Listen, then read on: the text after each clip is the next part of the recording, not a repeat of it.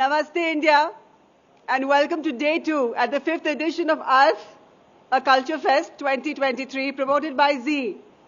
On behalf of Team Arth, I wish that all of us in India and all of us across the globe rather have a year full of love and light.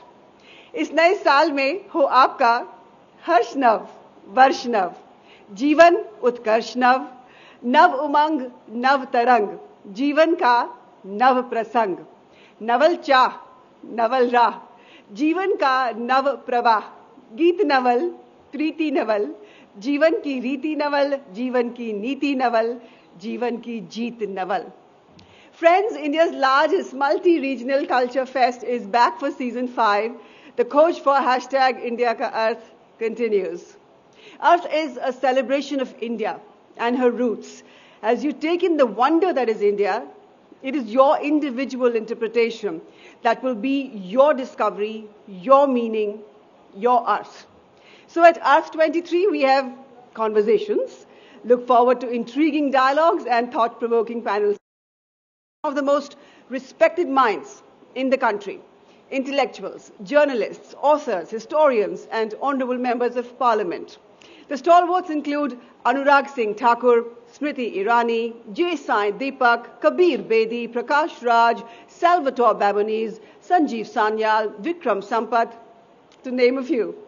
At Arth 23, we have performances from Indian classical to colorful folk and tribal dance forms to performances in music, poetry, recitals, and more by some of the most celebrated dancers, musicians, singers, and poets. We are delighted to present performances by Javed Ali, Kutle Khan, Nilesh Mishra, and many more. At Arth 23, we have children. We have curated sessions, storytelling sessions, and workshops for children aged 3 to 14 through strategic partnerships with brands such as Amar Chitrakatha and Guru Leela. At Arth, we have food you get to relish, diverse cuisines and flavors of India. At Arth 23, we have workshops. Engage with award-winning artisans from different parts of the country and their workshops that give us a glimpse into the rich history and culture of India. And at Arth 23, we have art.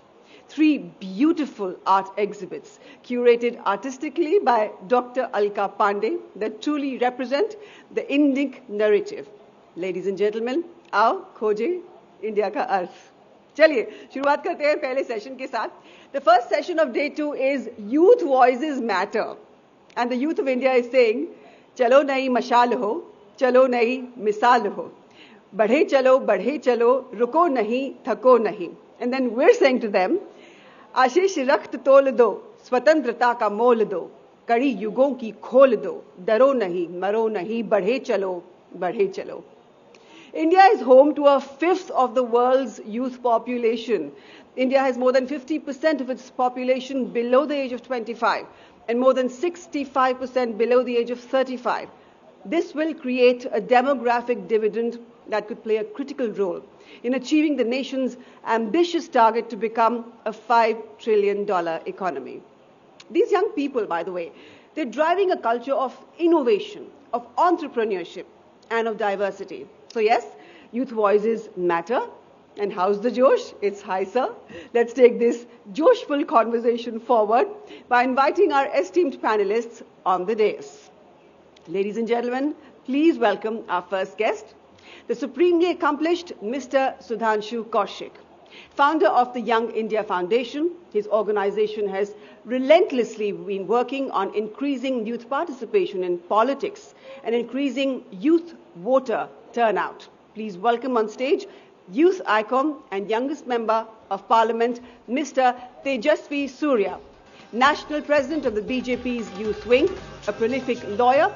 He's done some pioneering work in Bengaluru in bringing about the technological reforms in the Bengaluru Municipal Corporation that were much needed. This session is being moderated by the youth.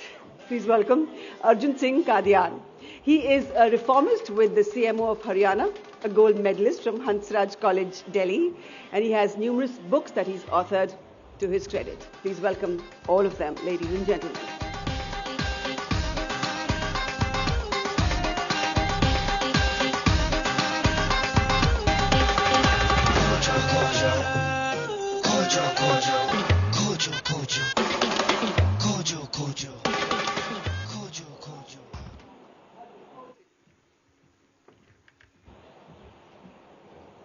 Pranam, Namaskar, and hello everyone.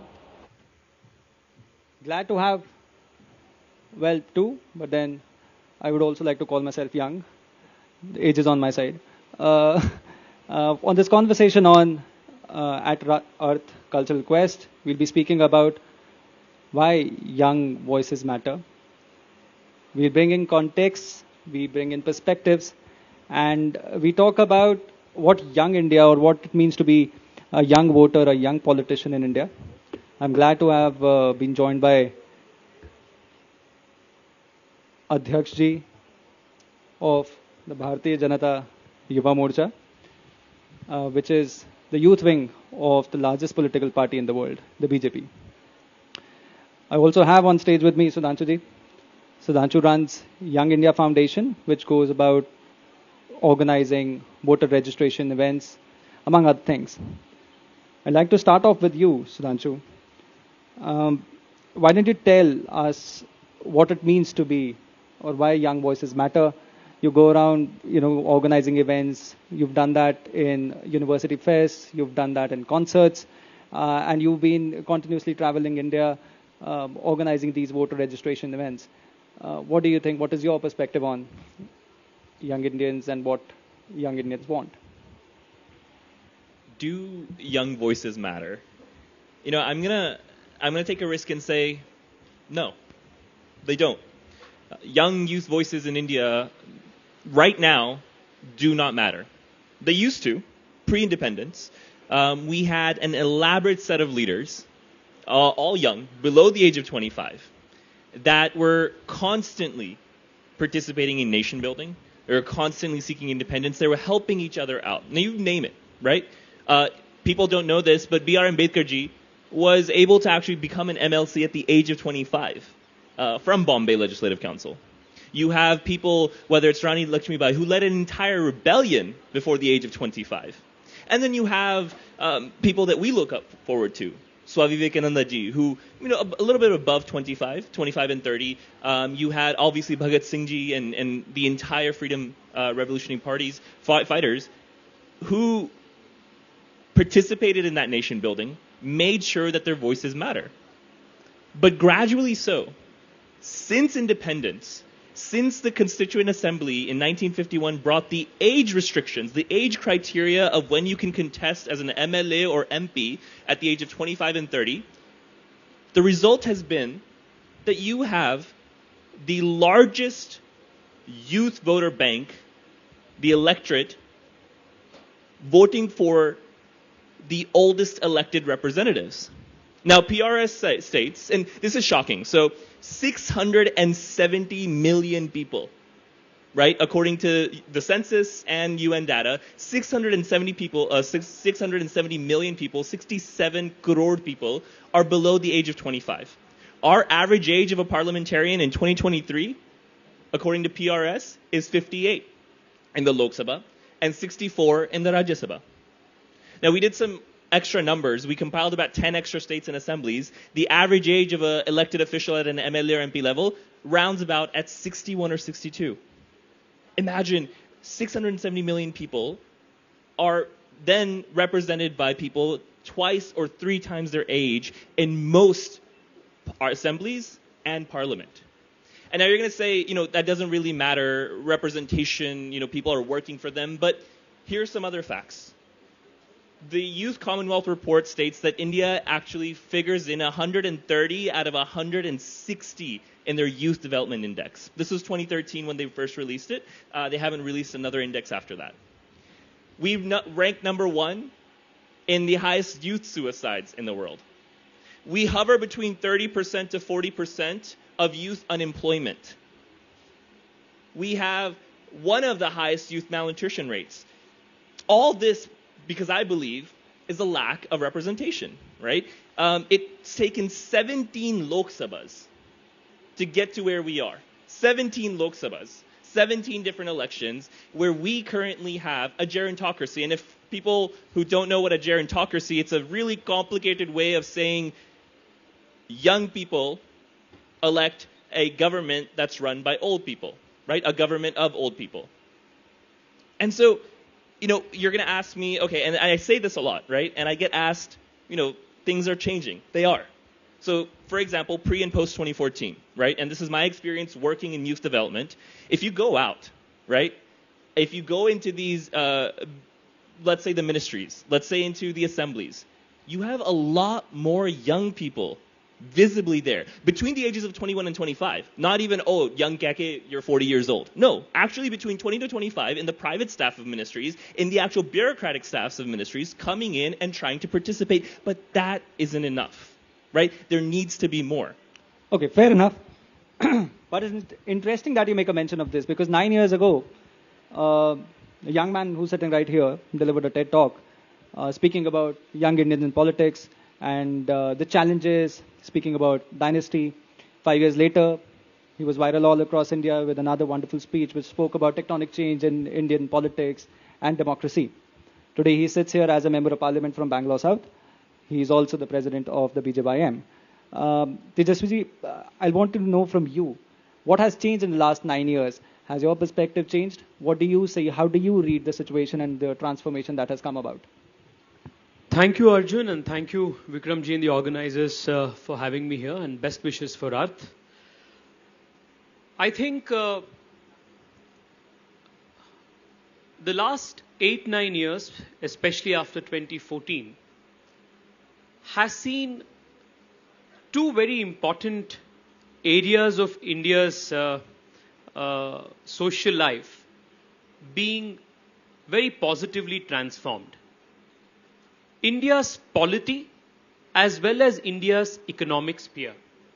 Both has undergone a very perceptible and a very real democratization. I say this because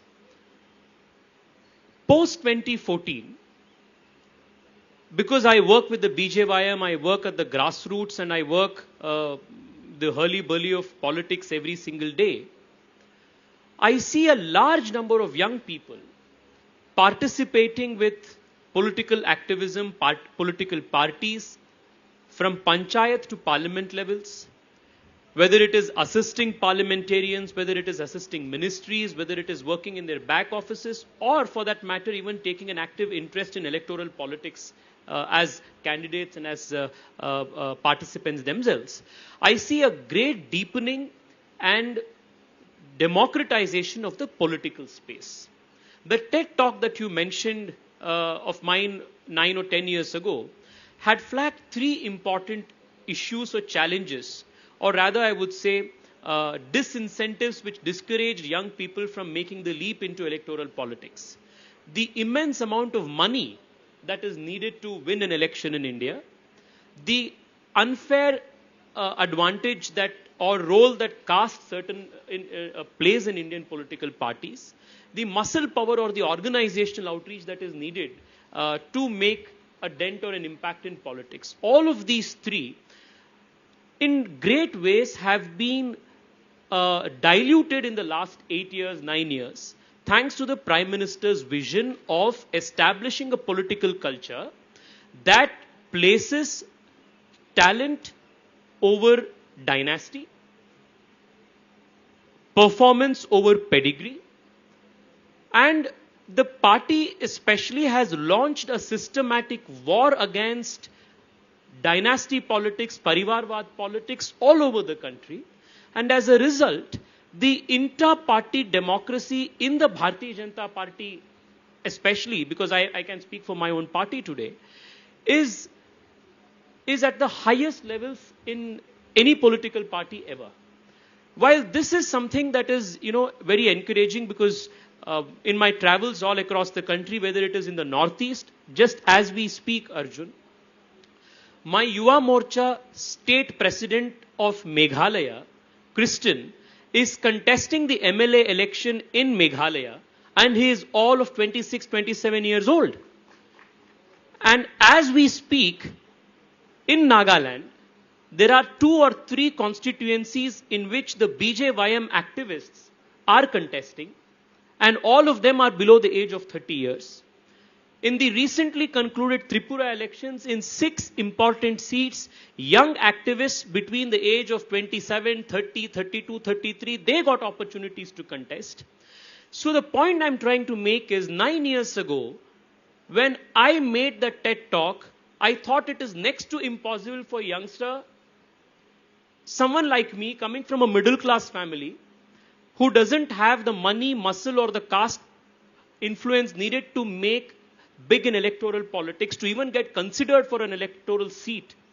That was the context in which I had made that speech.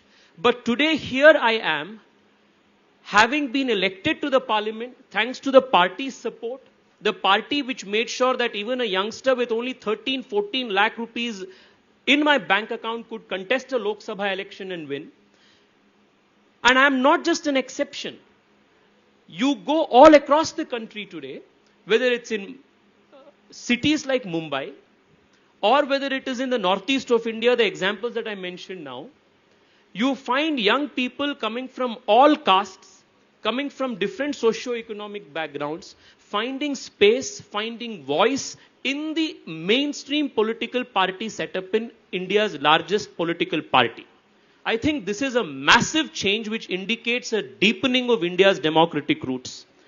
While this is something that has happened at the political space, the same kind of democratization has also taken place on the economic space.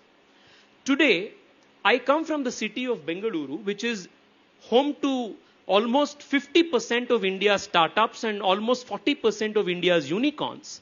You speak to any young co-founder, founder, or a newly minted millionaire, billionaire in India, most of them come from subaltern communities. Most of them come from tier 2, tier 3 backgrounds, rustic Hindi-speaking, Kannada, Tamil-speaking backgrounds, who have now established the unicorns that India is so proud of.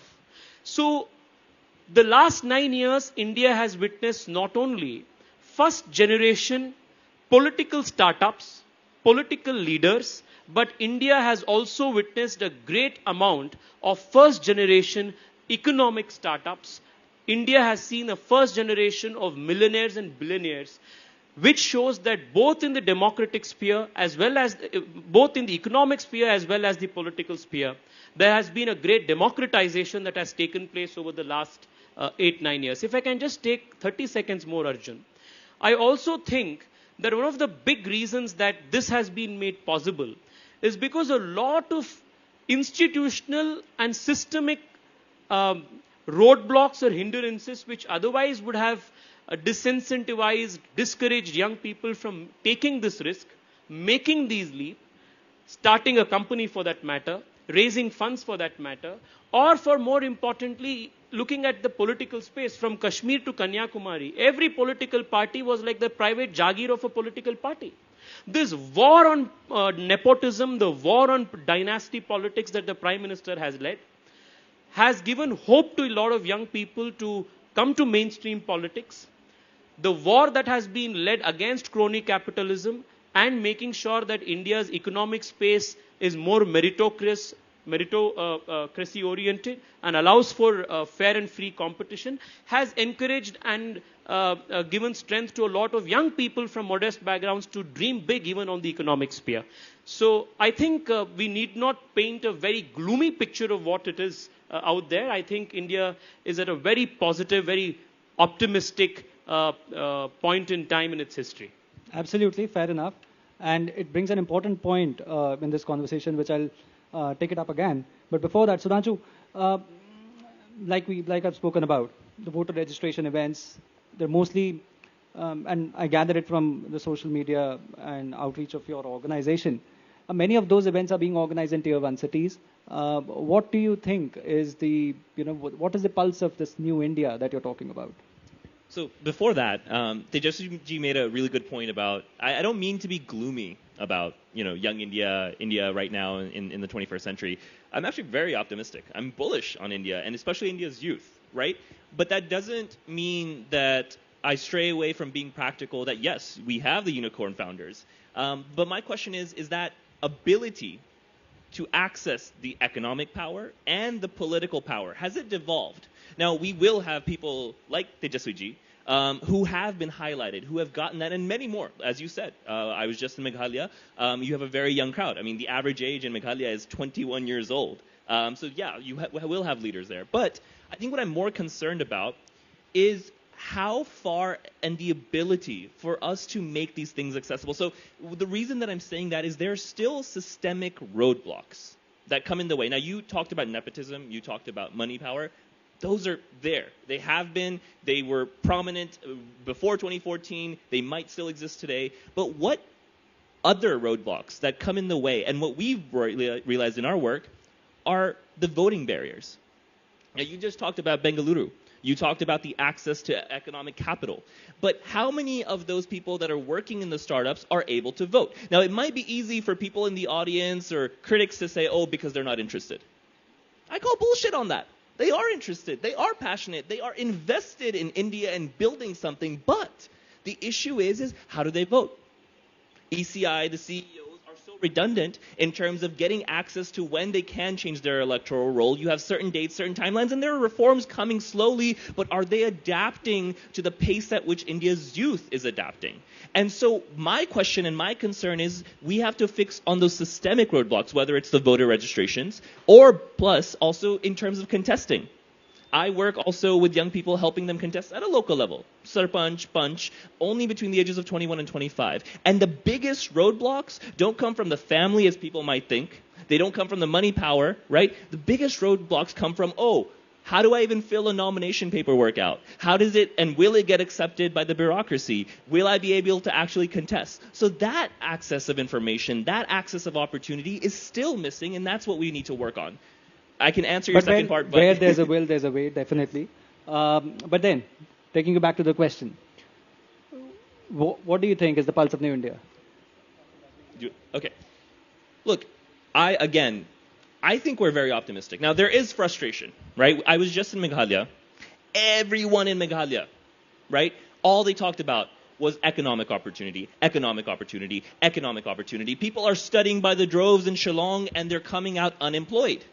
So yes, there is frustration, but like you said, there is potential, right? There's the fact that people are eager. People are eager to build in India. People are eager to invest in India, not just from, afar away abroad, but we have to also look at the practicalities. 200,000 students, capable students, every single year leave India and go to the United States. 150,000 students every single year leave India and go to Canada. 100,000 leave India and go to the United Kingdom. What's happening there? Why aren't we using them? Why aren't we getting them back? So there is a sense of frustration. Now, that is being resolved. So in 2013, at the same time that Tejaswiji, you had a talk, a leader from Ahmedabad also dropped into Delhi in February of 2013, and he spoke at Shri Raj College of Commerce. And that man was Prime Minister Narendra Modi.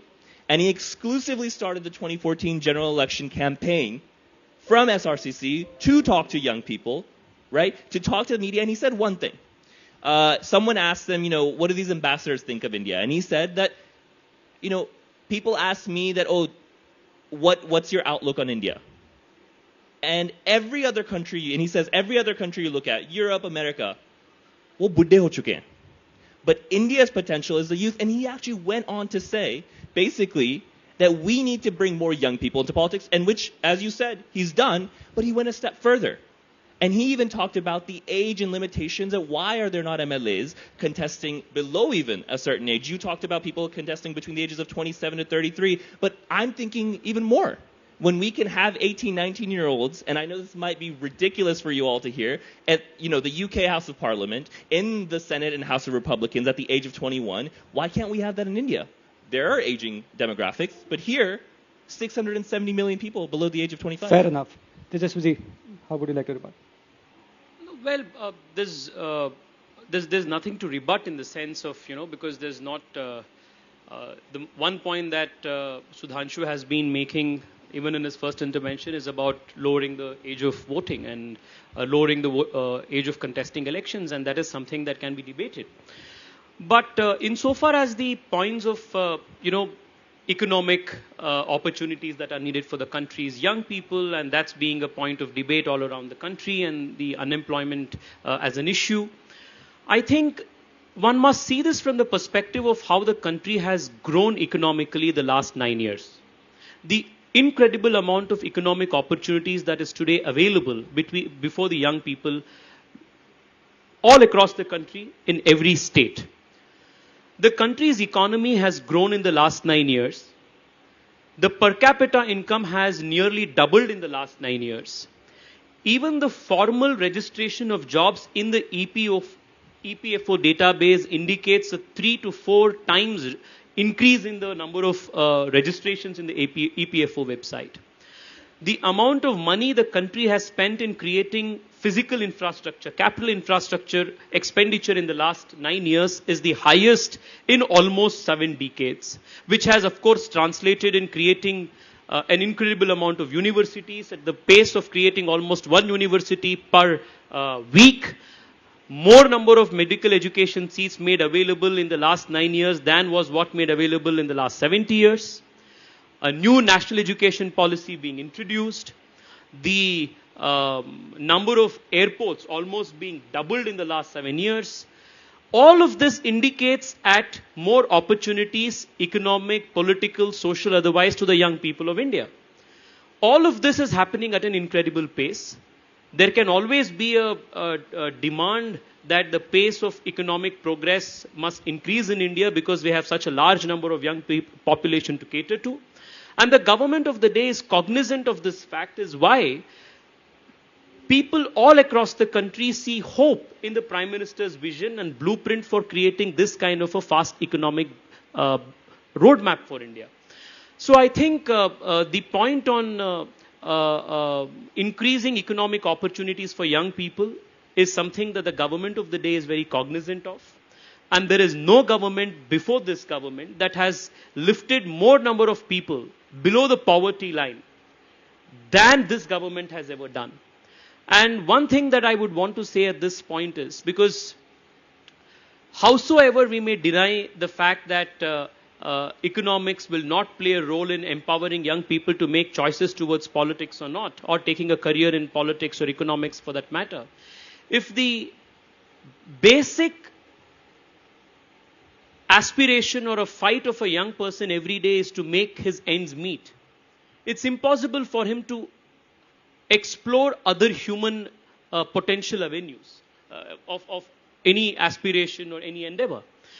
So the biggest roadblock, the biggest barrier that prevents any youngster from taking any risk, whether it's to take up a career in politics, in bureaucracy, or for that matter in to start a new venture on an economic front, it's the ability to be financially sound and financially stronger.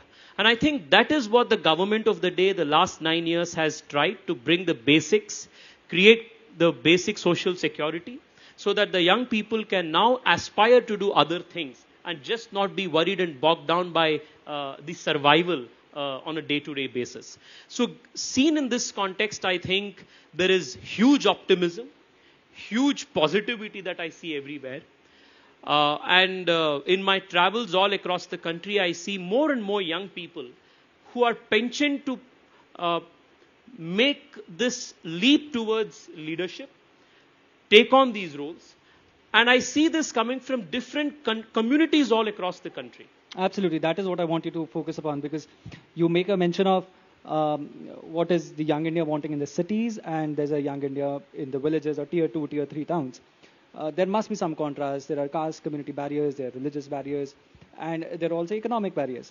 So how do you see that? Because seeing it from the organizational or Sangathan perspective, you have a vast experience in terms of you go on Pravas, you've been utilizing social media, leveraging it to the fullest, and you and the party essentially gets the largest sense of what the young India wants.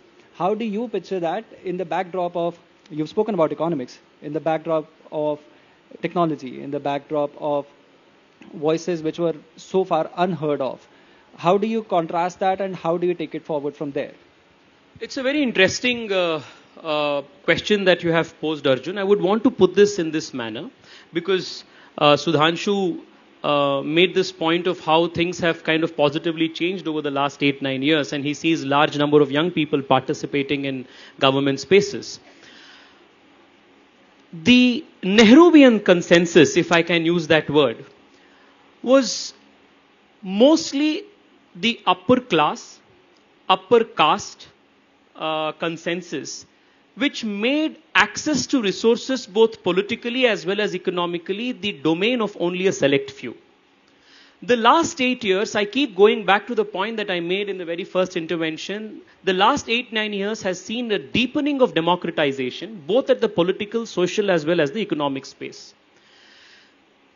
Recently, I was in a small school in a very remote part of Karnataka, and a very young, bright girl with lots of hope in her eyes spoke of how she sees Draupadi Murmu as her role model. So whether it is the story of a prime minister selling chai on a railway station, making it big and becoming the prime minister, it has inspired a generation. In the same way, examples of and representation, very conscious representation in important public offices of people like Draupadi Murmu is inspiring an entire generation. And if you were to understand what is the BJP's success in, say, Uttar Pradesh, in Madhya Pradesh, in any of these states that the Bharatiya Janata Party is repeatedly winning elections, in Gujarat for that matter, it is because every small community, every single section of the society, howsoever small numerically, has found political expression and representation in electoral politics. Which is a very big thing, because these communities earlier could not have even dreamed of having a substantial part of the political pie. But today that has been made possible. In the same way, if you list the founders and co-founders of the top 20 unicorns in India, find out which are the schools, colleges they studied in, the languages that they're comfortable in speaking, where they come from, an overwhelming majority of all of them are from what you refer to as tier 1 and tier 2 cities. Not many of them are from the IITs or the IIMs. Many of them come from Madan Lal, Gangaram, whatever, these type of schools, colleges which are not considered to be the Ivy League of India. But these are also the people creating wealth.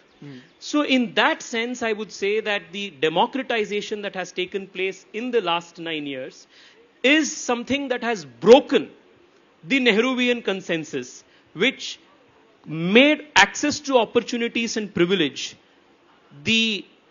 confined it to the upper class, upper caste, English speaking, tier 2, the metropolitan elite of the nation. Now, last word there, because we're running out of time and then we have to take quick. Absolutely. So Tejaswiji made a really good point. You brought about the importance of symbolism. Very, very true, whether it's the prime minister himself, the president, but symbolism also comes down to young people, right? Of course, you and I, we are privileged to be here, but symbolism in terms of, can a 21-year-old also be able to contest? Can a 21-year-old have the same access if they're, credible and worthy and have merit to be able to get there? And as you said, Tejaswiji, I think it's really interesting. You're advocating for, and which I agree with, that, this access to economic capital has devolved and has made it, and like you said, one has to think about apne khud ke roti kapdi makan, right? Everyone has to be based economically well to think about politics. But if you're saying that, then can we then move forward? Can we take the needle forward where, BJYM ensures that at least in the next general election, right, in the manifesto, we are going to commit to decreasing the age of candidacy. We're going to commit to make sure that more people between the brackets of 25 and 30 can come out and contest a certain number, a certain quota, whatever it is. If you're saying that, okay, now they're good or getting better,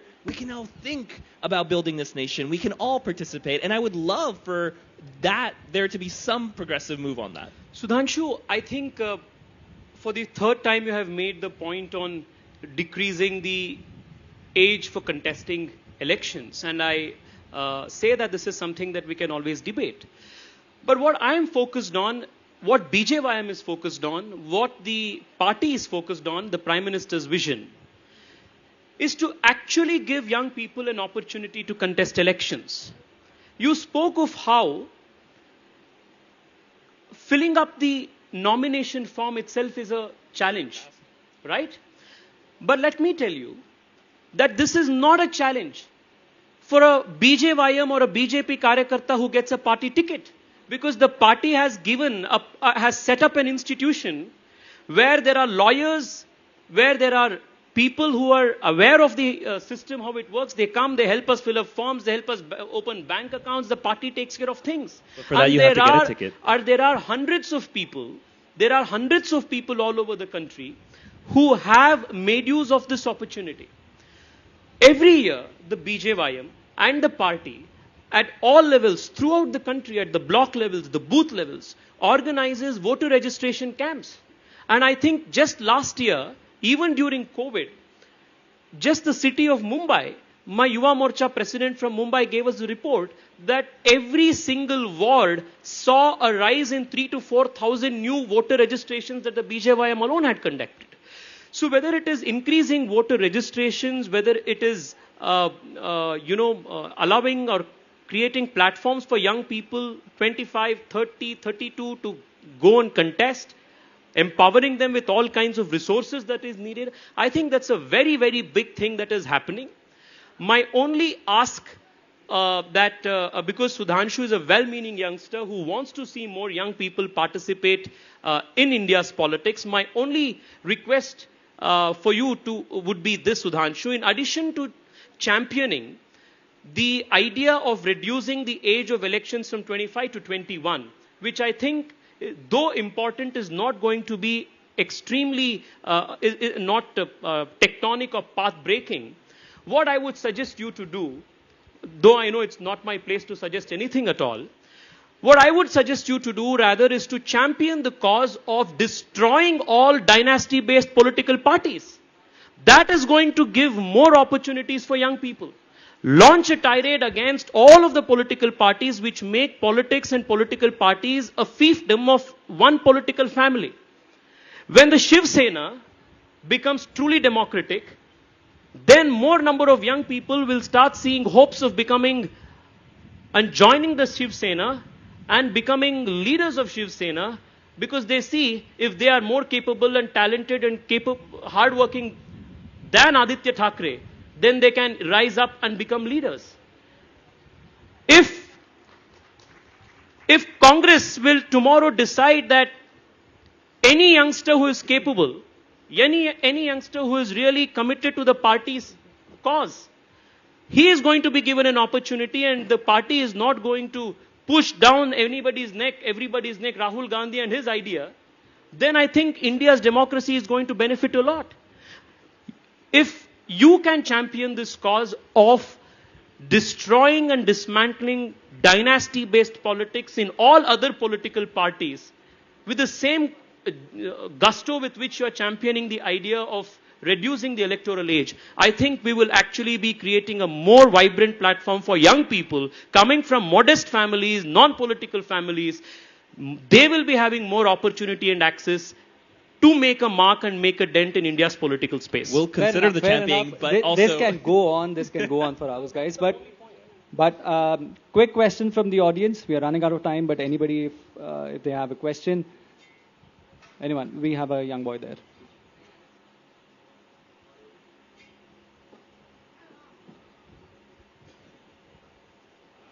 Please do say your name and direct your question to whoever you are. Good afternoon, panel. Good afternoon, panelists. My name is Manas, and question is from Sudan. There.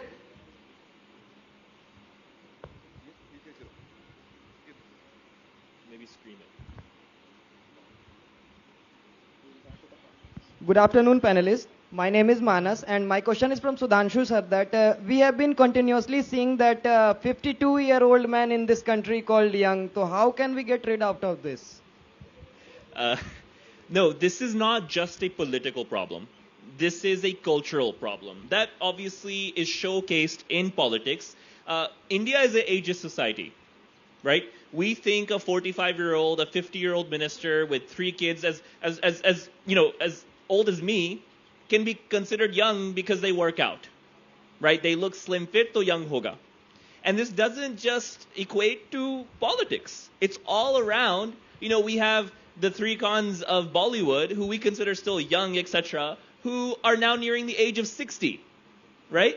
So I think that instead of just saying, okay, it's in politics, we as a society need to figure out that why are we so ageist, that we just devalue someone's experience only by the number of years they've spent here in the world and how long they've lived, right? But it's about the ability of what they've seen, what they've done, and that necessarily doesn't mean there's a time constraint. So I think we really need to work on us being ageist, and that will exhibit once we get better in politics. We will get more young people. We will get not just one Tejaswi Surya ji, tens of Tejaswi Surya jis, and tens of other young people. For example, Chandrani Murmu, who's the only person right now in parliament below the age of 30. She's actually about to turn 30 next month, but she is the only person who technically can represent 750 million Indians below the age of 30. Fair enough. I think with that... Still don't think that it's the Congress party's dynasty politics that is the problem, that a 52-year-old is still considered a young, but it's a cultural problem of the nation. Is that what your assessment No, is? absolutely not. Actually, it's a cultural, it's the existing parties and not just the Congress. Name them all. Whether it's the BJD, whether it's the JDU, whether it's, parts and unfortunately some parts of the BJP as well, because the minister that I was referring to is a current minister, right? It's an existing throughout all parties, but again, sir, that's because it's a cultural issue.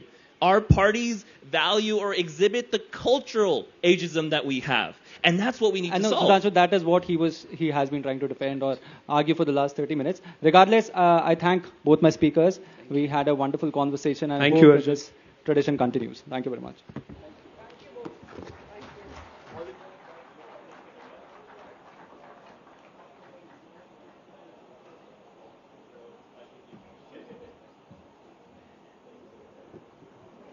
Thank you to the moderator. Thank you to the panelists. And I believe that age is it's just a number. It is truly, truly all about ability. Whether you're young or old, you just need to deliver on the job. Period. By the way, I'm young too. So, all right. Ladies and gentlemen, we're bringing to you now a performance. Yesterday in the evening, I had the honor to introduce Sri Shivananda performing Yakshagana for us. And I said this yesterday when I was introducing him to the audience, that we at Arth, at Team Arth, we push our limits, we delve deeper, we strive stronger to bring you that one dance form, that one form of music that we think hasn't really been seen too much on national platforms. And yet again, we have one more coming up for you. It's called Abhang. Now, Abhang is a form of devotional poetry. It's sung in the praise of Hindu god Vitthal, or Vithoba, as he's lovingly called in Maharashtra, a form of Lord Vishnu. It is said that listening to Abhang can bring about changes in your vibrational frequency of your energy. This morning, Abhang is brought to you by Dr. Pandit Pushkar Lele. He's from the Gwalior Gharana. He is one of India's leading classical vocalists. Of course, he's been honored with many an award, including the Surmani Award and the Sanatan Sangeet Award. Ladies and gentlemen, you're going to be delighted. Those of you watching us online, get more of your friends and family to join in. You're watching us at Arth, a culture fest promoted by ZEEL. And here comes Abhang on day 2. Enjoy.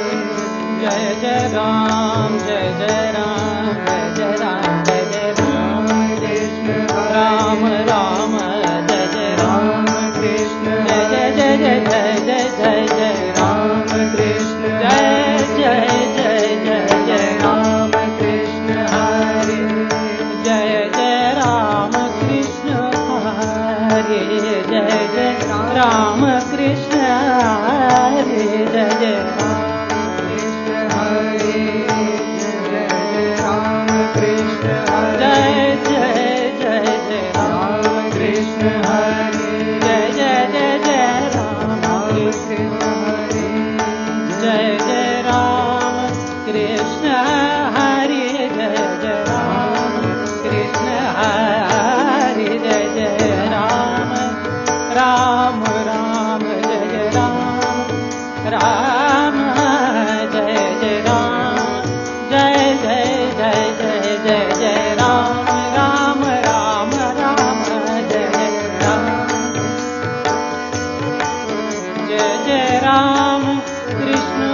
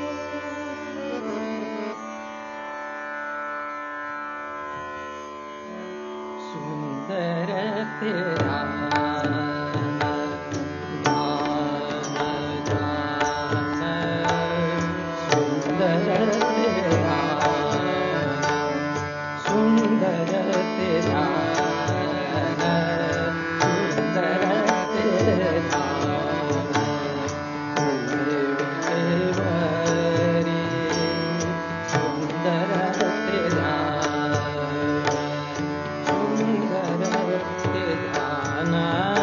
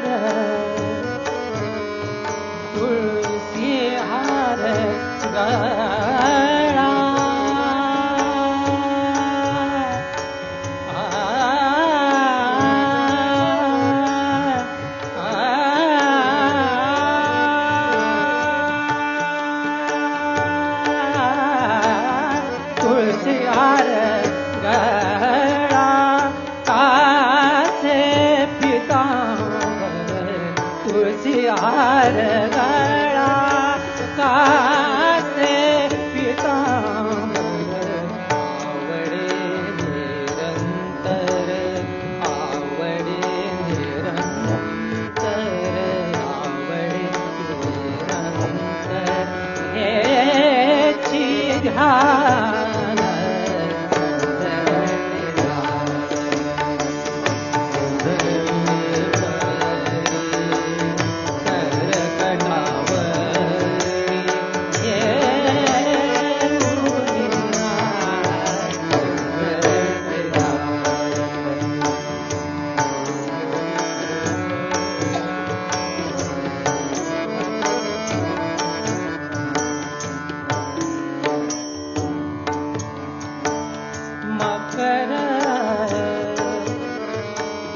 मकर कुंडले कुंडले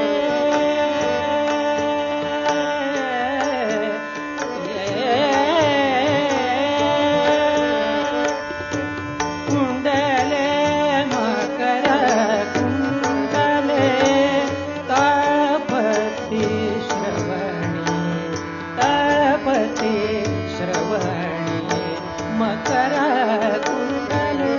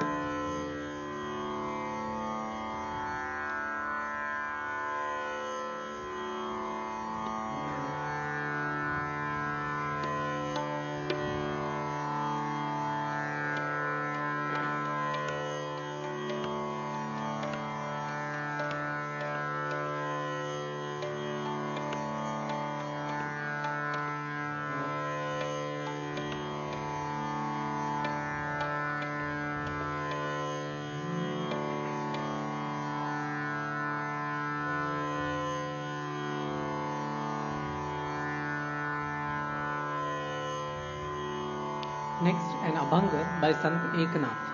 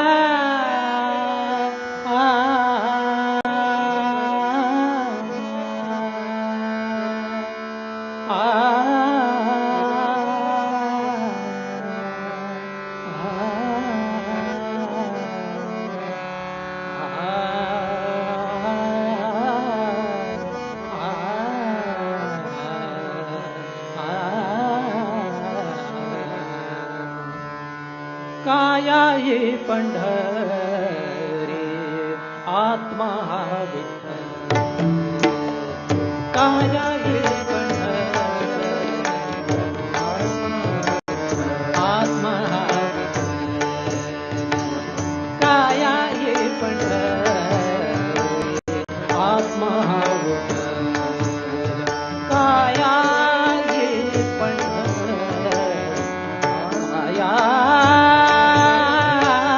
काया ये पंढरी आत्मा हा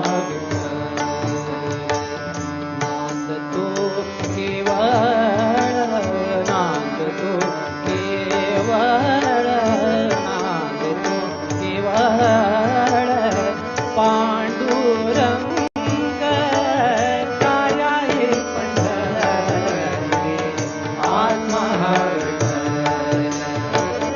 काया हे पंढरी आत्मा हा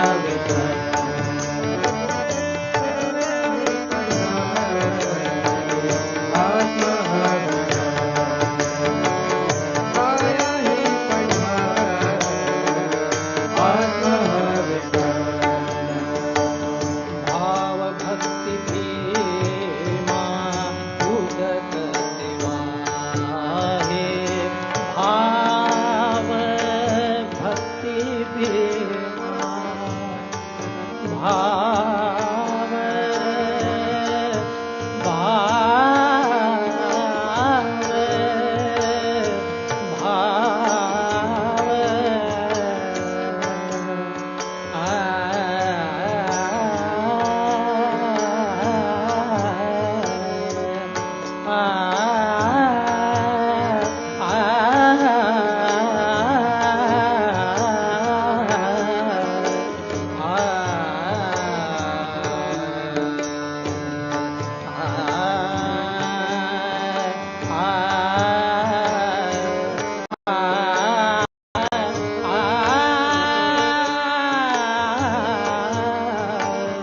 भाव भक्ति भीमा उदक दिवाहे भाव भक्ति भीमा उदक दिवाहे बरवा शोभता है बरवा शोभता है बरवा शोभता है पांडुरंग काया हे पंढरी आत्मा हा विठ्ठल काया हे पंढरी आत्मा हा विठ्ठल काया हे पंढरी आत्मा हा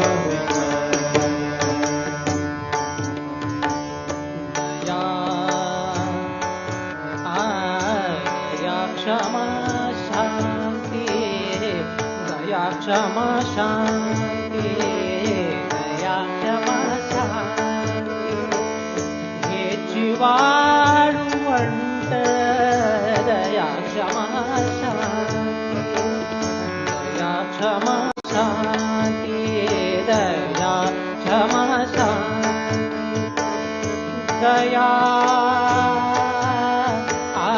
क्षमा शांति दया क्षमा शांति दया क्षमा शांति दया क्षमा शांति दया क्षमा शांति हे जीवाळुवंट दया क्षमा शांति दया क्षमा शांति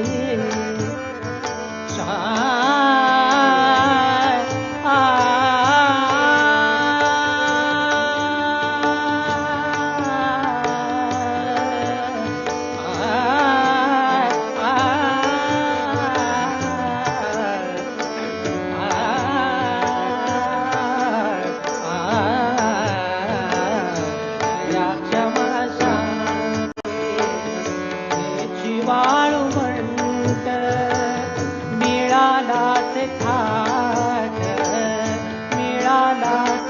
घाट मिळाला घाट वैष्णवांचा गाया हे पंढरी आत्मा विठ्ठल गाया हे पंढरी आत्मा विठ्ठल गाया हे पंढरी आत्मा ज्ञान ध्यान पूजा विवेक आनंद ज्ञान ध्यान पूजा ज्ञान ध्यान पूजा ज्ञान ध्यान पूजा विवेक आनंद हाची वेणुनाद हाची वेणुनाद शोभत से गाया हे पंढरी आत्मा विठ्ठल गाया हे पंढरी आत्मा विठ्ठल दश इंद्रियांचा एकमेव केला दश इंद्रियांचा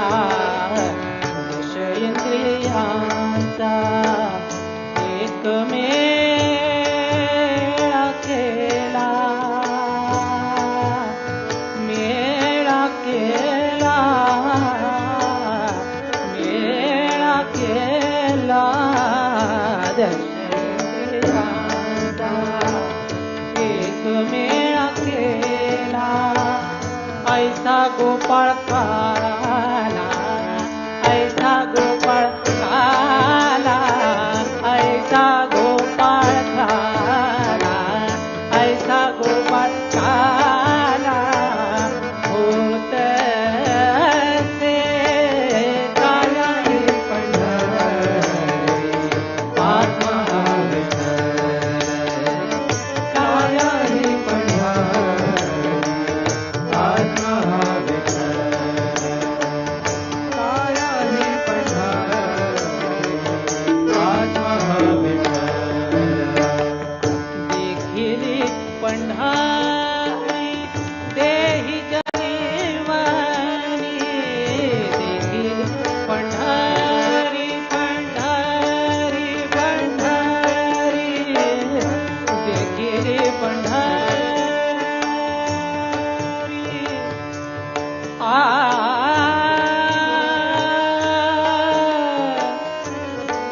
पंढरी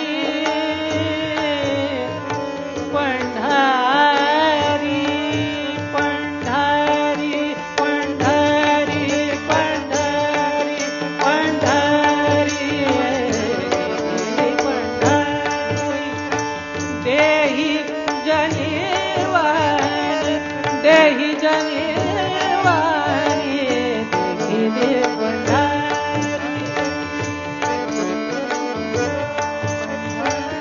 आ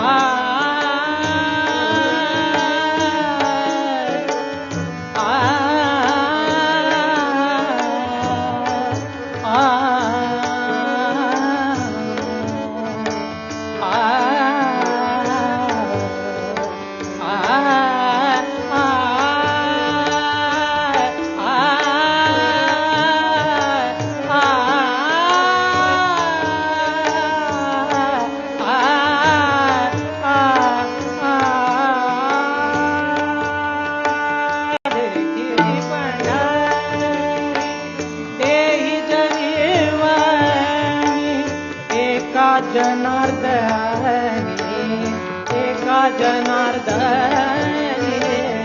एका जनार्दनी वारी करी काया हे पंढरी आत्मा विठ्ठल काया हे पंढरी आत्मा Vitthal Vitthal Vitthal Vitthal Vitthal Vitthal Vitthal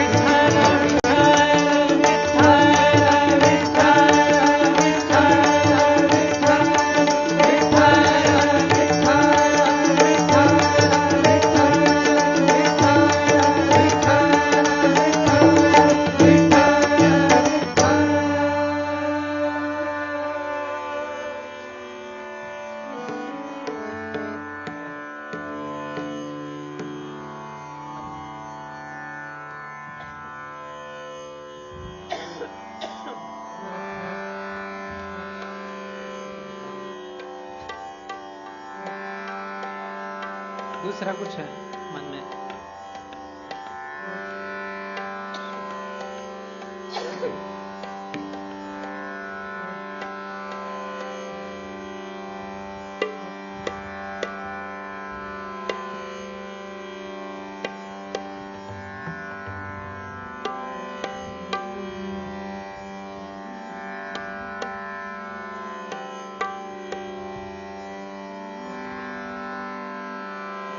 This is a very simple abang by Sant Tukaram, in which he says that Lahanapana Dega Deva, make me very small. Don't fill me with ego, crush my ego, and make me so small, as tiny as an ant. Lahanapana Dega Deva, Mungi Sakhare Sarava. Airavati रत्न थोर त्यासी अंकुशाचा मार जया अंगी मोठेपण जिसके मन में बहुत गर्व है जया अंगी मोठेपण तया यातना कठिन उसको यातना भी बहुत कठिन है। तो बहुत सीधा साधा सरल शब्दों का एक छोटा सा अभंग है।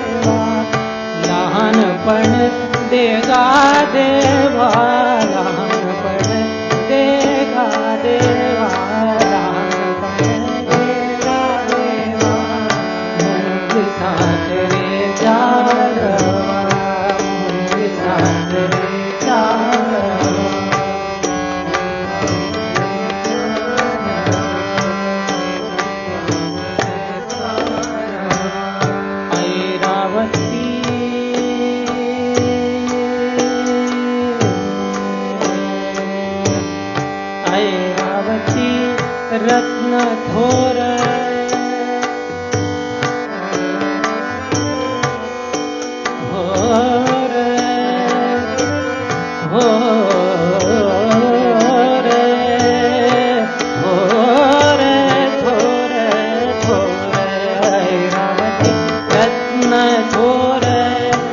त्यासी अंकुशाचा मार ऐरावती रत्न थोर ऐरावती रत्न थोर ऐरावती रत्न थोर ऐरावती रत्न थोर ऐरावती रत्न थोर त्यासी अंकुशाचा मार त्यासी अंकुशाचा मार जया अंगी मोठेपण जया अंगी मोठेपण नया यातना कठीण लहानपण देवा देवा मुंगी साखरेचा रवा लहानपण देवा देवा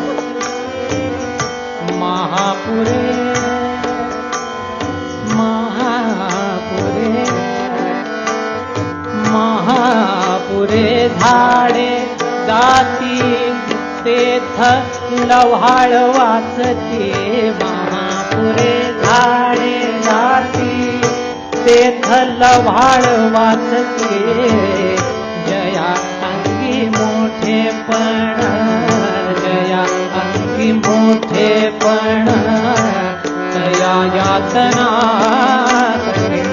लहानपण देवा देवा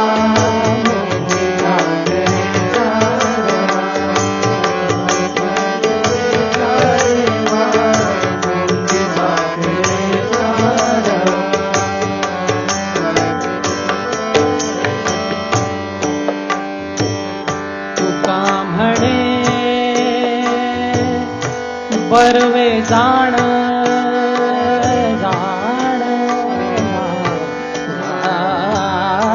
जाण जाण तुका म्हणे तुका म्हणे म्हणे म्हणे म्हणे तुका म्हणे बरवे जाण बरवे जाण बरवे जाण जाण जाण जाण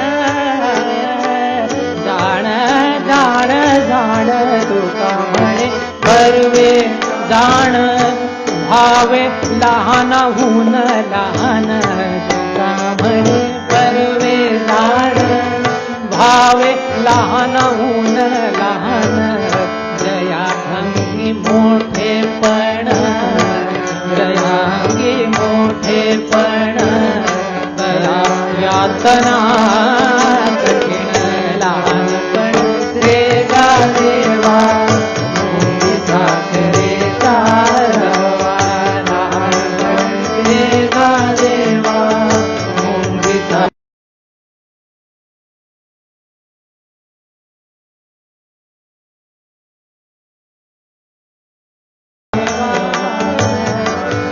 देवा आ देवा देवा देवा देवा देवा देवा देवा लहानपण देगा देवा मुंगी साखरेचा रवा मुंगी साखरेचा रवा मुंगी साखरेचा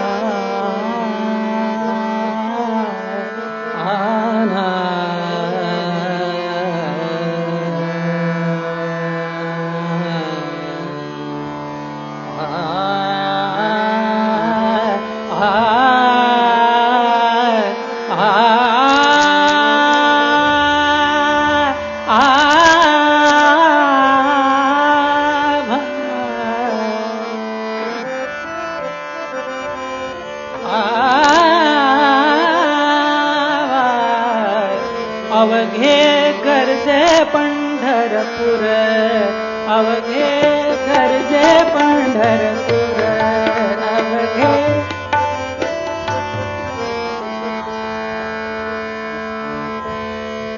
गरजे पंढरपूर अवघे गरजे पंढरपूर अवघे गरजे पंढरपूर अवघे गरजे पंढरपूर अवघे गरजे पंढरपूर चालला नामाचा गजर चालला नामाचा गजर चालला नामाचा गजर नामाचा गजर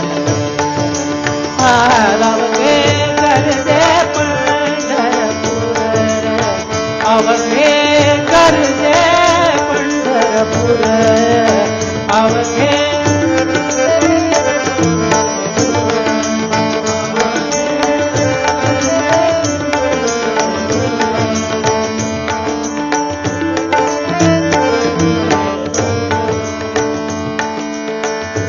टाळ घोष कानी टाळ घोष कानी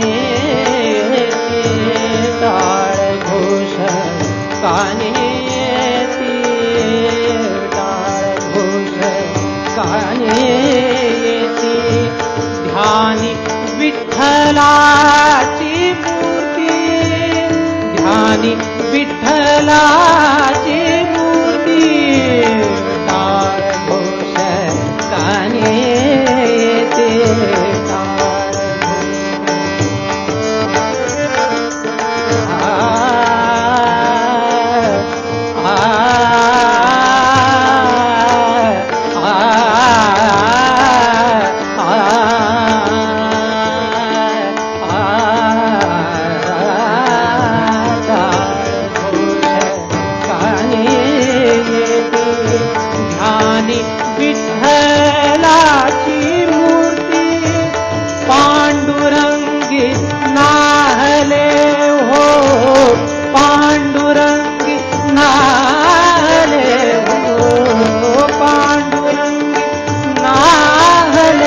हो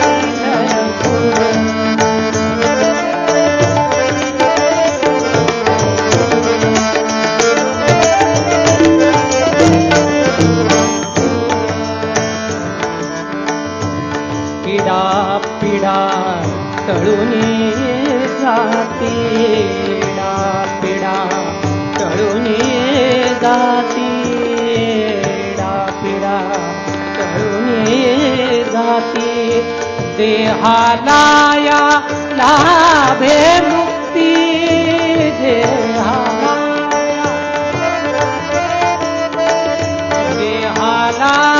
या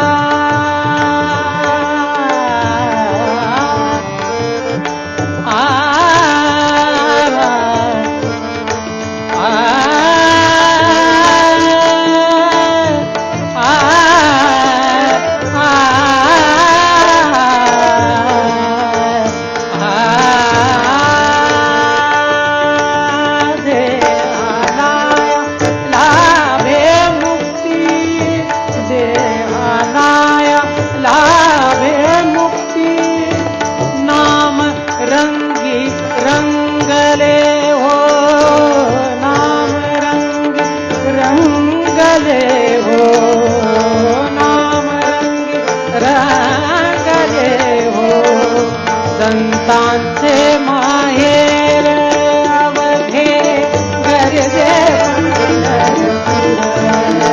अवघे गरजे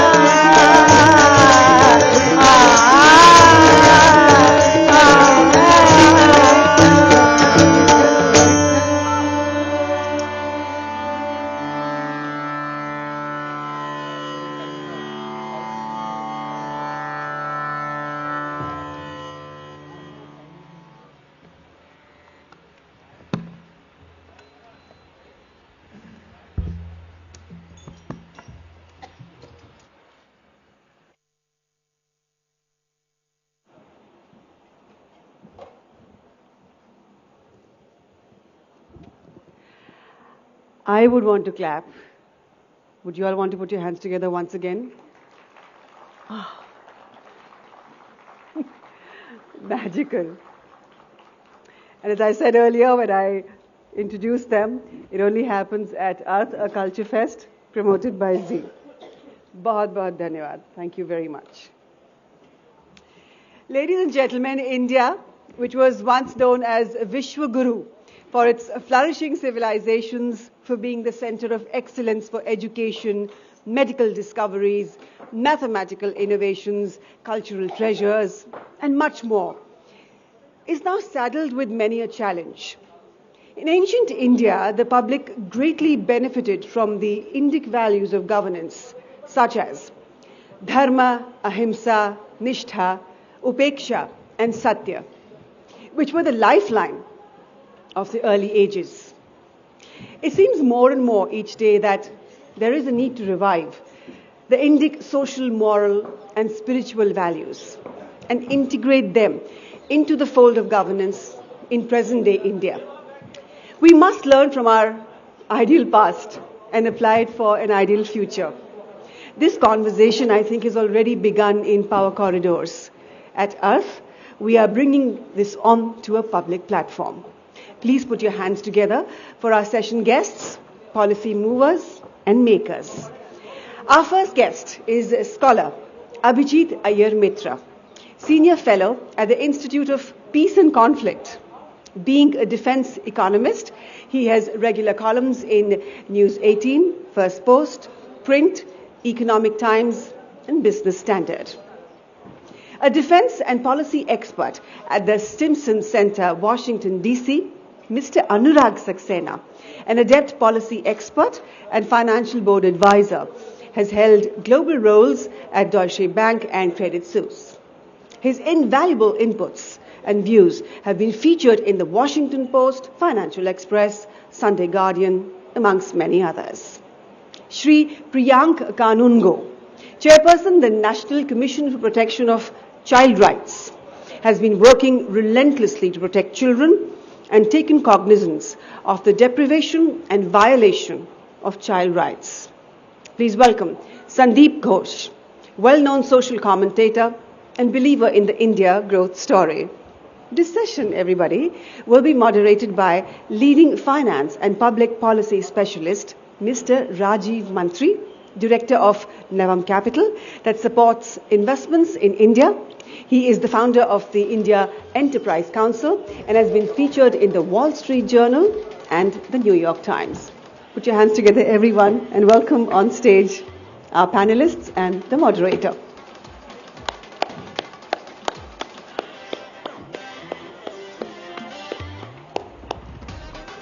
And let's get this first conversation of the next part of the afternoon going. Policy Making 2.0. And while they join me on stage, I'd like to urge you all, our audience seated here, and also those of you who are watching us online, you could share your experience, your thoughts, your reactions, your views on Arth Culture Fest promoted by ZEEL on Instagram and Twitter. Our handles are @Arth_live. On our Facebook page, @Arth Culture Fest. And you could use the hashtags hashtag Arth Culture Fest and hashtag India Ka Arth. Let's begin this session, ladies and gentlemen, welcoming our moderator and the panelists.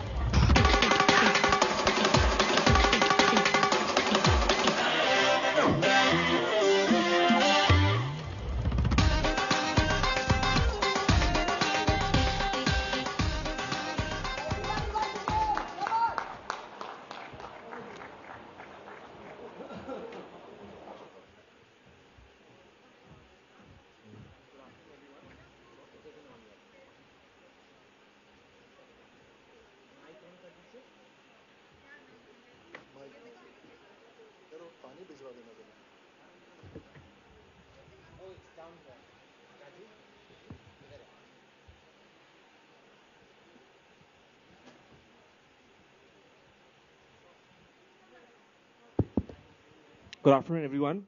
Welcome to the afternoon session. Before we discuss on embedding Indic values in governance systems, I'll ask the distinguished panel with me today to talk about what Indic values mean to them. So, should we first begin with Abhijit, my friend Abhijit, the defense analyst? Okay. So for me, it's Indic values is always going to be from the prism of security and foreign policy. And for me, that's very much Chanakya, who was the first capitalist. He was the father of the Austrian school of economics, you know. It's, I call it the Chanakya school of economics, but they call it the Austrian school of economics. So first, common sense, no sentimentality, a lack of sentimentality almost to the point of being antisocial, ruthlessness, absolute ruthlessness. And, you know, there's the Alcoholics Anonymous prayer, you know, God, give me the strength to change what I can, the fortitude to bear what I cannot, and the wisdoms to see the difference between the two. And for me, Indic values is the difference between Swadharma and Rajdharma. Swadharma, you can be a wonderful person, but you have absolutely no right to impose your Swadharma as the Rajdharma. Rajdharma is not nice. It is not meant to be nice. It is not meant to be kisi. It is not meant to be Vasudhaiva Kutumbakam. It is meant to be ruthless. So that is Indic. So if I can interject here, if you had to, you mentioned Chanakya, and I presume Chanakya would be an archetype of Rajdharma as in your construct. So if you had to pick a similar thinker or a similar figure for Swadharma, who would it be, so that maybe the audience can relate to that more? See, the problem with the examples of Swadharma are unfortunately that they impose it as Rajdharma. And for me, the most visible examples of that would be Mr. Mohandas Karamchand and Ashoka. You know, taking your personal belief systems and converting it into state policy, which becomes very dangerous. People don't realize this, that Ashoka's empire collapsed within Ashoka's own reign. You know, 20 years after he went and sacked Kalinga, the Kalingans came and sacked Patliputra. Right? Everybody seems to forget that for whatever reason. Gandhi again, he had very high values of himself, but to impose that on the state as state policy, I think that's where you get to the part about, you know, the Alcoholics Anonymous prayer. Okay. So, Rajdharma as broadly an Indic value that you believe we need to embed into our governance systems. Next, can I request Sandeep ji, if you want to talk about Indic values and what they mean to you? To me, it means, you know, doing what is right while staying true to your own values, so to speak. I don't know, it's contradictory.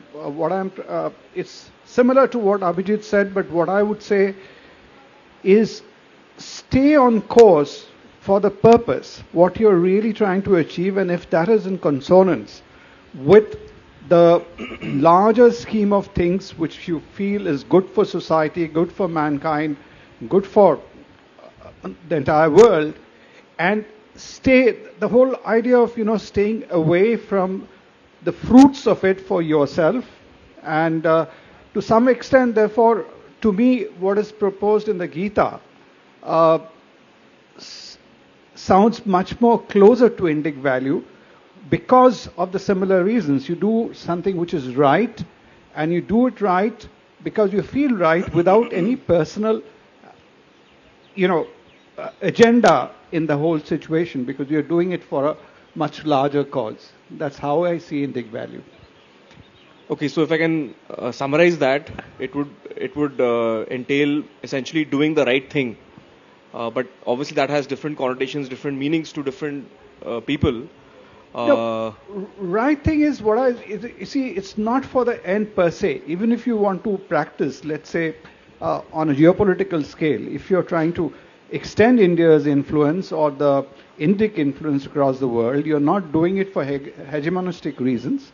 You're doing it to spread certain value systems and which you feel is what the world should be guided by, which is, in sync with the natural laws.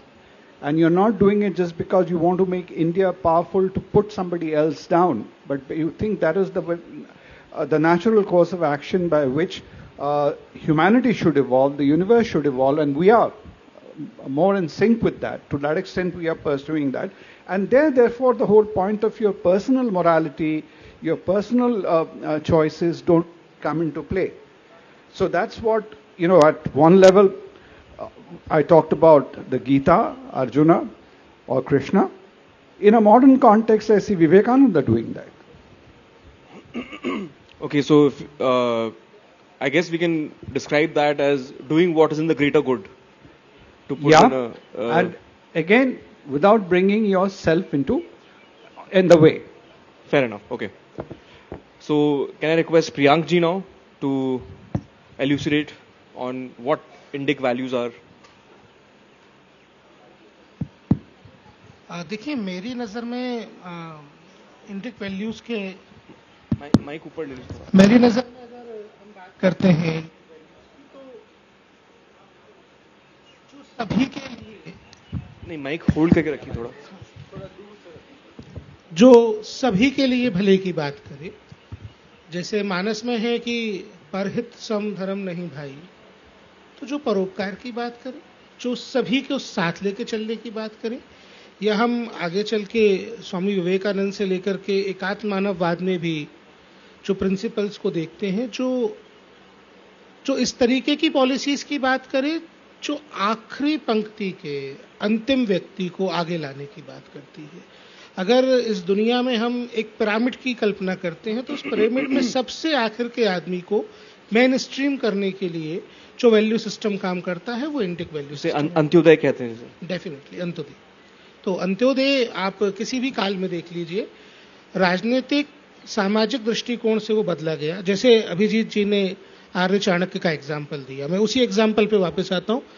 एक बच्चा जो slavery में था, उसको बेचा जा रहा था गुलामी करने के लिए, उसको एक टीचर ने रेस्क्यू किया, टीचर वाज चाणक्य, और वो देश का सम्राट बना। तो परिवार केंद्रित ऐसी व्यवस्था जहां सरकार का दखल परिवार के भीतर नहीं है, जहां बाजार परिवार और सरकार के नियंत्रण में हो, वो इंडिक वैल्यू सिस्टम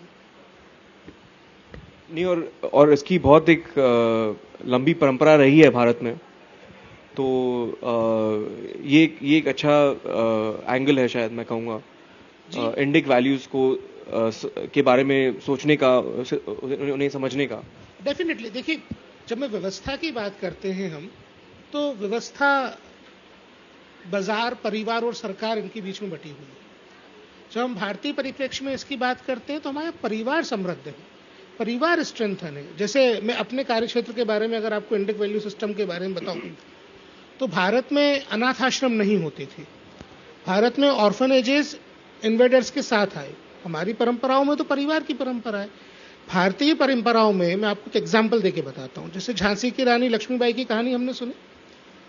उन्होंने एक बच्चे को गोद लिया और उसको उसके कॉन्स्टिट्यूशनल उस समय के जो उसके फंडामेंटल राइट्स थे कि उसको इनहेरिटेंट प्रॉपर्टी का राइट हो, उसको राज करने का अधिकार हो, वो राजा का बेटा था, उसको राज करने का अधिकार, वो देने को ब्रिटिशर्स ने मना कर दिया।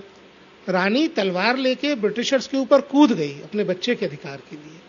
भारत का नाम तो जिन सम्राट भरत के नाम पे पड़ा, वो फैमिली वैल्यू सिस्टम का या इंडिक वैल्यू सिस्टम का एग्जाम्पल है अपने आप में। देखिए, सम्राट भरत को उनके पिता ने उनकी माँ के साथ अबेंडन कर दिया था।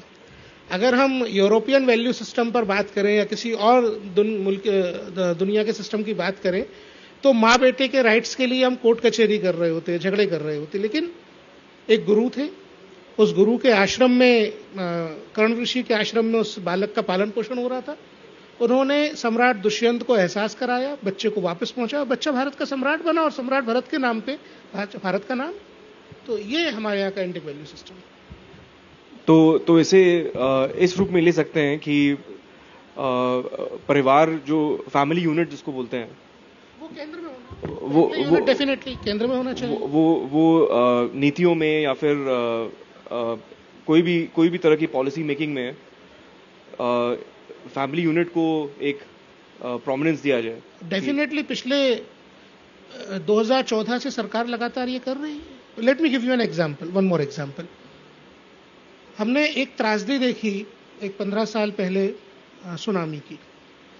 तमिलनाडु में, चेन्नई में सुनामी के बाद उस इलाके में ऑर्फनेजेस की बाढ़ आ गई थी। हर कोई बच्चों को ऑर्फनेजेस में डाल के पाल रहा था। दूसरी ट्रेजेडी हमने देखी कोविड के रूप में।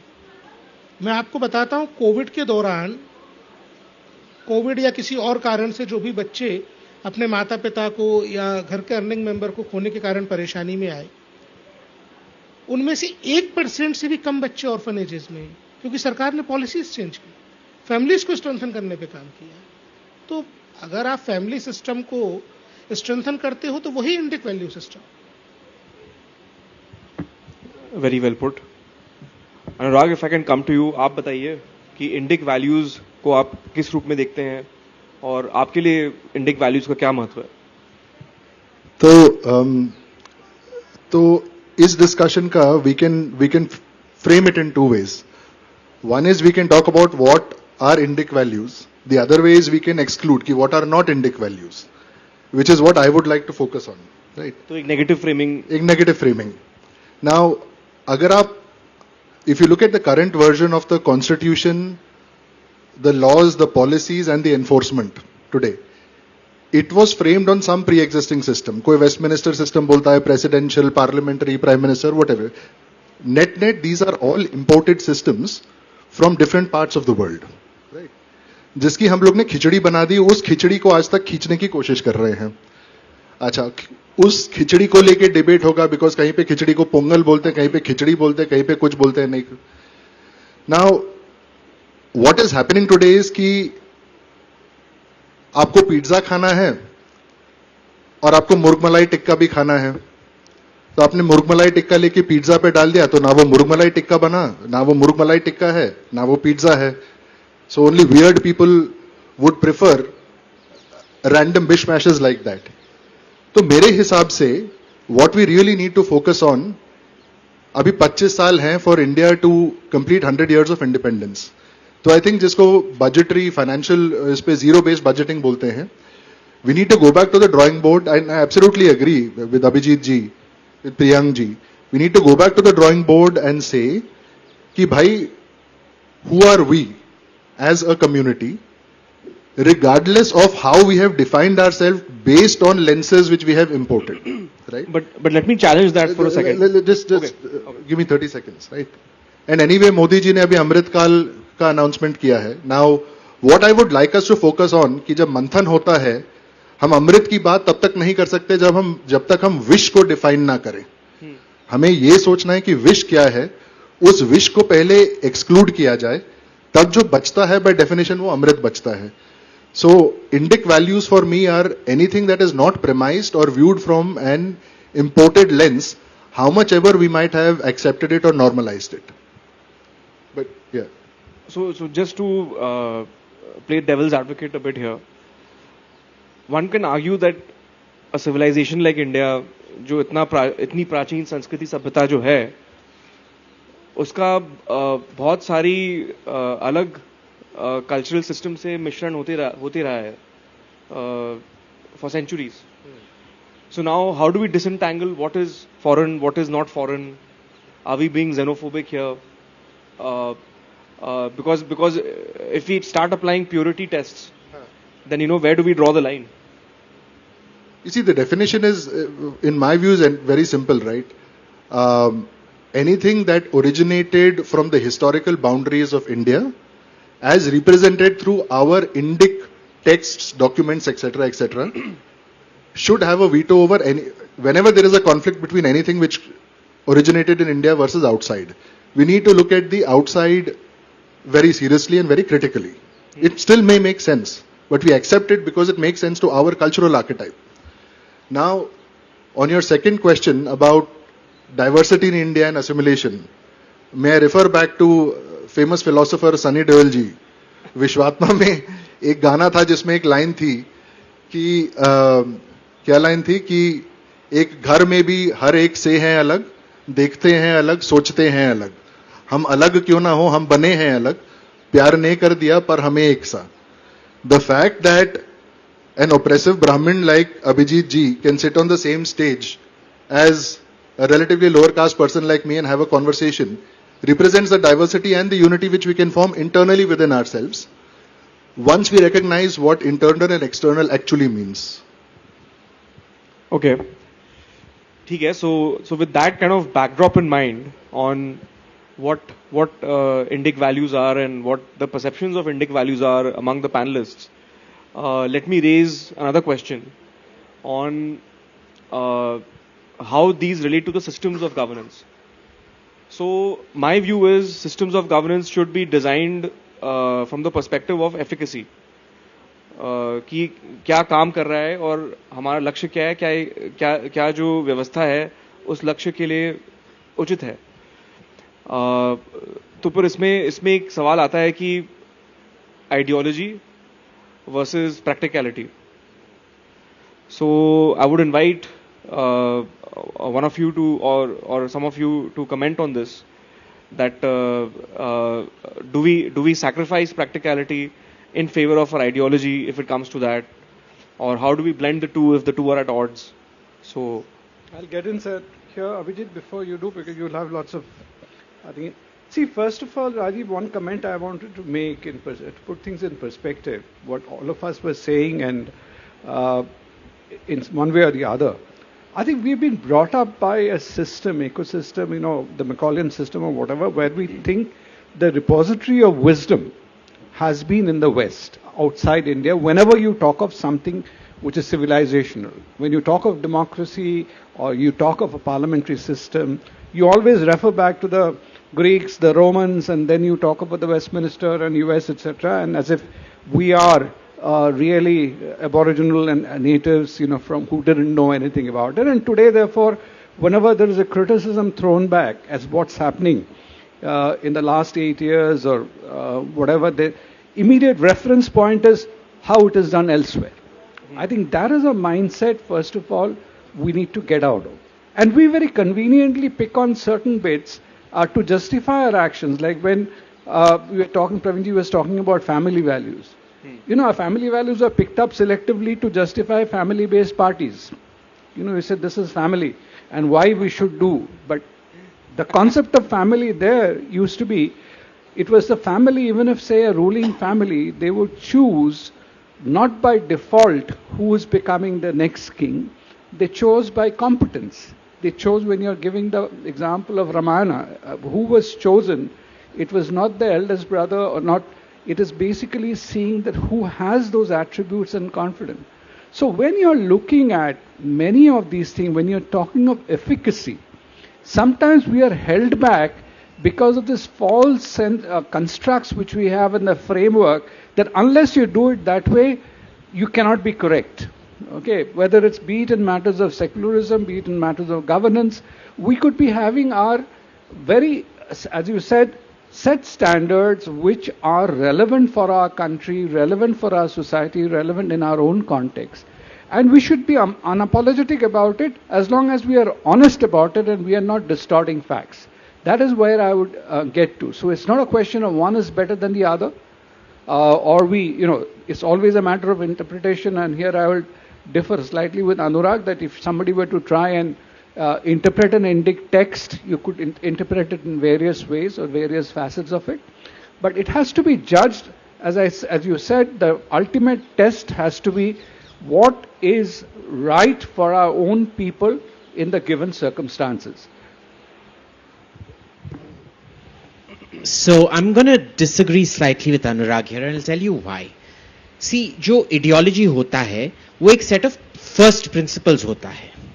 आप कैसे, वो कट कॉपी पेस्ट नहीं है, उसका एप्लीकेशन में हमेशा ये होता है. जैसे आप रिलीजन को देख लीजिए, कोई भी मजहब ऐसे होगा जो बोलेगा धर्म के नाम पे हथियार उठाओ. Mahabharat yahi hai. What is Krishna's, what is the Bhagavad Gita? It's when Arjuna says, I cannot kill my own brothers. And Krishna is telling him, you have to, this is dharma, you have to do this. The question is, how do you interpret it? Okay. So it is a set of first principles that is left up to you to interpretation based on your social development. And this is where I think we need foreign examples, because remember, we are still a pre-industrial state. We are a mixed economy of agrarian and services. Manufacturing is still not that. We haven't been through the industrial revolution the way the West went through. It's still a small segment of the economy. Exactly. So, industrialization is the key process that changes society completely, along with urbanization. We're having urbanization in India, not industrialization, right? So, how do you then interpret things? See, it's with policy, I was always told there's two things about policy. One is policy should change as times change, but you have to show continuity. Right? Because a lack of continuity in policy is usually called policy schizophrenia, which is very dangerous. यानी कि left wing government आएगा, सब चीज nationalise कर देगा, फिर right wing government आएगा, सब चीज प्राइवेटाइज कर देगा. ऐसे चलता रहा तो देश भाड़ा फूट जाएगा, है ना? So ऐसे नहीं हो सकता है. तो the main thing out here is, how do you apply it? And because some countries, there will be best practices in other countries, I don't have a particularly negative view of bringing in the experiences of application. The thing is, India is very unique in that sense. Have you ever seen a country of 1.4 billion people that industrializes while being a democracy? सब जो democratize हुए थे, industrialize हुए थे, सबके सब में तानाशाही था ना? जापान में तानाशाही था, Meiji era and all of that. America में वाइट सेग्रीगेशन था. और उनकी ये पॉपुलेशन नहीं थी, उनकी साइज नहीं थी. उनकी साइज नहीं थी. तो हर चीज का आपको मॉडिफाई करना पड़ेगा, है ना? जैसे हर बंदे के लिए ड्रेस, जैसे क्लियरली अगर मेरा पठान सूट आप पहनेंगे तो आप दिखेंगे नहीं, मेरा पठान सूट ही दिखेगा. वैसे ही अगर मैंने आपके ड्रेस पहनने की कोशिश की, वो तो फिर कुछ पहन ही नहीं पाऊंगा, तो नेचुरल स्टेट में आ जाऊंगा. तो ऐसे तो इसमें प्रॉब्लम ये है. तो इसीलिए हर चीज का एडेप्टेशन जो है ना, वो बहुत इंपॉर्टेंट होता है. So adapt. Don't close your mind to foreign influences. That's the main thing. No, and you were talking about Gandhiji. So Gandhiji is, I think Gandhiji had said that I want the windows of my home to be open and all the winds to blow through. Something to that effect, if I'm quoting him correctly. He did. I think the issue always is that when you keep getting it consistently wrong, and you are unable to have a self-accountability metric. Right? And this is what you remember when Gandhi met Savarkar. Savarkar told him, Gandhi, you have a right to do your experiments. But it is personal experiments, fine. You can't do experiments on the country. You don't have the luxury to do that. Okay? So there has to be, and that is where academic rigor comes in. Understanding what will work, what will not work, set up accountability standards and failure standards. You know, so for example, I think every policy paper that comes out, कुछ उधर statement होना चाहिए कि भाई ये सब parameters हैं जिस पे हम policy का success को नापेंगे, और अगर इसमें से 40% 30 या 40% फेलियर हुआ, हम एक्सेप्ट करेंगे कि ये पॉलिसी जनरली फेल्ड हो गया है. ठीक है? So these are good ways of measuring policy. So I say accountability, जहां हर जगह पे हमारा तो you know it was a different setup from the West. Here village level पे एक लेवल ऑफ अकाउंटेबिलिटी होता था जहां सरपंच अपने गांव को अकाउंटेबल है. फिर एक राष्ट्रीय लेवल पर अकाउंटेबिलिटी होता था जहां मंत्रिमंडल अपने राजा को कंट्रोल करती थी.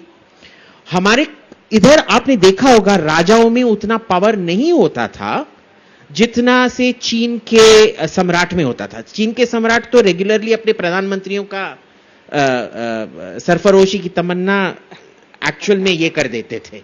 ठीक है ना? तो वो सब नहीं होता था. So there was clearly checks and balances.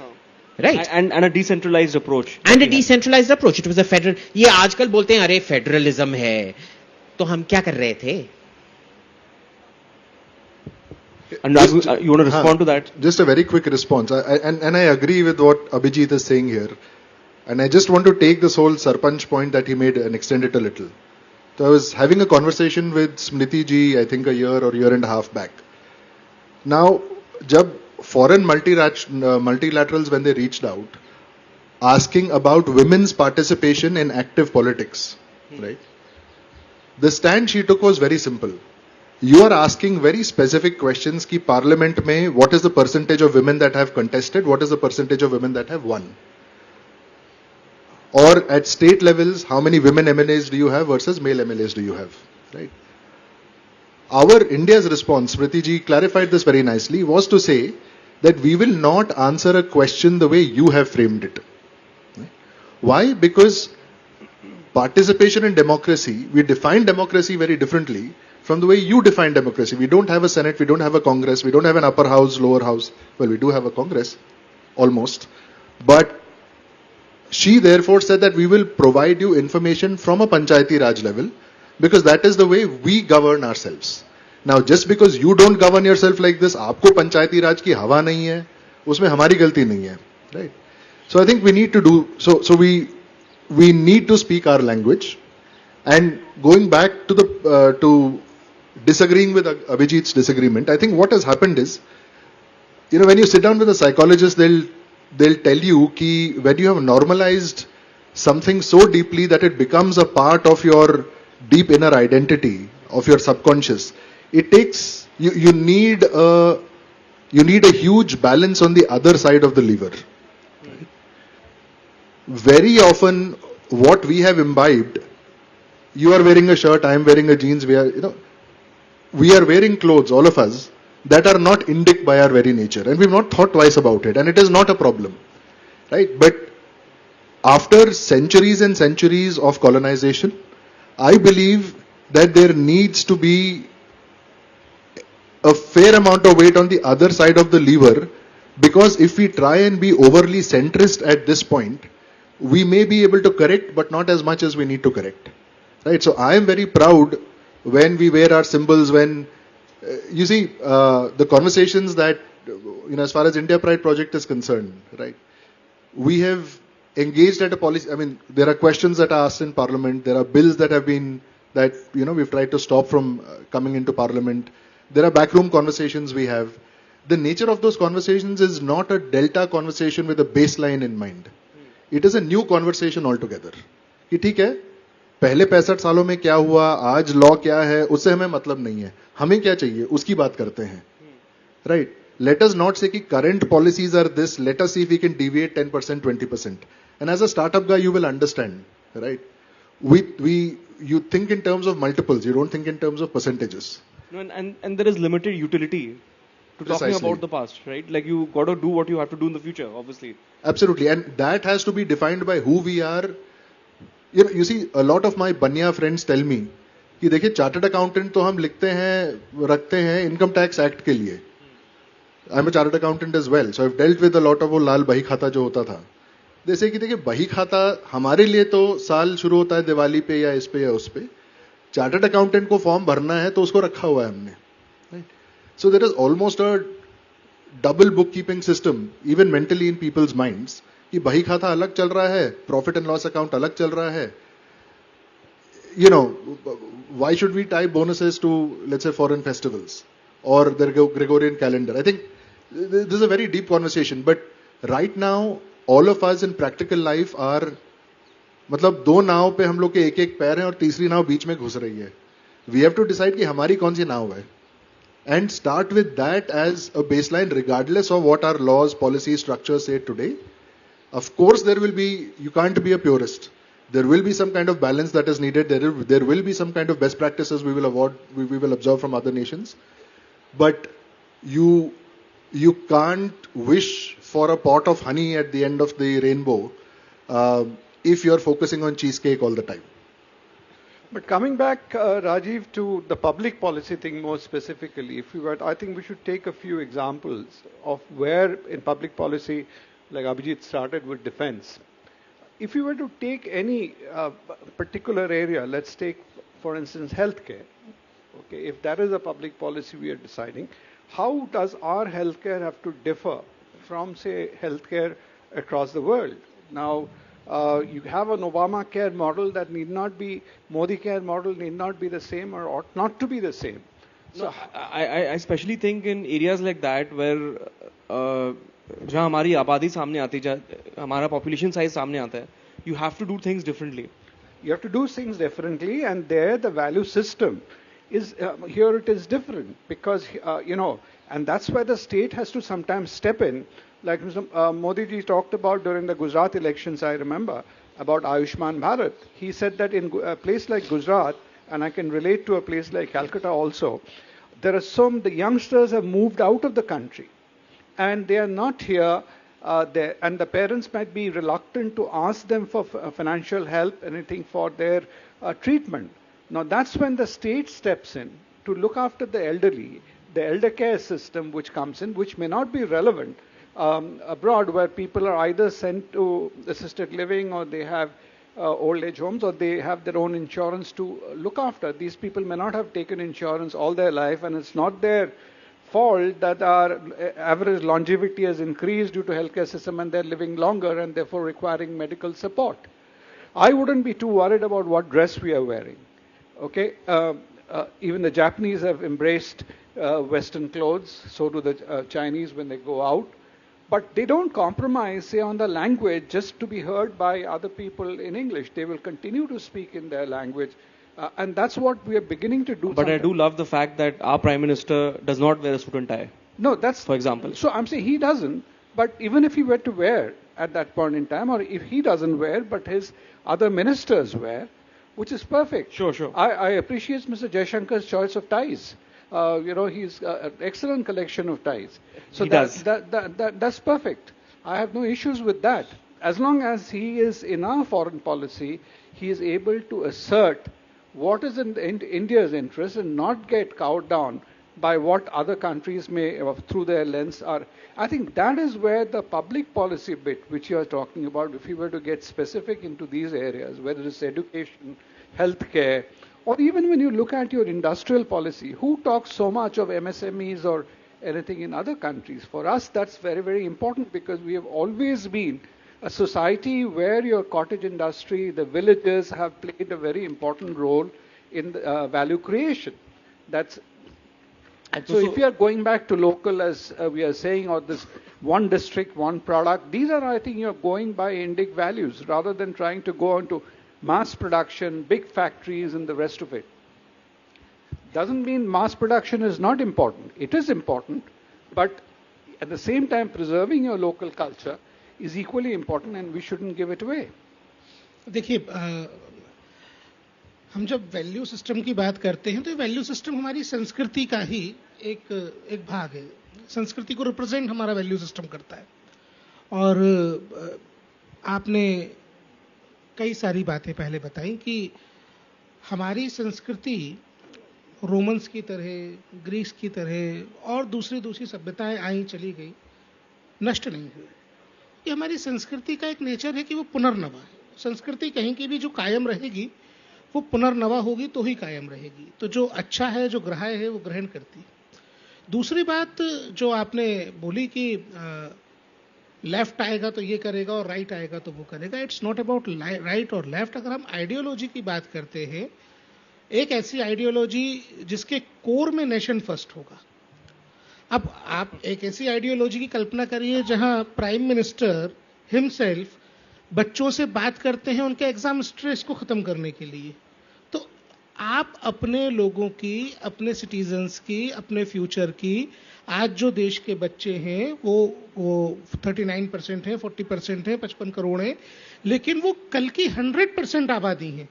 ये जो सोच है, ये सोच आपको नेशन फर्स्ट की तरह सोचने पे मजबूर करती है. और उसका परिणाम होता है कि आपकी कोई भी पॉलिसी आप उठा के देखिए, आप किसी भी पॉलिसी को जब बिना वेस्टेड इंटरेस्ट के बनाते हैं ना, जब आप लोगों के लिए बनाते हैं, लोगों के साथ कंसल्ट करके बनाते हैं, जैसे हमने जो सबसे बड़ा पॉलिसी रिवॉल्यूशन देखा इस जमाने में, वो एजुकेशन पॉलिसी का देखा. कैन यू बिलीव भारत में 2 लाख से ज्यादा कंसल्टेटिव मीटिंग हुई एक एजुकेशन पॉलिसी ड्राफ्ट करने के लिए, और वो एजुकेशन पॉलिसी जो ये बात करती है कि मलयालम की किताबें केवल मलयालम में क्यों हो, वो हिंदी में भी ट्रांसलेट हो क्यों। देखिए, हमारा कल्चर, हमारा साहित्य, ये नेशनल रिसोर्स है, ये सारे बच्चों को बराबरी से अवेलेबल होना चाहिए। भले ही वो कर्नाटक में पैदा नहीं हुआ तो कन्नड़ लिटरेचर से महरूम रह जाए, ऐसा नहीं होना चाहिए। अब जो कॉन्स्टिट्यूशन की गलत इंटरप्रिटेशन के कारण, बस खत्म करूंगा 30 सेकेंड्स में, जो कॉन्स्टिट्यूशन के गलत इंटरप्रिटेशन के कारण बहुत दिन तक हुआ, अब ये वक्त है कि जो हम नेशन फर्स्ट की आइडियोलॉजी के साथ पॉलिसी मेकिंग करते हैं तो वो पीपल्स पॉलिसी कहलाती है। मसलन हम आर्टिकल 29 की बात करें, आर्टिकल 25 की बात करें, तो जो कॉन्स्टिट्यूशन में डेमोक्रेसी के साथ सेक्युलरिज्म के प्रिंसिपल्स की बात थी, जो इक्वलिटी की प्रिंसिपल्स की बात थी, वो थी इंक्लूजन के लिए। लेकिन हमने उसको एक तरफा देखा और हमने इसलिए केवल एक्सक्लूड कर दिया बच्चों को उनके राइट से। खासतौर पर यहां बात कर रहा हूं बहुत स्पेसिफिकली उन बच्चों की जो अपने राइट टू एजुकेशन के फंडामेंटल राइट से महरूम रहे, केवल इस कारण कि वो मुसलमान पैदा हुए और उनको आपने उनको पढ़ाई में शामिल नहीं किया। ये सरकार ने हमको बोला कि आप इस पर रिपोर्ट बनाइए, इस पर काम करिए। और ये जब हम नेशन फर्स्ट की आइडियोलॉजी के साथ सोचते हैं, सबके साथ के लिए सोचते हैं, अपने देश के बच्चों को ये मानते हैं कि ये बच्चे ही देश का 100% भविष्य है, तो हम ये ढूंढ के ला पाते हैं कि 1 करोड़ बच्चे आज भी फंडामेंटल राइट टू एजुकेशन से महरूम होकर मदरसों में हैं और उनको मेन स्ट्रीम करने पे काम शुरू हो पाता है। नहीं, और इसी तरह से अब कुछ 10 मिनट और रह गए हैं, तो मैं जल्दी चाहूंगा कि हम एक थोड़ा सा डिस्कशन करें on where are the gaps that we are seeing. कौन से क्षेत्रों में कुछ कमियां रह गई हैं जहां हम शायद नहीं देख रहे हैं वो इस तरह की, जिस तरह की इंडिक वैल्यूज, जैसे अभिजीत ने बात करी थी अबाउट सिक्योरिटी एंड डिफेंस, तो वहां कहां गैप्स हैं in our security policy, in our foreign policy? If I can ask Abhijit to expound on that a little bit. तो हमारे गैप्स भी बहुत इंडिक हैं। हमारा ट्रेडिशनल प्रॉब्लम क्या रहा है कि हम आर्काइविंग बहुत अच्छा करते हैं पर रिट्रीवल नहीं कर पाते हैं, क्योंकि हम इस पे लिखते थे, लीव्स पे लिखते थे, और लीव्स तो डिसइंटीग्रेट हो जाते हैं। रोमन्स और ग्रीक्स वो सब तो पत्थर पे लिखते थे, जो हमेशा रहता है। जो सुमेर मेसोपोटामिया में था वो तो क्ले पे लिखते थे, जो हमेशा के लिए रहता है। तो ये एक बहुत बड़ा प्रॉब्लम है कि आजकल भी आपका जो मेमोरी स्टोरेज है वो बहुत होता है। अगर आप सरकारी डिपार्टमेंट में देखेंगे कितना सारा एक चीज के लिए कितने फाइल्स बनते हैं। There is long institutional memory, very long, but does it transmit, ये क्वेश्चन होता है। जैसे कभी कभार जब मैं गवर्नमेंट डिस्कशंस में हूं, क्या होता है कि वो एक टॉम क्रूज का पिक्चर आया था द एज ऑफ टुमारो, उसमें क्या है कि अर्थ पे एलियन इन्वेजन हो रहा है। एलियन क्या है, वो टाइम को बार बार रिप्ले कर सकता है। तो जो अर्थ के जो डिफेंडर्स हैं वो देख रहे हैं कि भाई ये क्या हो रहा है कि ये एलियंस बार बार वही रिप्ले करके हमेशा जीत जाते हैं अल्टीमेटली, ठीक है ना। मेरे को भी कभी गवर्नमेंट मीटिंग्स में लगता है भाई ये यही कॉन्वर्सेशन हमने लास्ट टाइम किया था, ये फिर से क्या हो गया, नया सेक्रेटरी आया, नया जॉइंट सेक्रेटरी आया, या फिर से ब्लैंक स्लेट। नंबर 1, उसी विषय में कितनी कमिटीज बन चुकी होती है, कितने सारे review over and over again, ठीक है। This is not the first Atmanirbhar defence plan that we have had. गलतियां वही हो रही हैं जो पहले भी हो चुकी हैं 30-40 बार, ठीक है। दूसरी बात क्या है कि पॉलिसी इधर बहुत साइलो में बनता है, क्योंकि बाबुओं का भी ये होता है ना, ये मेरा टेरिटरी है, तू मत इधर आ, तू अपना काम देख, मैं अपना काम देखूंगा। तो क्या होता है, पॉलिसी ऑपरेशन की तरह होता है। अगर आप ओपन हार्ट सर्जरी के लिए जा रहे हैं, पहले जीपी ने सब काम ठीक से डायग्नोज किया होना चाहिए, फिर जो एमआर ये करता है या एक्सरे लेता है, मैं आई एम सॉरी मैं डॉक्टर नहीं हूं तो पता नहीं क्या सब जाता है, उसको ठीक से ये लेना चाहिए, उसने आपका हार्ट का ही एक्सरे लेना चाहिए, आपके दिमाग का नहीं लेना चाहिए। फिर जो एनेस्थेटिस्ट है उसने आपका सब ठीक से मेजरमेंट करके आपको ठीक से बेहोश करना चाहिए। फिर वो आपको याद है श्रीदेवी जी का एक मम्मी वो न्यूयॉर्क में स्लोन केटरिंग हॉस्पिटल गए थे और राइट साइड ब्रेन सर्जरी होना था, लेफ्ट साइड में कर दिया उन्होंने। है ना? तो डॉक्टर को भी पता होना चाहिए कौन सा साइड खोलना चाहिए, है ना? क्या वो जिसने वो औजार क्लीन किए हैं और शार्प किए हैं ठीक से शार्प हुए हैं या नहीं हुए, ये भी होना चाहिए। तो ब्लड मॉनिटरिंग और ये वाइटल साइंस मॉनिटरिंग भी बिल्कुल सही होना चाहिए। तो ये सब एक साथ होता है ना, सभी डिफरेंट डिफरेंट डिसिप्लिन है, पर एक साथ ऑलमोस्ट एक डांस की तरह कोरियोग्राफ्ड काम करना चाहिए, ऑर्केस्ट्रा के जैसे, ऑर्केस्ट्रा की तरह। जी बिल्कुल। तो जैसे आपने देखा था, हम आने से पहले कितने स्वर में गा रहे थे, पर अगर आपने मेरे को उधर बिठा दिया तो आप सब सोचेंगे ये कौन सा गधा ई कर रहा है इधर आके। तो इधर बहुत ये होता है कि हम सबको सब गवर्नमेंट डिपार्टमेंट को अपना जो ईगो है ना, वो ईगो को क्या कहते हैं हिंदी में? ईगो, अपना जो अहंकार है उसको छोड़ के थोड़ा be less territorial and work together, not work together for showing your intelligence. देखो मैंने इतना सुंदर सा नोट लिखा, इतना शेक्सपियर डाल के लिखा मैंने नोट में ऑफिशियल फाइल में, है ना? तो that is a very important thing. That itself is anti-indic. Your Yes, ego. it is anti-indic. We're very verbose. To be verbose is to be Also, indic. no, not about your verbose, but the ego bit. Bringing ego into play in policy making or into that area, it is human, but I think to some extent it's anti-indic. I just want to flip the conversation on this because we've hardly left with any time. Now, we've been discussing कि सरकार को क्या करना चाहिए, bureaucracy को क्या करना चाहिए, स्टेट सेंटर फला डिमका. Now, I would like to flip the conversation to say कि बस हमको क्या करना चाहिए, and I think that is more important. आज सुबह ही चाय पे एक दो लोगों से चर्चा हो रही थी, and the discussion came on सदगुरु and महाशिवरात्रि और ये क्यों हुआ और वो क्यों हुआ and all that stuff. And I was thinking in my head कि बस ठीक है, अगला क्या कर रहा है वो अलग स्टोरी है, अपन क्या कर रहे हैं उसकी बात करो. And this is where I would have a very, which is why a lot of people on our side don't like me personally, because I seem to be very critical of people or their lack of progress, right? We seem to be very wedded or interested to the idea of whining rather than the idea of winning. One exercise I would like any of you viewers, whether you're watching it on YouTube or live, list out all the indic causes that you believe in, whether it is right to education, whether it is regional language training, whether it is Murti should go back to a temple, whether it is Kashmiri Pandit should relocate, whatever it is. आप ये 10 मुद्दों की एक list बनाइए. वहां पे आप एक अगला कॉलम बनाइए कि which of them have delivered measurable and visible results. Yes, no आप लिखिए. उसके अगेंस्ट आप लिखिए कि where have government changed policies for these results to be effectuated. And I think that is where our problem is. हमें Twitter पे litfest में हल्ला करना बड़ा पसंद आता है. किसी को इंटरेस्ट नहीं है कि वो साउथ ब्लॉक में जाके बैठे, नॉर्थ ब्लॉक में जाके बैठे, शास्त्री भवन में चप्पल घिसे. Nobody bothers कि आपने पार्लियामेंट में कितने क्वेश्चन पूछवाए, आपने कौन सा बिल डलवाया, रुकवाया, सिस्टम के साथ आपने कैसे एंगेज किया, right? We want to comment on the system and we don't want to change it. So, I think कि जैसी प्रजा है तो राजा भी वैसी ही है. हम खुद ही अपने आप, we don't hold ourselves responsible for results or ensuring that the cause we believe in is acted upon.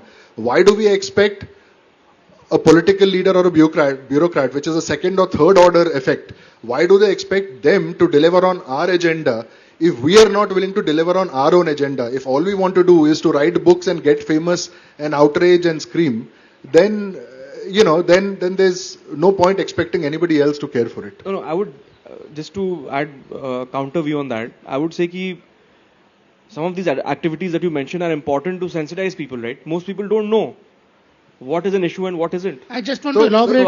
अगर कोई लिखेगा नहीं या कोई बोलेगा नहीं तो लोगों को पता कैसे चलेगा? नहीं, देखो, ब्राह्मण को अपना काम करना जरूरी है, बट उसके बाद 3 लोग और भी हैं जिसकी कमी हमारे साइड पे है.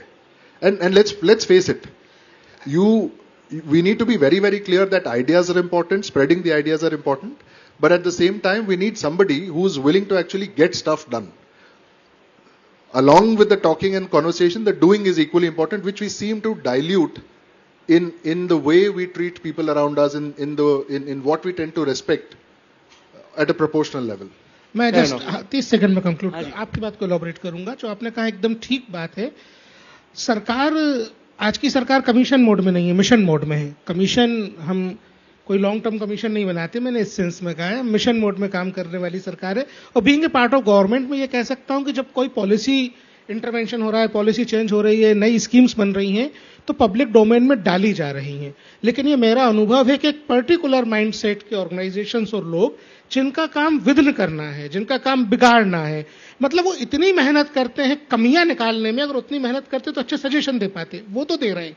पर जो लोग लिट फेस्ट में आके बात करते हैं, वो उन प्लेटफॉर्म्स पे, उन वेबसाइट्स पे जाके तब वहां कमेंट्स नहीं दे रहे. ये आपकी बात को मैंने एलॉबरेट किया. चलिए ठीक है. I think do we have सम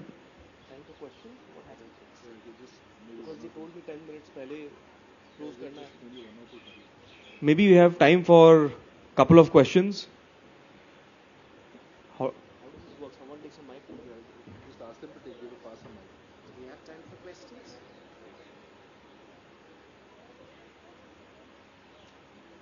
अपना नाम बताइएगा और फिर please ask. My name is Jason Kushwa. Good afternoon, all the panelists. So my question is, since we can say that in policy making, in public policy making, Indic values should have some essence. What about, can we say the same when we talk about foreign policies? Can we say that initiative by Indian governments like Operation Dost, Operation Maitri have been made by keeping the Indic values in mind?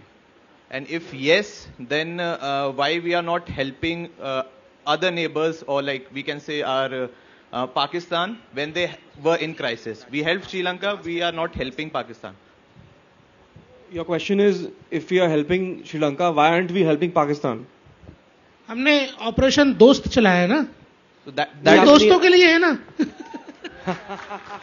No. When I'm saying that why we're not helping Pakistan, this doesn't mean that I'm in favor of that. I'm just want to know like whether Indic values plays an important role in making foreign policies too. Abhijit, you want to quickly reply on that? Yes, Chanakya's foreign policy, you see. Be ruthless with your enemies, be very kind to your friends. It's very Indic. One last question. We can take one more question. Hi. मेरा नाम अनामिका है. मेरा question Abhijit से है. Am I loud? Am I audible? Yes. तो मेरा question है कि सिक्योरिटी कॉन्टेक्स्ट में प्रैक्टिकल और स्पेसिफिक सेंस में इंडिक वैल्यूज का पॉलिसी में एम्बेड होने का मतलब ये है कि अक्रॉस द पार्टीज, चाहे कोई जो कोर इश्यूज है हमारे, जैसे पाकिस्तान पॉलिसी, कश्मीर पॉलिसी या इमिग्रेशन पे, अक्रॉस द पार्टीज हमारी सिमिलर ब्रॉड पॉलिसीज होनी चाहिए first. And how challenging and practical it is जब हमें पता है कि सिस्टम अंदर से ही सबवर्ट हो चुका है. So, if I applied an Indic lens to this, I would tell you, how did Krishna bring different factions on board into the Pandava Confederacy that fought the war? ठीक है, you remember how that entire thing happened कि दुर्योधन आए और अर्जुन एक साथ आए. अर्जुन नीचे बैठे उनके पैर के पास, दुर्योधन उनके सर के पास बैठे, और फिर उन्होंने ऐसे उठे ताकि कृष्ण भगवान पहले अर्जुन को ही देखें. तो Arjun got the first question. Guile. See, some of it is very practical. I mean, everybody talks about guile. But say Chanakya talks about it in much more specificity than say Machiavelli does. Right? So, Indic again, it's so much based on, a policy doesn't necessarily have to be Indic. There's a certain universality to policy as well. It's the nuance and the explanation of it. And I think one of the things of foreign policy is, how do you take something Indian and make it palatable to a foreign audience? There's an interpretational role as well. But that's basically what it is. I think our policy is very, very, it started becoming very Indian in that it started using guile and chal and chaluness and things. पहले तो हम वो क्या ये होता था, वो अमर चित्र कथा में एक वो विलेज इडियट होता था ना, सुपंदी की तरह पॉलिसी होता था. तो वो सुपंदी पॉलिसी गया, अब थोड़ा थोड़ा सा, इमीडिएटली नहीं चेंज हो सकता है, थोड़ा थोड़ा, अभी भी थोड़ा सुपंदीपना है, पर थोड़ा थोड़ा चेंज होगा. Okay, so just some, Anurag, you want to say something? This is not about the panel or even the topic. This is just an observation on the nature of the questions that are being asked. The two questions, while very relevant, were about why is the government not doing this? Why is the foreign minister not doing this? What is the government's view? Blah, blah, blah. I'd just like to very quickly end by suggesting that while we ask this question, when we say, why are you so Gangan? We should also ask ourselves, why are we not being Gangan? Right? And please figure out what Gangan means and you will find the answer. Gangan. Good afternoon, panel. I think we've totally run out of time. So thank you to the panelists for their valuable and insightful comments. And with that, I'll hand over back to the... Thank you. Geetika.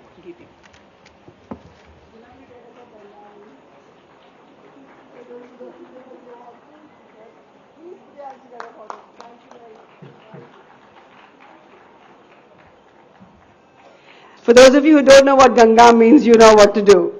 मैं तो ये वाला announcement खत्म करके जाके देखने वाली हूँ. Are you all enjoying all the content we've put together for you at us? Say yes. Thank you. हाँ भी बोल सकते हैं. Okay. So next up we have for you yet another performance. Beautiful Bihu from the beautiful state of Assam. I was just reading how Bihu is a word that's derived from the Diori language word called Bisu. And it means excessive joy. And I completely agree. Dancing Bihu, of course, brings excessive joy, but watching it also is so much fun. I remember performing Bihu at an annual day function when I was in school, I think in Kendriya Vidyalaya in West Bengal somewhere. I had such a ball performing it. We have for you Bihu coming up, ladies and gentlemen. But this entire performance will begin with a glimpse of Hatriya, which is a classical dance from the state of Assam. And then you will witness a Bihu being unfolded here on this stage. Now, Bihu is really a confluence of three Assamese festivals, Rongali Bihu, Kongali Bihu, and Bhogali Bihu. And what you're going to witness today is Rongali Bihu. Present-day Bihu is a synthesis of diverse elements from different ethnic groups such as Tibeto-Burman and Thai, but it has its roots in Indian origins. Please put your hands together and welcome talented performers from the state of Assam with this next presentation, Hatriya, leading into Bihu. Zordar taaliyan ho jaye bhai. Enjoy.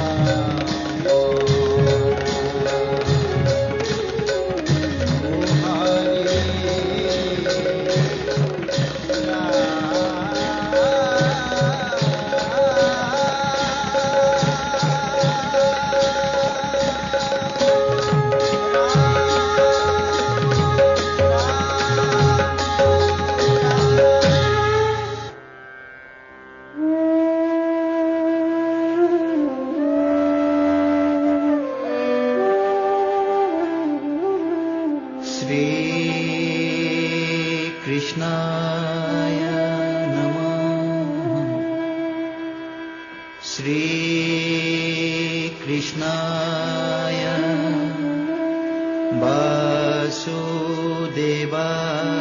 वासुदेवाय देवकी नन्दनाय च नन्द गोप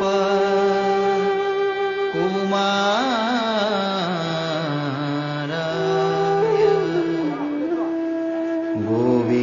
गोविन्दाय नमो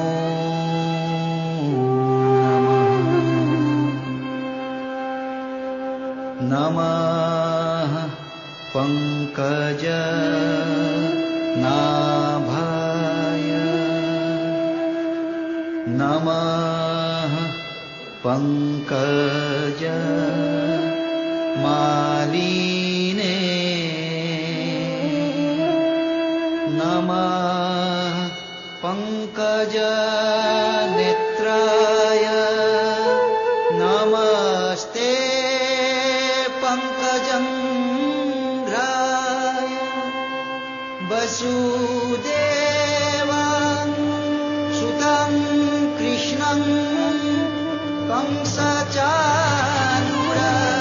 मार्दनम् दैवकी हृदय नन्दनं कृष्णं वन्दे जगद्गुरु कृष्णं वन्दे जगद्गुरु कृष्णं वन्दे जगद्गुरु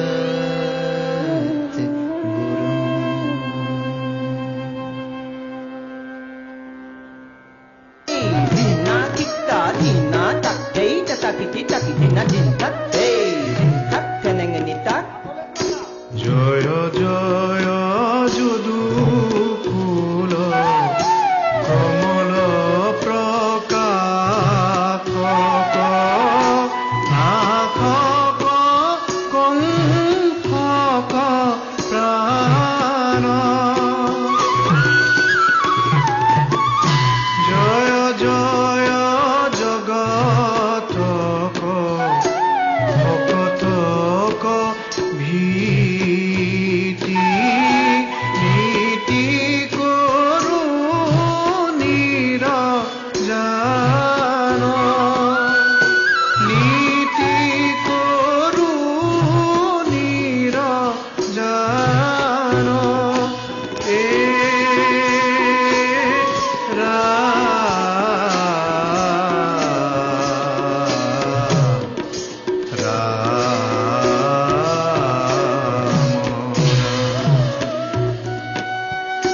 জয় জয় নায়ক মুকুতি দায়ক হায়ক হারঙ্গ ধারী দুষ্ট অরিষ্টক মুষ্টিক মূঢ়ল সৌরল বন্ধ মুরারি সৌরল বন্ধ মুরারি এ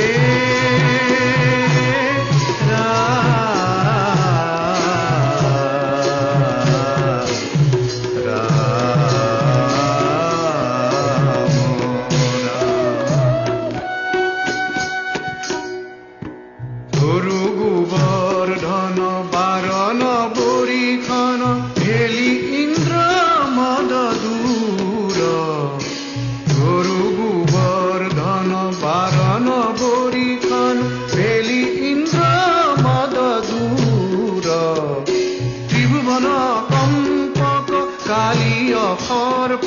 ত্রিভুবন কম্পক কালীয় খর্পক দর্পক কয়লি সুরা দর্পক কয়লি সুরা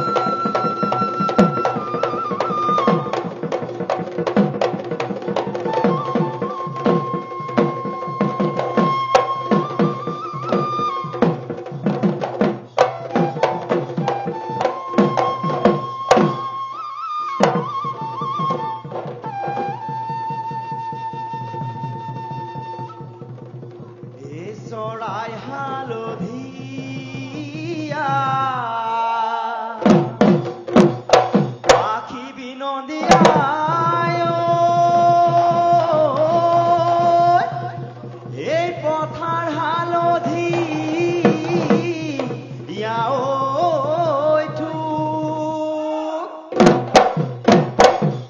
দিনৰে ভিতৰত এবাৰ নেদেখিলে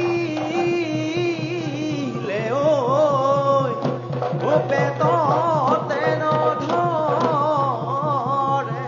ভূত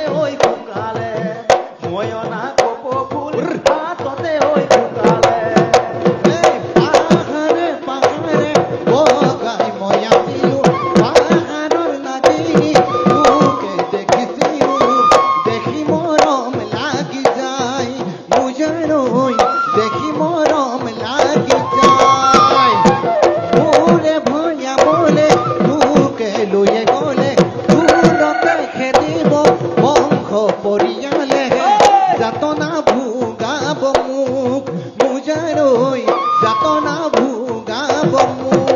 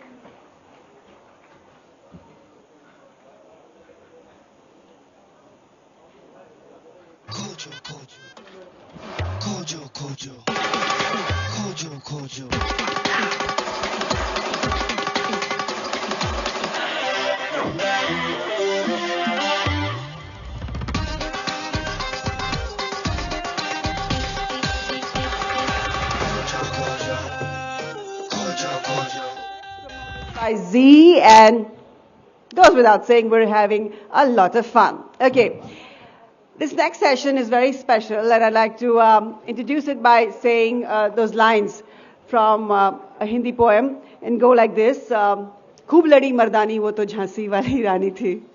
You know, I was her junior in college at the Mass Communication Research Center, and I kind of knew even then that this girl was going to help change the world. And well, she did. She today is one of the leading broadcast journalists in the world, I'd say that.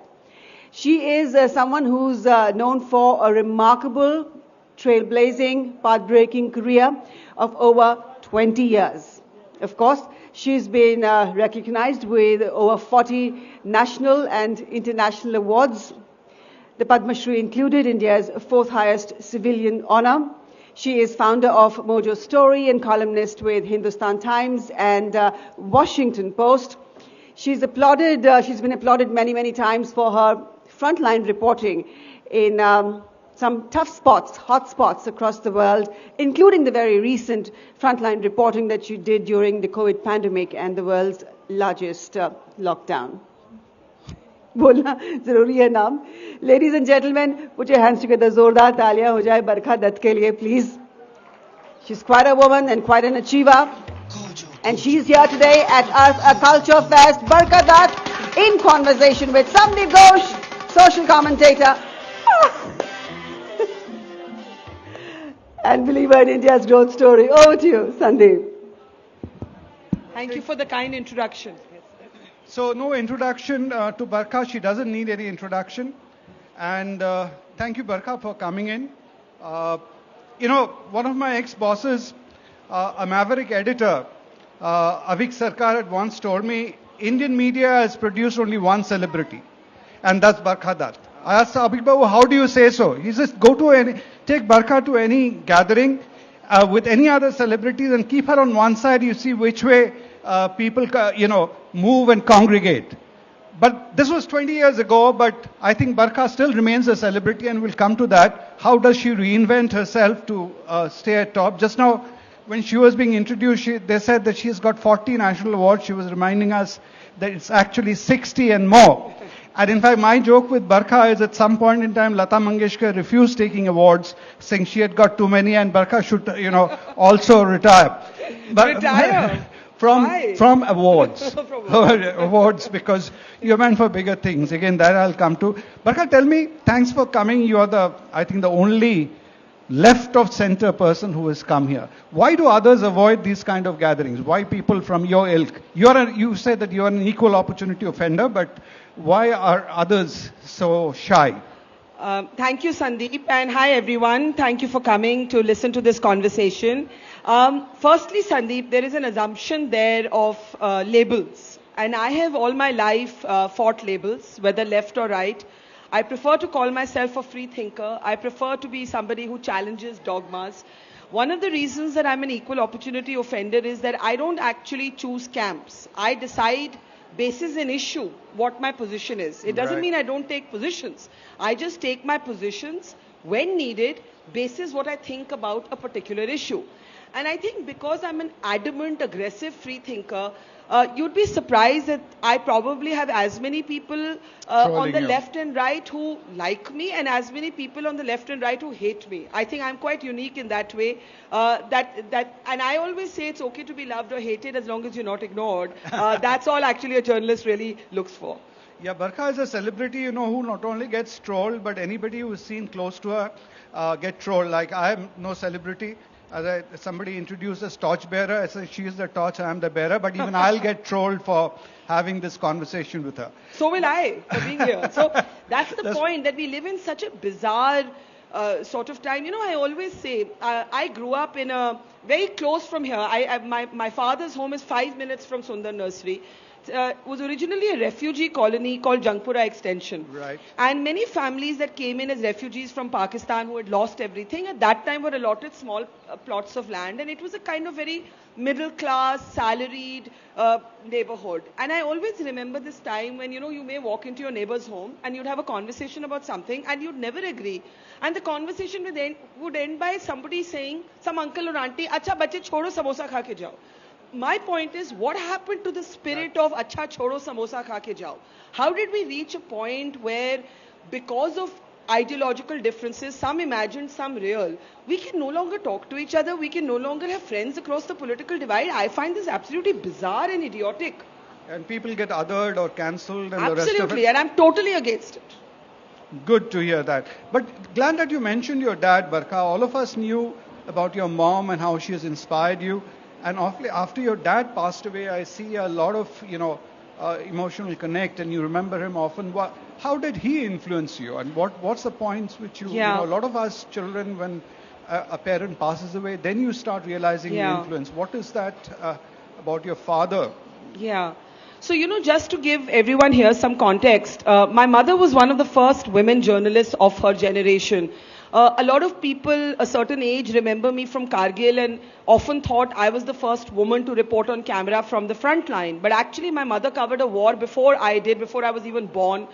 She covered the 1965 war between India and Pakistan.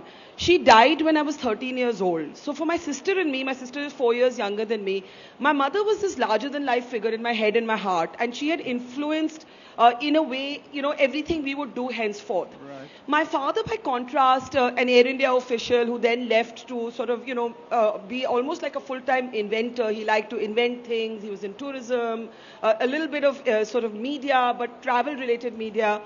He was a very gentle soul. My mother was the flamboyant personality. My father was the gentle soul. And it was only when we lost him to the pandemic that I realized that, this man had brought up 2 girls single-handedly. Right. Very, very progressive father for his generation and even otherwise. We were able to literally go out and be whoever we wanted to. And one of my big regrets, I have many regrets and many points of guilt after he died, but one of my big regrets is that somehow we were so shaped by the idea of my mother that we almost took my dad for granted. Right. My abiding picture of his is you had put up, I think he was making a Meccano. Yes. And a very elaborate Meccano. Yes. But tell me, Barkha, I remember that time you were on the road, in fact, when he was unwell and you had to rush back, take him to the hospital. So that was the period, you were covering COVID, and the rest is history, your book, which has been acclaimed all over. But looking back in hindsight, what do you think about India's management of COVID? Do you think now that there's so much data coming out of how other countries fared, how China has done, I was in many of your shows where they criticized the vaccination policy. What would you say, with the benefit of hindsight? Well, I think that's an interesting question. And I think one thing that we can safely say is that every country had challenges and struggles that were unique to it. Every country faltered at different steps and then learnt from those mistakes. For example, I've always said that in our case, we learned from every wave.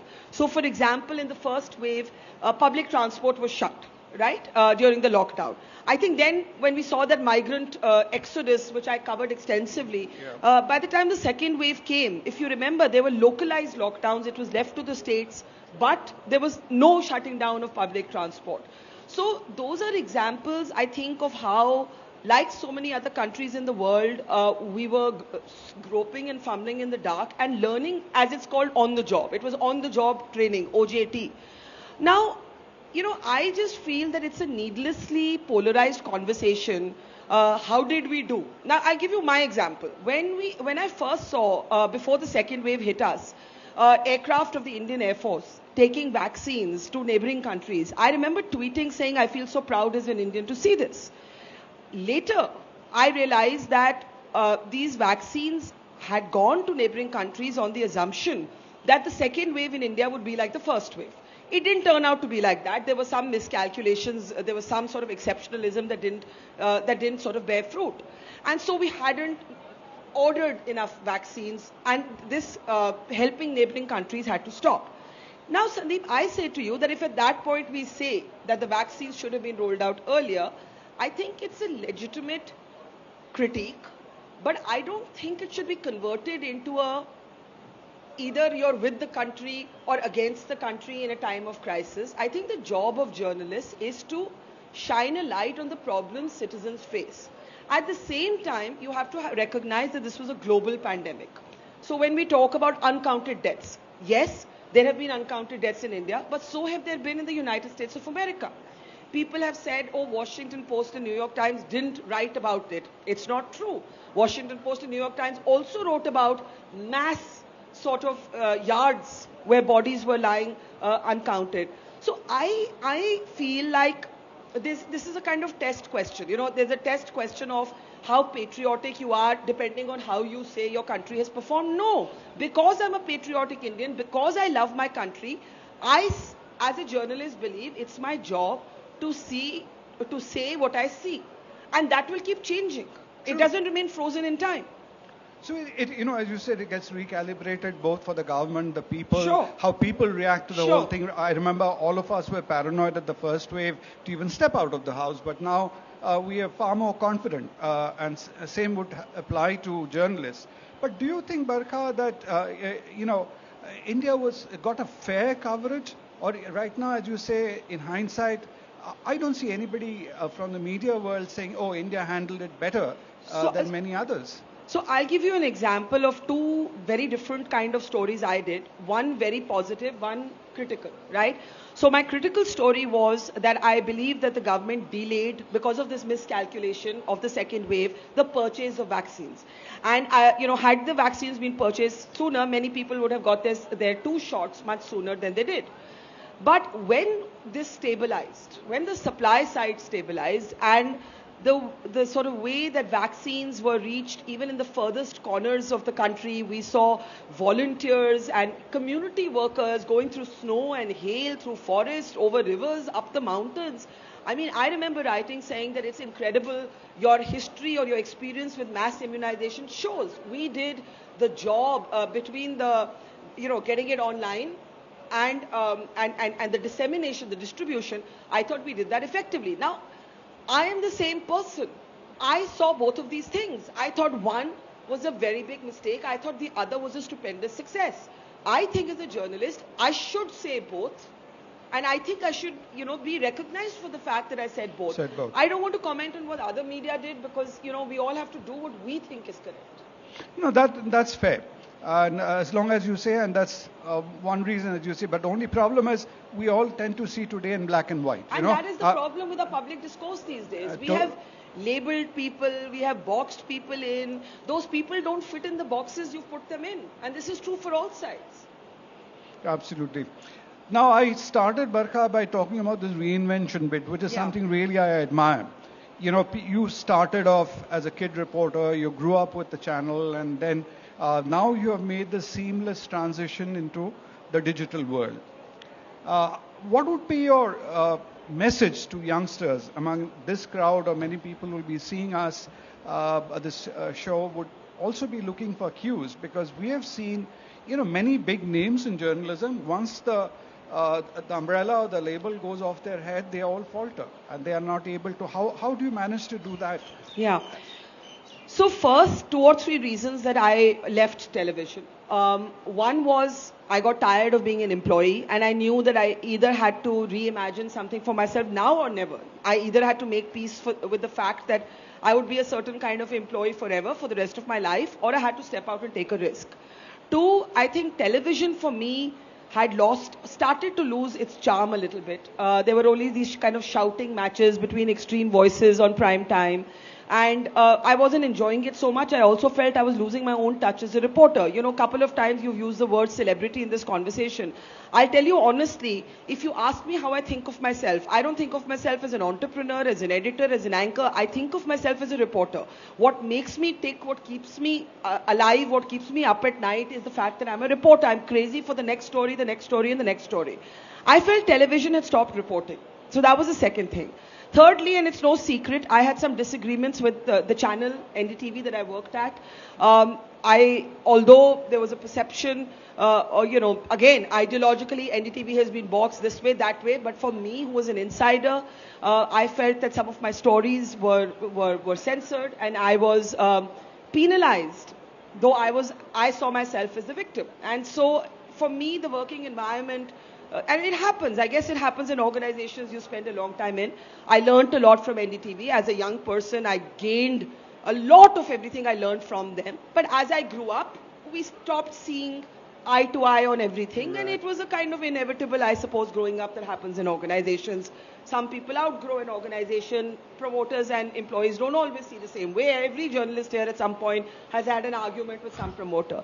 Lastly, I felt that the content consumption, I mean, how many of us even watch TV on TV anymore? Right. We're all watching content on our phones. And so I felt like I wanted to take this chance. I am proud to say that our platform Mojo means magic, has been built. What has it been built on? It's only been built on pure hard work, reporting, good conversation, good interviews. You've been on some of our shows. We try very hard to not be chamcha or morcha. You know that's one of my phrases, that I think the problem with the media today is that you're either sycophantic or you're activist. I want to be neither. And we try very hard to retain that spirit on our platform. We've got to 900,000 subscribers. We're awaiting our 1 million threshold, and I think we've done it without taking sides, and I'm proud of that. No, that's fantastic, and I think there's a lot of lesson for youngsters today, with the churn going on in media.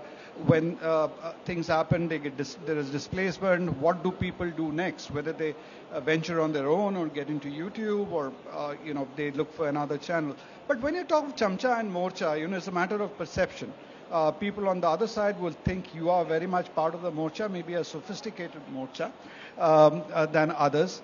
But do you think the Morcha is also fair to you? Because I'll ask you a very pointed question, this is not about personalities. Yeah. I know you are still kind of haunted or hunted for the Radia days and Radia tapes, whereas there are a lot of other, issues which happened lately in the last 1 year, which in the Morcha world, which seem to have been just buried under the carpet. What would be your reaction to that?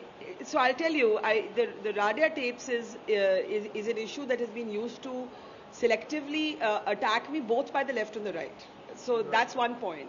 And I said to somebody recently, when there was a recent controversy in what you would call the Morcha world, I said that it's been 10, 11, 12 years. Yeah. I'm still asked this question. And here in the sort of activist space, if you ask a question within 10 days of something happening, they'll say, why are you going on and on about it? So certainly there is this sort of double speak. But equally, Sandeep, it exists on the Chamcha side also. In the Chamcha side also, there were people who were embroiled in the same sort of so-called controversy. They have been forgiven because they've taken a side that their base likes. This side has been forgiven, so-called forgiven. We'll have another conversation one day on, I actually think I was a victim of that entire issue and not at all a perpetrator. I was just too young and too taken aback, I think, to respond in the way that I might today as I've sort of grown up. But the point is that both ideological camps have used this issue selectively to target the people they want to and protect the people they want to. It's a non-issue. It just points to the polarized reality of our time. And I suppose it gets back to the professional values of that whatever you do it with rigor and do it with professionalism rather than you do it with an agenda when you're not really doing your due diligence. But isn't the problem that both sides accuse the other of an agenda? And the point is the toughest space today is, I think, for people like me, I dare say, who don't want to be identified by these sides. We don't want to be boxed in. And what happens there is if this is a gathering that is seen as right of center, and if I were to go to a gathering that is seen as left of center, trust me, the questions that will be asked to me will be as tough in both centers. Anyway, I'm not being tough. Everybody would say I've been rather. You know what I mean. No, anyway. That's a point. So, Barka, coming back to the awards we were talking about, what next? Pulitzer or Nobel? What are you? One of the unfair things, and this is where I really want India to change the symmetry of how the world looks at us.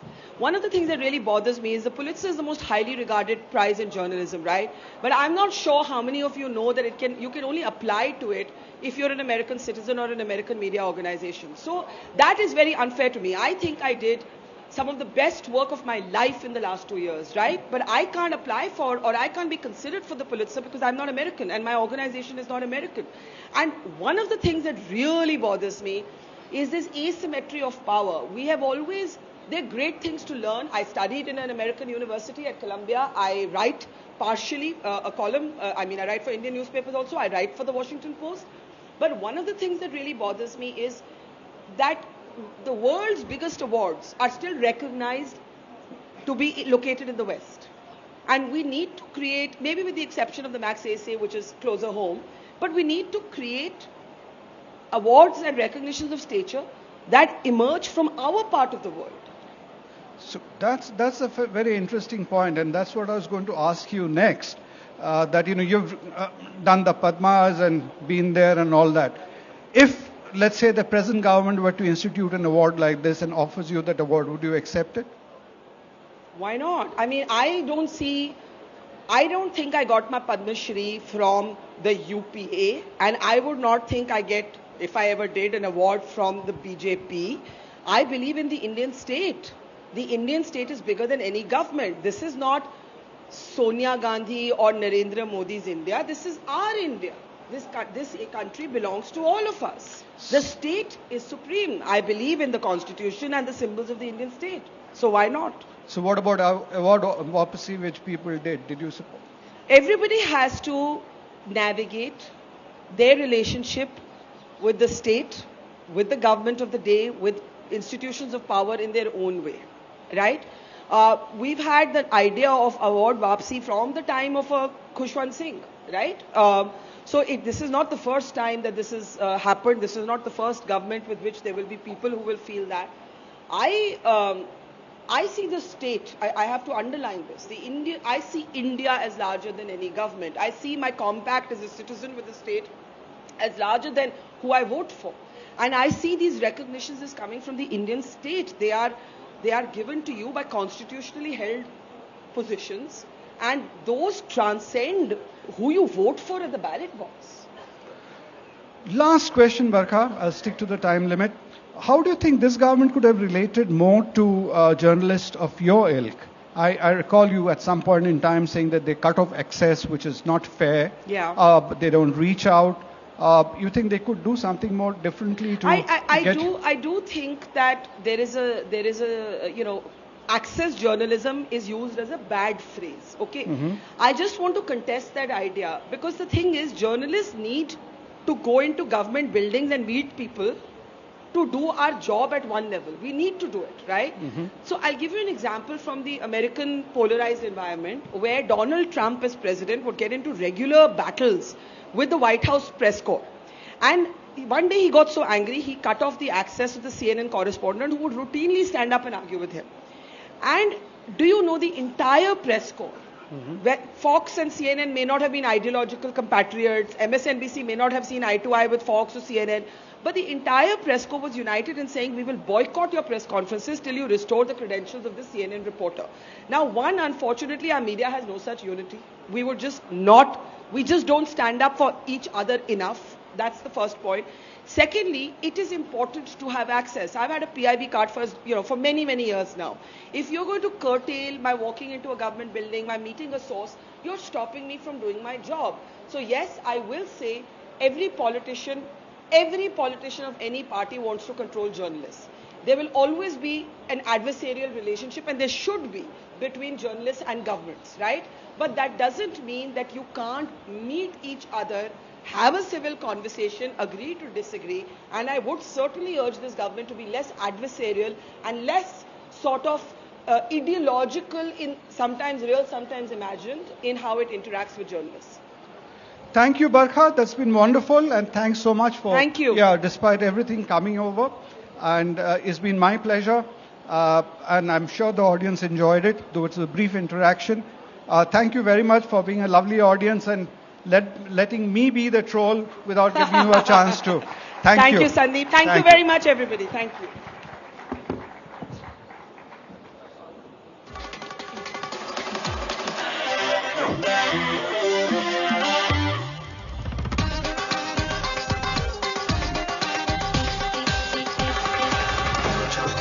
House at Arth, a culture fest. एक बार फिर से तालियां हो जाएं. And thank you, Sandeep, for sharing that most impactful conversation. Ladies and gentlemen,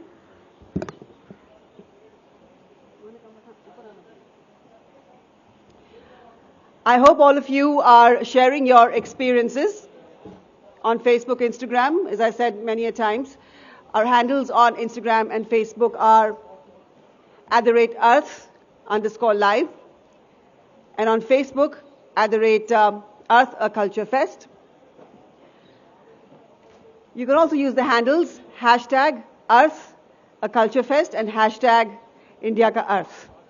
Moving straight into the next session, authentic facts of India's history, the factual narrative, and Indic interpretation. Is that not what you would want your child to know?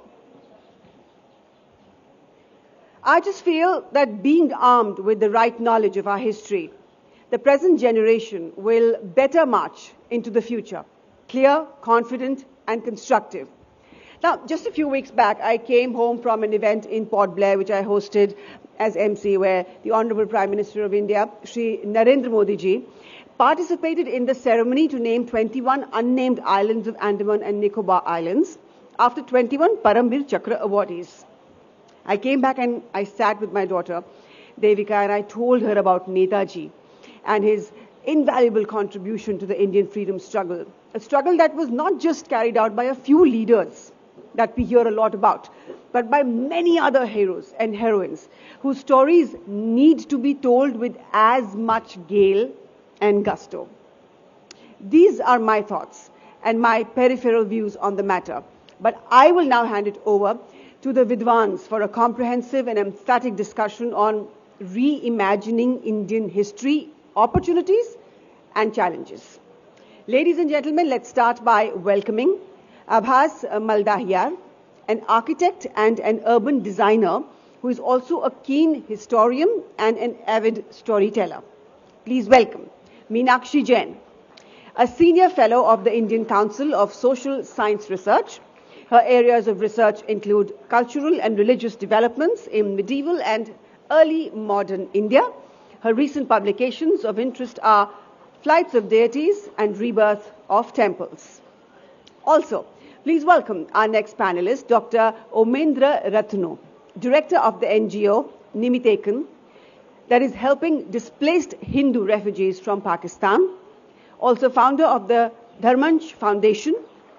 Please welcome esteemed educator and social commentator Srijit Datta. He applies his scholarly insights on rekindling the Indic consciousness.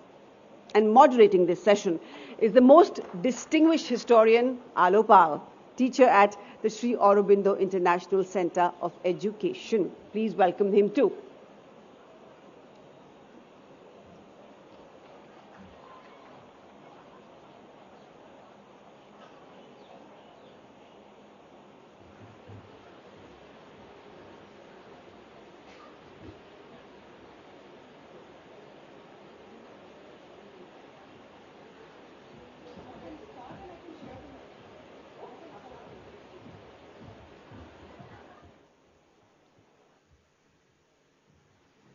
Good afternoon, everybody. My honor. I am not a historian. I read history books and I teach history. So we are talking about reimagining Indian history. So I'd like to reverse the order a little bit. Let's talk of challenges first with our panelists, and then we'll talk of opportunities. So good afternoon, Meenakshi ji. I want to start with you. You have had quite a distinguished and exceptional journey. So can you appraise our listeners what has been your journey and what has been the challenges you have faced? Good afternoon, everyone. Yes, it has been a long journey. I taught in Delhi University for a long time. And while I was teaching there, I realized how large parts and significant parts of our important past do not figure in the curriculum at all. And I'd just like to give you one or two examples. One is that when I was teaching Sikh history, the syllabus only had teachings of Guru Nanak and Kabir. So that seemed, perfectly all right until I learnt later of the injustices and the cruelties that the Mughals had meted out to the Sikh gurus. So under the pretext of including the teachings of Guru Nanak, there was no reference to the persecution that Sikh gurus faced in the entire Mughal period. That was one dimension. And just to give you another dimension, the entire Maratha history. We were not taught anything about the Peshwas or even Shivaji. Shivaji was referred to in a most derogatory manner. But the fact that the Marathas built an all-India empire, when they posed such a threat and challenge to the Mughals and even to the East India Company, this was a story of such valor that was just totally missing from our textbooks. Now you're talking about the struggles. Actually, I realized how difficult it was to challenge the dominant left narrative. When I first wrote my book on Ayodhya, I based my book on meticulous research, but 4 leading publishers rejected my manuscript one after another. And the reason that they gave was, I said it's very meticulously researched. And they said, yes, it is meticulously researched, but it is arguing the case for the temple. So how can we publish a book which is making the case for the temple? So, it's all very well today that we have come quite a long way. But the struggle has been totally a very, very difficult struggle. And at an individual level, some of us may have got out of the clutches of the left dominant school and narrative. But we must remember that the history curriculum that is taught in the schools and the universities is still dominated by the left narrative. So in the curriculum that is taught in the universities of Delhi and JNU, I can talk about, we still do not hear anything of the Mughal persecution of the Sikh gurus, to just give you one example. We do not hear anything of the proud Peshwas. There is so much narrative that is just totally missing. So it will take quite some time for us to rectify the errors and the omissions in our narrative, and that is what I'd like to emphasize in the first round.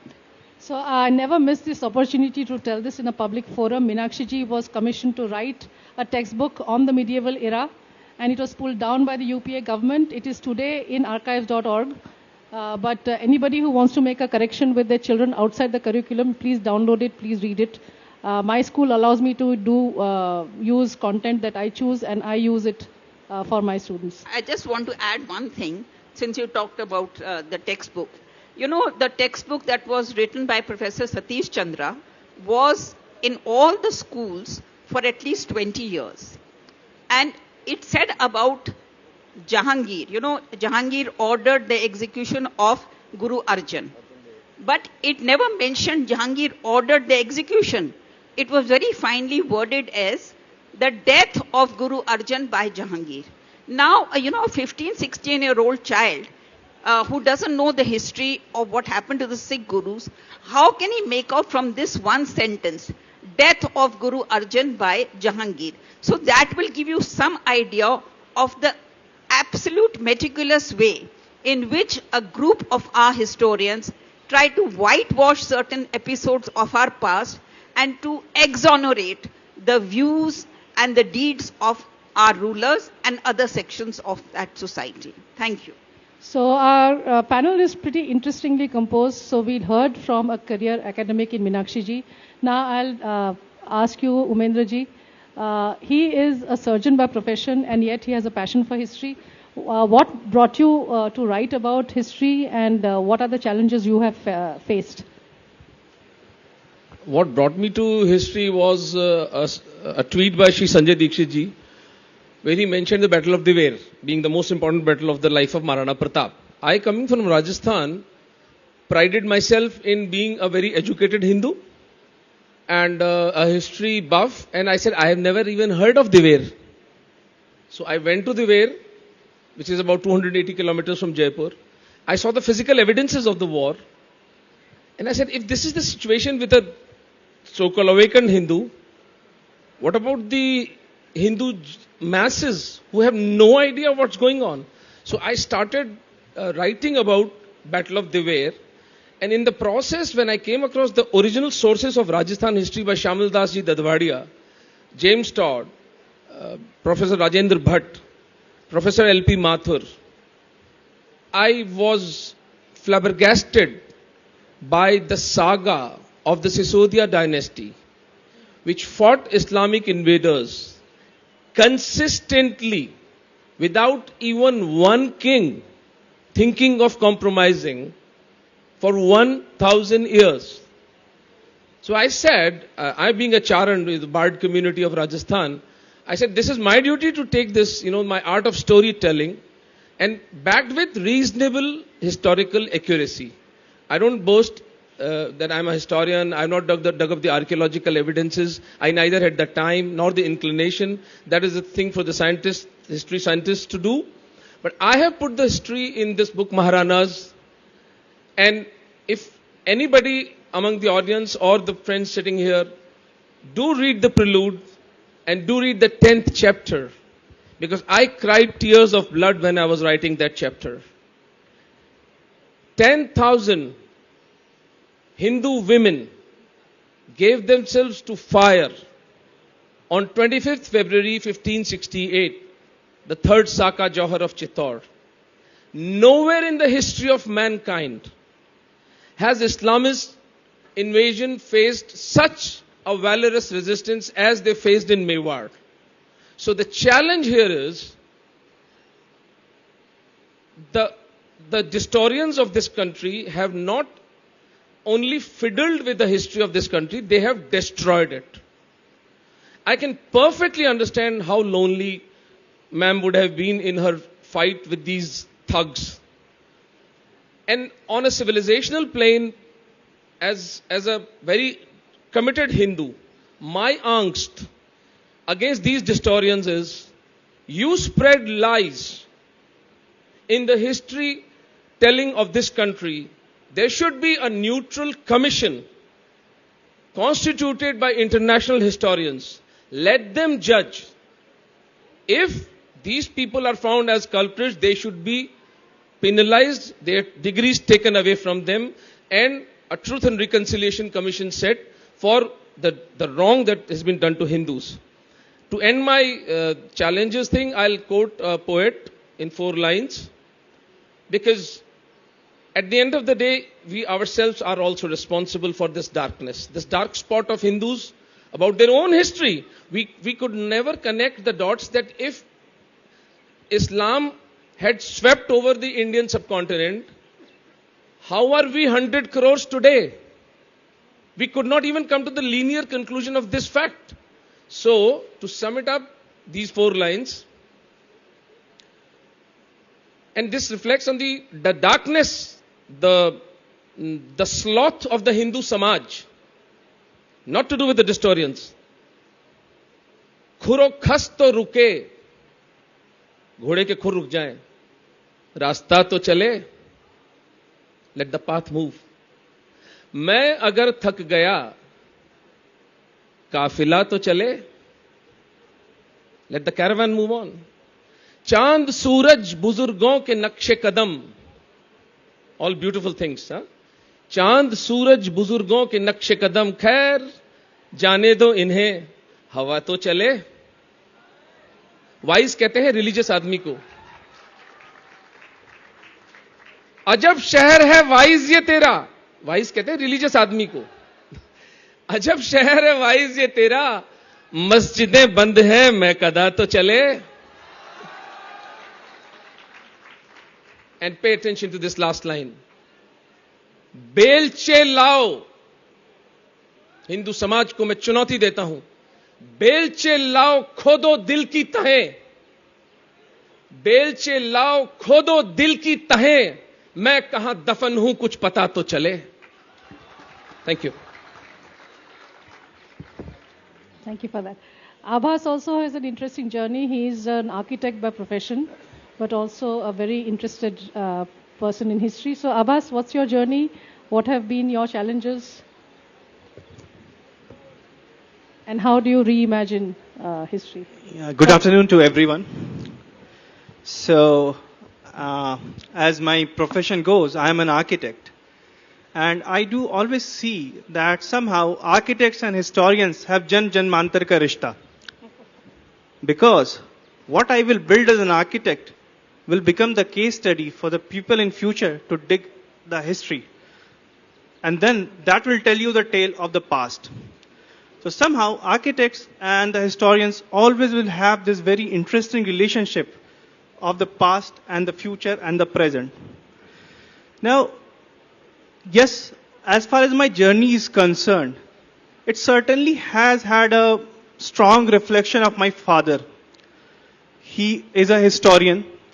He retired as a professor of history. And my childhood would just pass in through listening the anecdotes of history while he will give extra classes to the students who would come in the house to get a few more. But those tales would be there embedded in my mind. Somewhere the stories of the kings and the queens will always be very fascinating. But as Dr. Vikram Sampath says that students life with the history or dabbling with the history just stops after he is out of the school. But fortunately, I became an architect and I had a subject called History of Architecture. While dealing with history of architecture, a lot of interesting aspects came in. And we do read history of architecture for, say, 5 semesters out of 10. But while we were reading in detail about the Roman architecture, Greek architecture, but there was very less emphasis put on to what we do in India. There was not much about the indigenous history. But yeah, like any other Macaulay Putra, even I was more fascinated towards knowing more about the West. And that's when, entering into the architecture school, I got influenced with the idea of communism very strongly. And when I say it, I say it from utmost sincerity because in architecture we come across a lot of movements which are political in nature, like we categorize the buildings and the architecture in terms of modernism, postmodernism, and that's how we read it. And if an architect does have an interest into looking into this literature much more, they will get into the political aspect of this art movement. And if you read the modernism and postmodernism, and when you get into the works, how it originated, like from the works of Derrida and all, you will tend to fall into the trap of communism if somehow a rational iota of you has made you to believe that my past or my traditions have some malices. And that was the case with me. But yes, fortune shined upon me, and it was a journey to the Ajanta caves. I'm sure that people would be aware about the great Ajanta caves. And that's where my sting with the communism just stopped. So I was out there for a study tour, and I had gone there as one of the lecturers. I was teaching at a college that time. And while I went to into the caves, I found something very interesting, unlike of the cave architecture.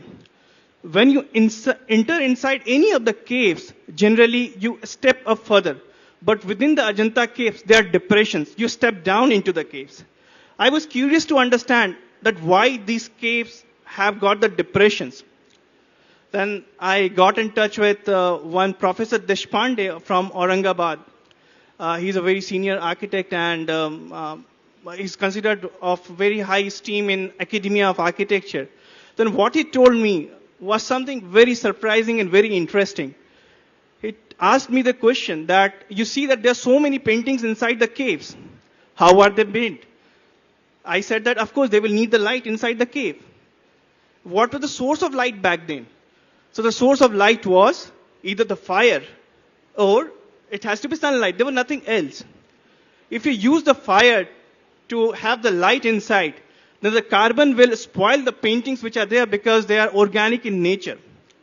So then he asked me, then how do they get the light? I just thought for a while, but I couldn't come to the answer. Then he showed me a model, a wooden model, what he had of the Ajanta caves, and he brought a torch and put some water inside that section of that cave of the wooden model, and the light reflected back. He told me that the people used to use a concept of the reflection of light to do the painting inside. And I was like, the people whom I thought to be the superstitious one, they were so brilliant that they were using the so-called snail's law to generate light and hence do the painting. And that's where the journey began. And then I thought that I will write a book around the mysteries of Ajanta caves, basing it to be a fiction. I wrote that book. It was a tale of fiction, and it went to a very popular literary agent. Someday I will do name about that agent as well someday. So everything is going very fine. It's 2015, and the award Vapsi scenario happens. It's around October, if I'm not wrong. The agent has taken up the book, very eager to publish it. I have been showered with a lot of praises that this book is going to break so many things, like how a person will just tell you when he or she is wanting to sell the product. But award Vapsi happened, and I got a regret email that somehow our ideologies don't match. But mind you, I was still a communist in 2015. 2014, Modi reign had not made me a so-called right-wing. I was still a communist. I got a cultural shock that a kind of rejection is there. And then I started looking into the aspects of history back then. And then what I started finding, they were just baffling. One by one, like you say that you start removing the carpet and yeah. So, because yeah, we are in a dearth of time. So, largely I would say that it was the instinct with the communism and then how I got back out of it that brought me into relook into the history more seriously. Thank you. Thank you, and very, very interesting indeed. So the second academic in the panel, Shrijit, tell us about your journey and so far the challenges you have faced to bring forth your narrative. Yeah, thanks, Alodi. I think the challenges in writing and reading Indian history, as I see them, are very well summarized by one particular essay by Rabindranath Tagore, which he had written at the time of what we call Bongo Bongo, the first attempt to partition Bengal that was done by the British administration led by the then Viceroy Lord Curzon. So writing in 1905, Tagore pointed out in this particular essay, which he titled Bharatbarsher Itihash, simply History of India, that the history that we read in our textbooks in order to pass our examinations is nothing but the tale of a particular period in India's time, India's life, in the life of the Indian civilization, which is nothing but a nightmare when the sun of India had already set.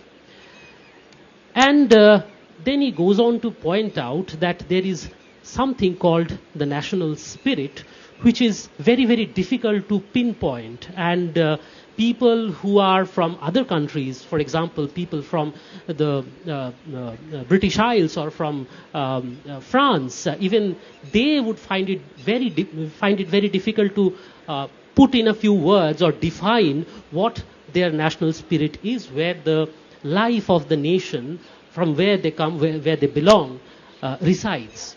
So that is the main challenge.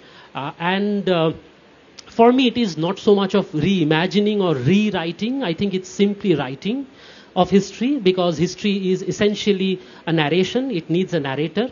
And much like translation, it needs to be written anew with every passing age, because as time progresses, we get enriched with new information and we have newer insights, deeper insights. So therefore, time itself necessitates us to write history with every passing age.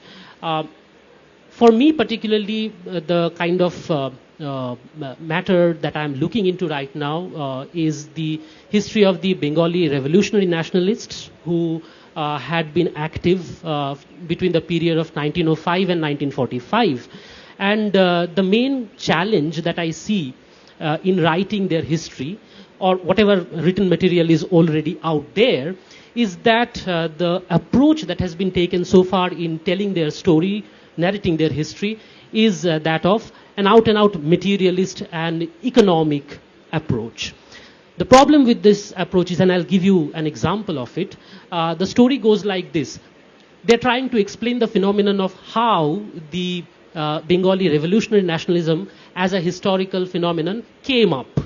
And the explanation would be, it is very complex, but I'll give you the bare basics of it, that there is a class which is called Bhadralok, and also there is an angle of caste in here, because the Bhadralok class, which is an economic class, all belong to the so-called upper castes, and therefore they are supposed to be privileged and chauvinistic, proud.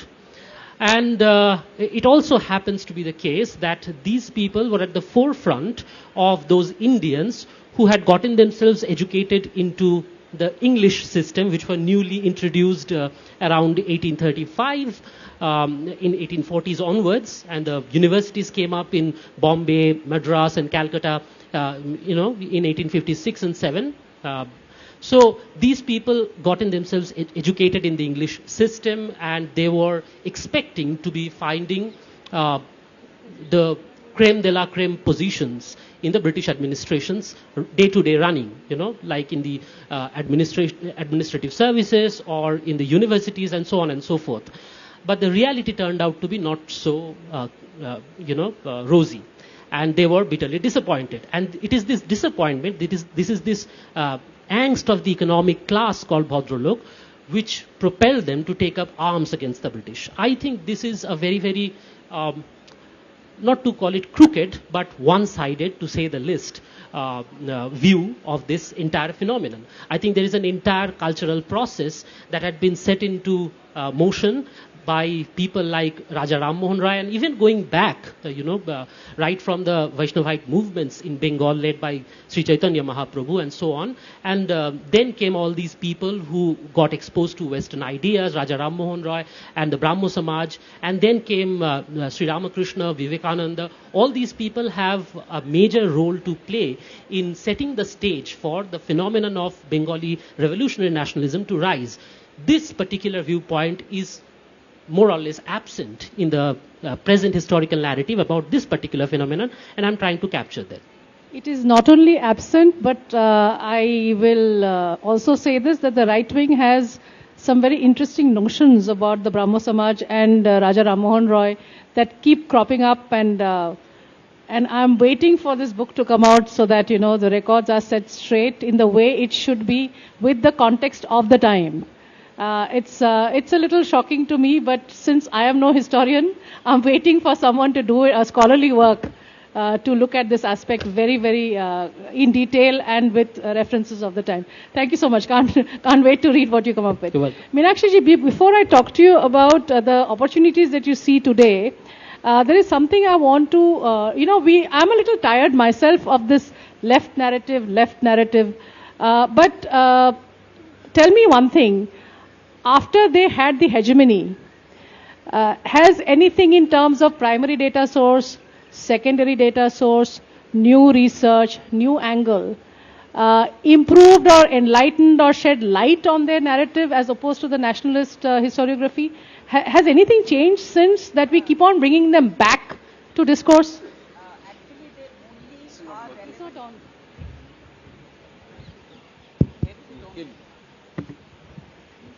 Actually, their relevance now is only confined to a few universities. Because what has happened in the last 2-3 decades is that the ordinary person, ordinary individual, has shown us the way we can bypass this entrenched group. Social media has been such a powerful instrument in disempowering the entrenched leftist narrative. You see, what has happened is that because of the writings of certain individuals, like I can name Vikram, Sampath, Sai Deepak, I include myself in that, we have created interest in ordinary people who are not necessarily historians. And they have been prompted to present their view, their community's view, their family view of what the past was, the remembered view of the past. Now, it is very interesting that when I began to research from what I don't call a right narrative, but from a nationalist perspective, I think this word right and left, at least the right is not a misnomer, and the proper word should be nationalist historian or nationalist viewpoint.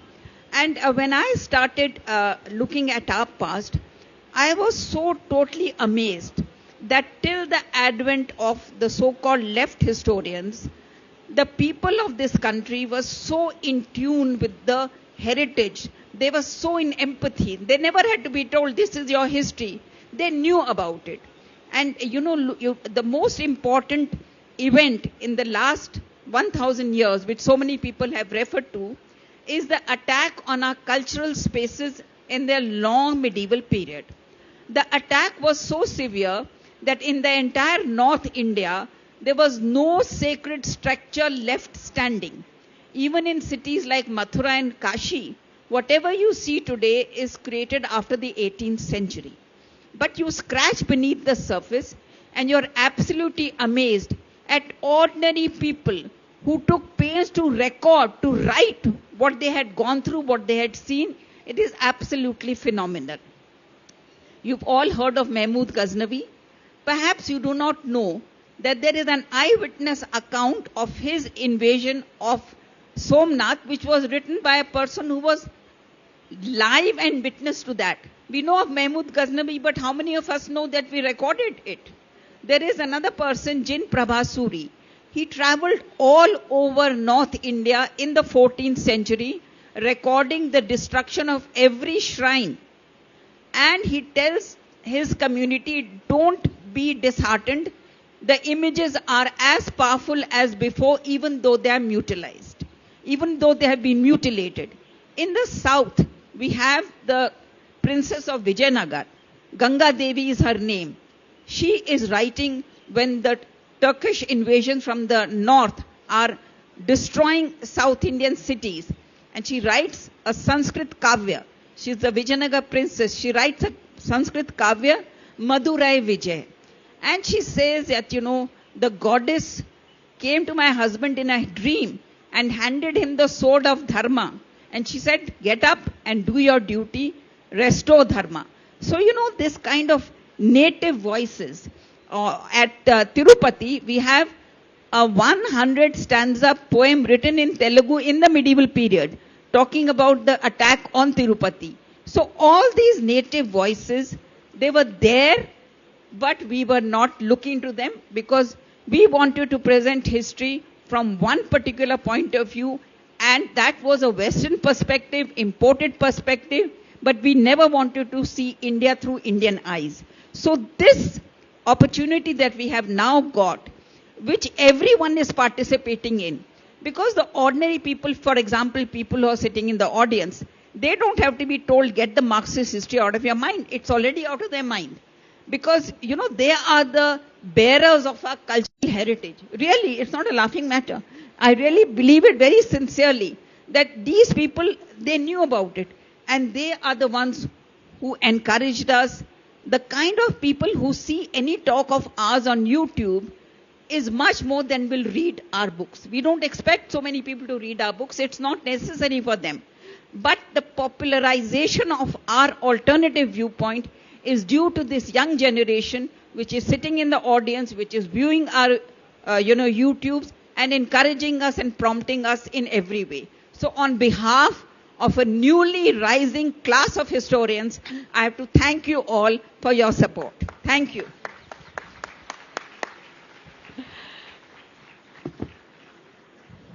No, Meenakshi ji, actually I love the fact that you don't deride the youth because there is such a lot of lament of those were the golden days that it actually sickens me. So yours is really a breath of fresh air for all those skeptics who think we are going down the drain. Umendra ji, what opportunities do you see now? Do you see forums like these, readership, responses to your writing or videos? What are the opportunities you see? Certainly, the left was having a field run. And then Mahadev blessed us with internet. Left and their jihadi facilitators will not survive internet. The truth, सत्य हर चौराहे से बोला जाएगा और बोला जा रहा है. अब आपको मैं थोड़ा सा एक चैलेंज देता हूं, थोड़ा संवाद करते हैं. जब हम भारतीय उपमहाद्वीप के ऊपर हिंदू मुस्लिम संघर्ष की बात करते हैं, क्योंकि मैं शब्दों की घालमेल नहीं करता. I do not ignore the elephant in the room, and the elephant in the room is Islamic जिहाद, जिसको हमारे पुरखों ने 1400 साल से रेजिस्ट किया है. इयन ऑस्टिन, एक ब्रिटिश हिस्टोरियन, लिखता है, अगर हिंदुओं ने इस्लाम की बहती हुई धारा को भारत में नहीं रोका होता, पे अटेंशन टू दिस, अगर हिंदुओं ने इस्लाम की बहती हुई धारा को भारत में नहीं रोका होता तो पूरा का पूरा विश्व इस्लामाइज हो जाता. डू वी रियलाइज क्या इस स्टेटमेंट का क्या सिविलाइजेशनल इंप्लीकेशंस हैं? तो फिर ये जो लेफ्टिस्ट थे, ये किसकी दलाली कर रहे थे? दे वर पिंपिंग जिहाद. That is the scale of washout. So go and read this book, Maharanas. Honestly, I wish somebody could write about the Kakatiyas of Andhra. Somebody could write about the Gaudas of Karnataka. Somebody could write about the Solankis of Gujarat. Somebody could write about the Jats of Delhi. How every inch of this beautiful Vedic Bhumi has resisted the Islamic invasion. Now, coming to my question, if we think of 3 kings in the 1400 years Hindu-Muslim saga, what are the 3 names that come to your psyche? Can somebody from the audience tell me?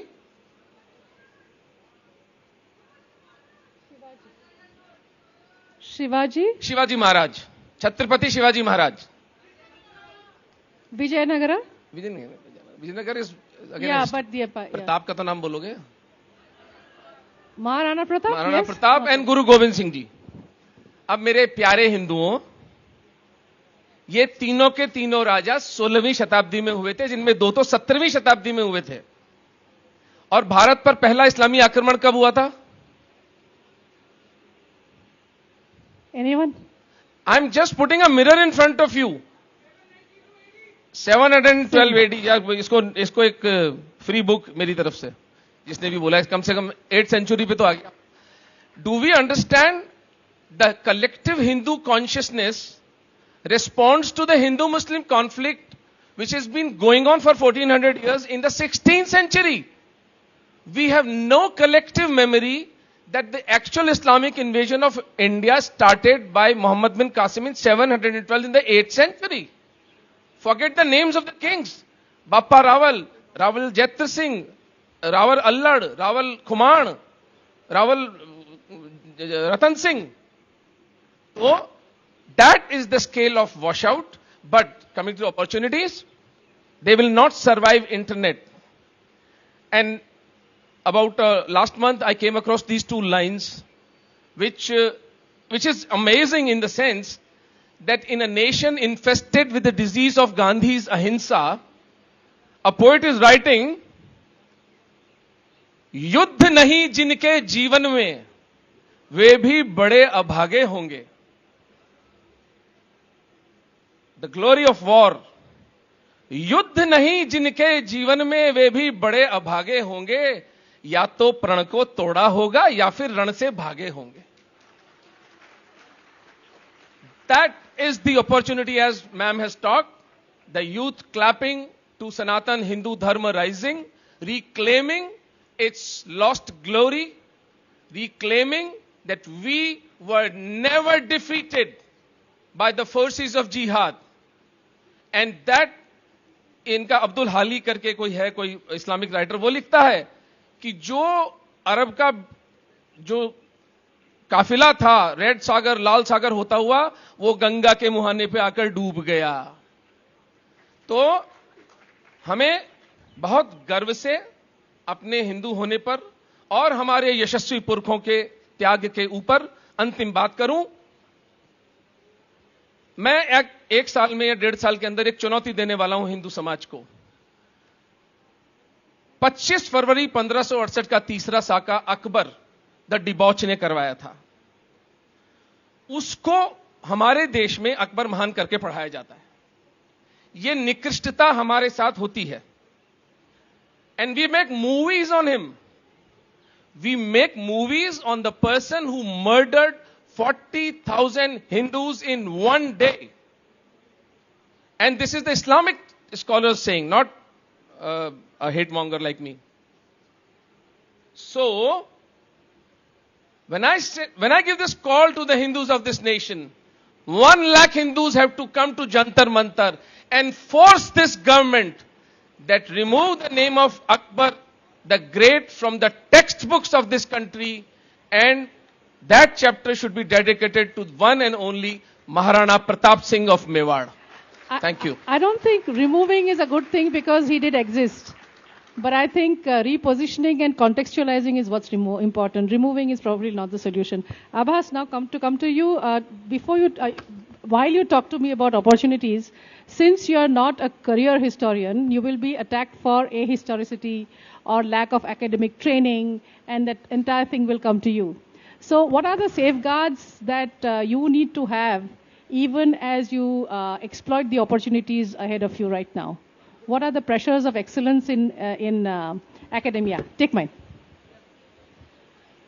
So, as right now I'm working on a 6-volume series on the history of quote, Mughals unquote, who are actually not Mughals because they call themselves Timurid Gurkhaniyas.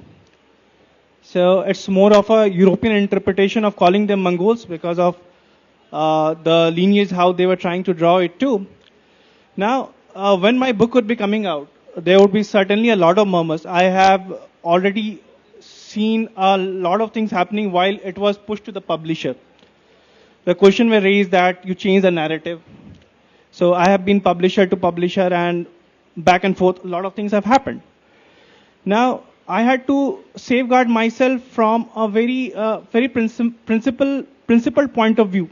And that principle was laid by Jadunath Sarkar long back. So while he was leaving the profession and he was retiring in 1957, he wrote to his pupils and to his pupils. And he said that the time has come when we have to look into the scientific exploration of the history. We have to command the language of the authorities who have written it. Now, this what Jadunath Sarkar said gave me the opportunity as well as the challenge. Challenge lied in understanding the language of the authorities who have written it. So, when I was researching into the Mughal history or the Timurid history, the primary manuscript which exists is definitely in Persian right now because Akbar had translated the Turkic version of it and that's how it exists. So, internet, as Dr. Omrindo said, that has definitely come out as a boon. So, I started learning Persian at my own. So, internet gave me this opportunity to somehow control the language of the authorities who have laid the primary sources. So, when my book comes out, so at least people can't blame me that I don't know the language of authorities because those whom I'm gonna rebut or rather bring a case contrary to them, many of them are not very well aware about the Persian. So that's the point number one. Second point is this, that I have certainly looked into referring to a lot of works of the so-called left-leaning historian as far as the economic condition of India is concerned in the Mughal period. Yeah. So they have collated a lot of data. So that's certainly helping me out.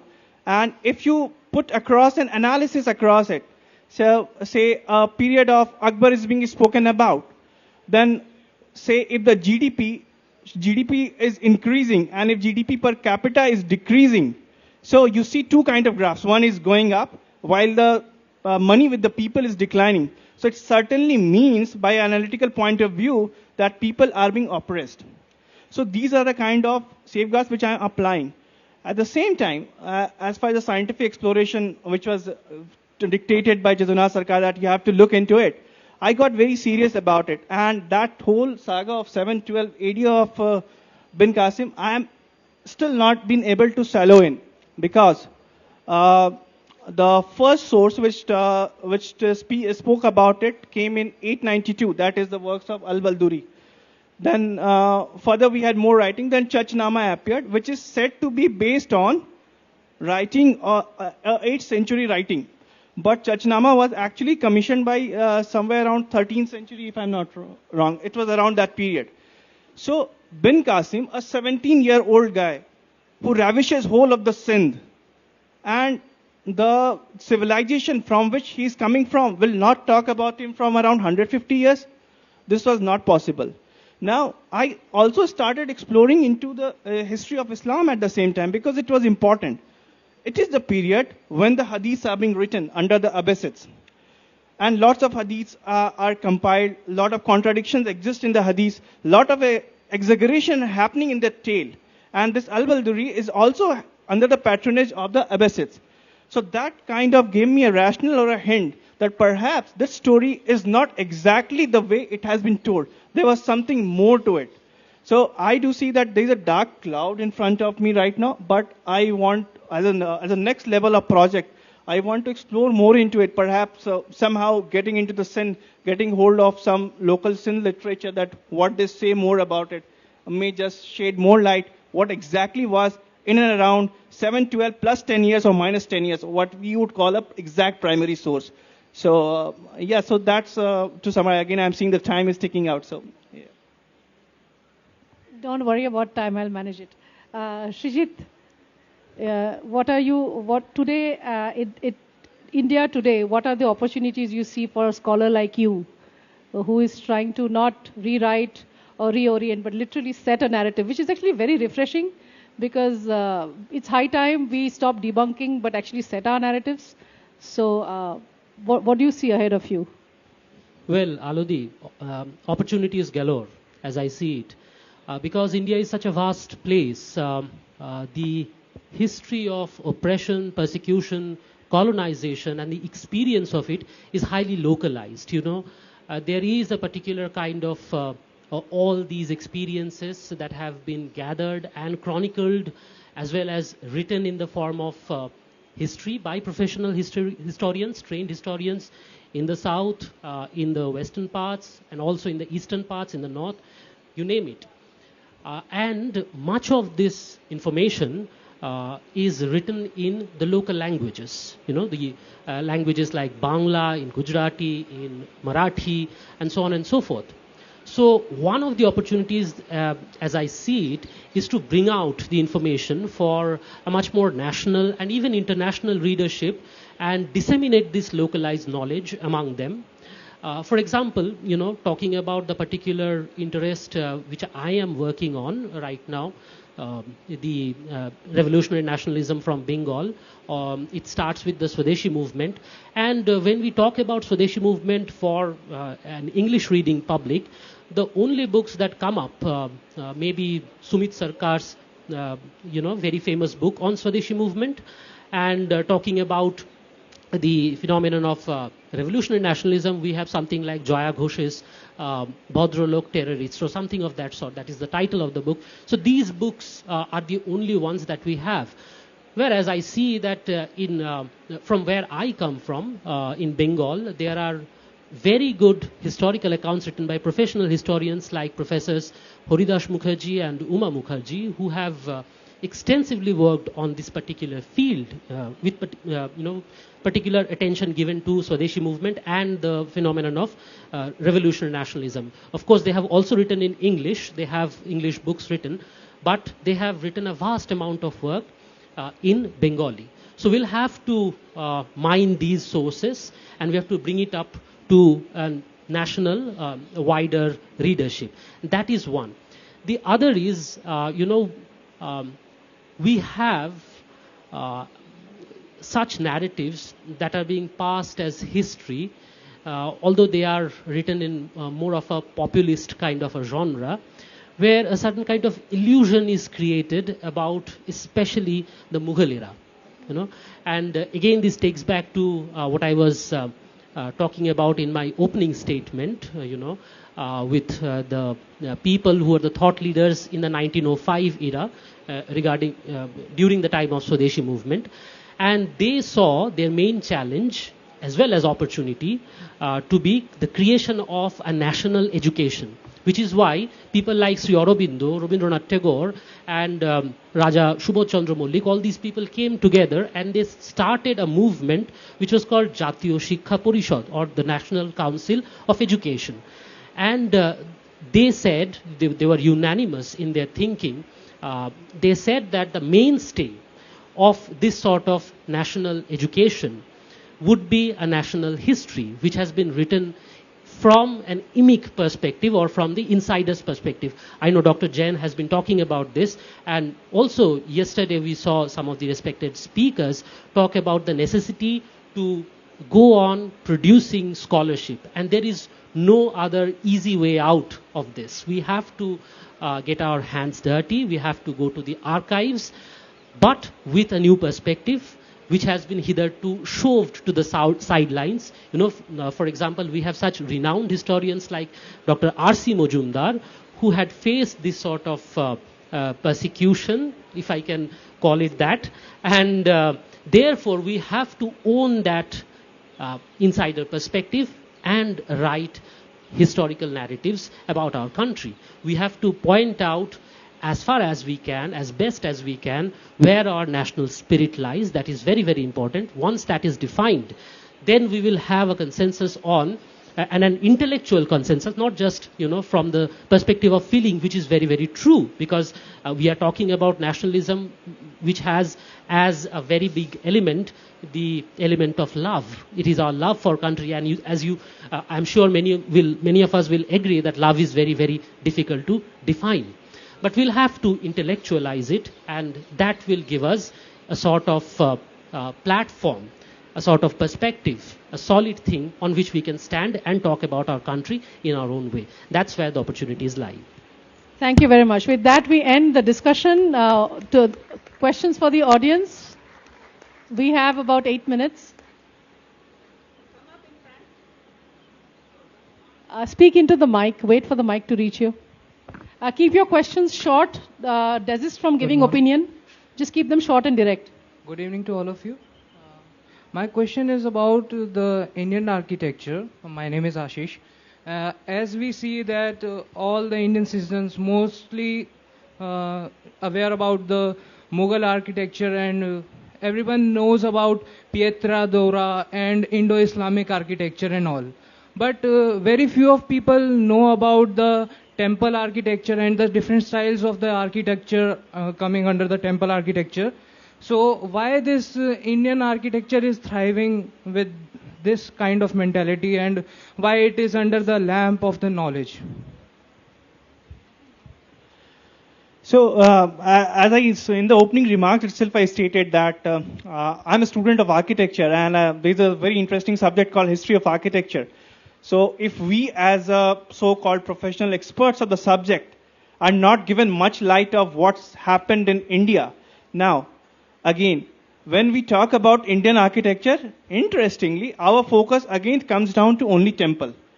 But Indian architecture, of course, revolves around a temple, because we had the Republic of Temple system altogether, how you say.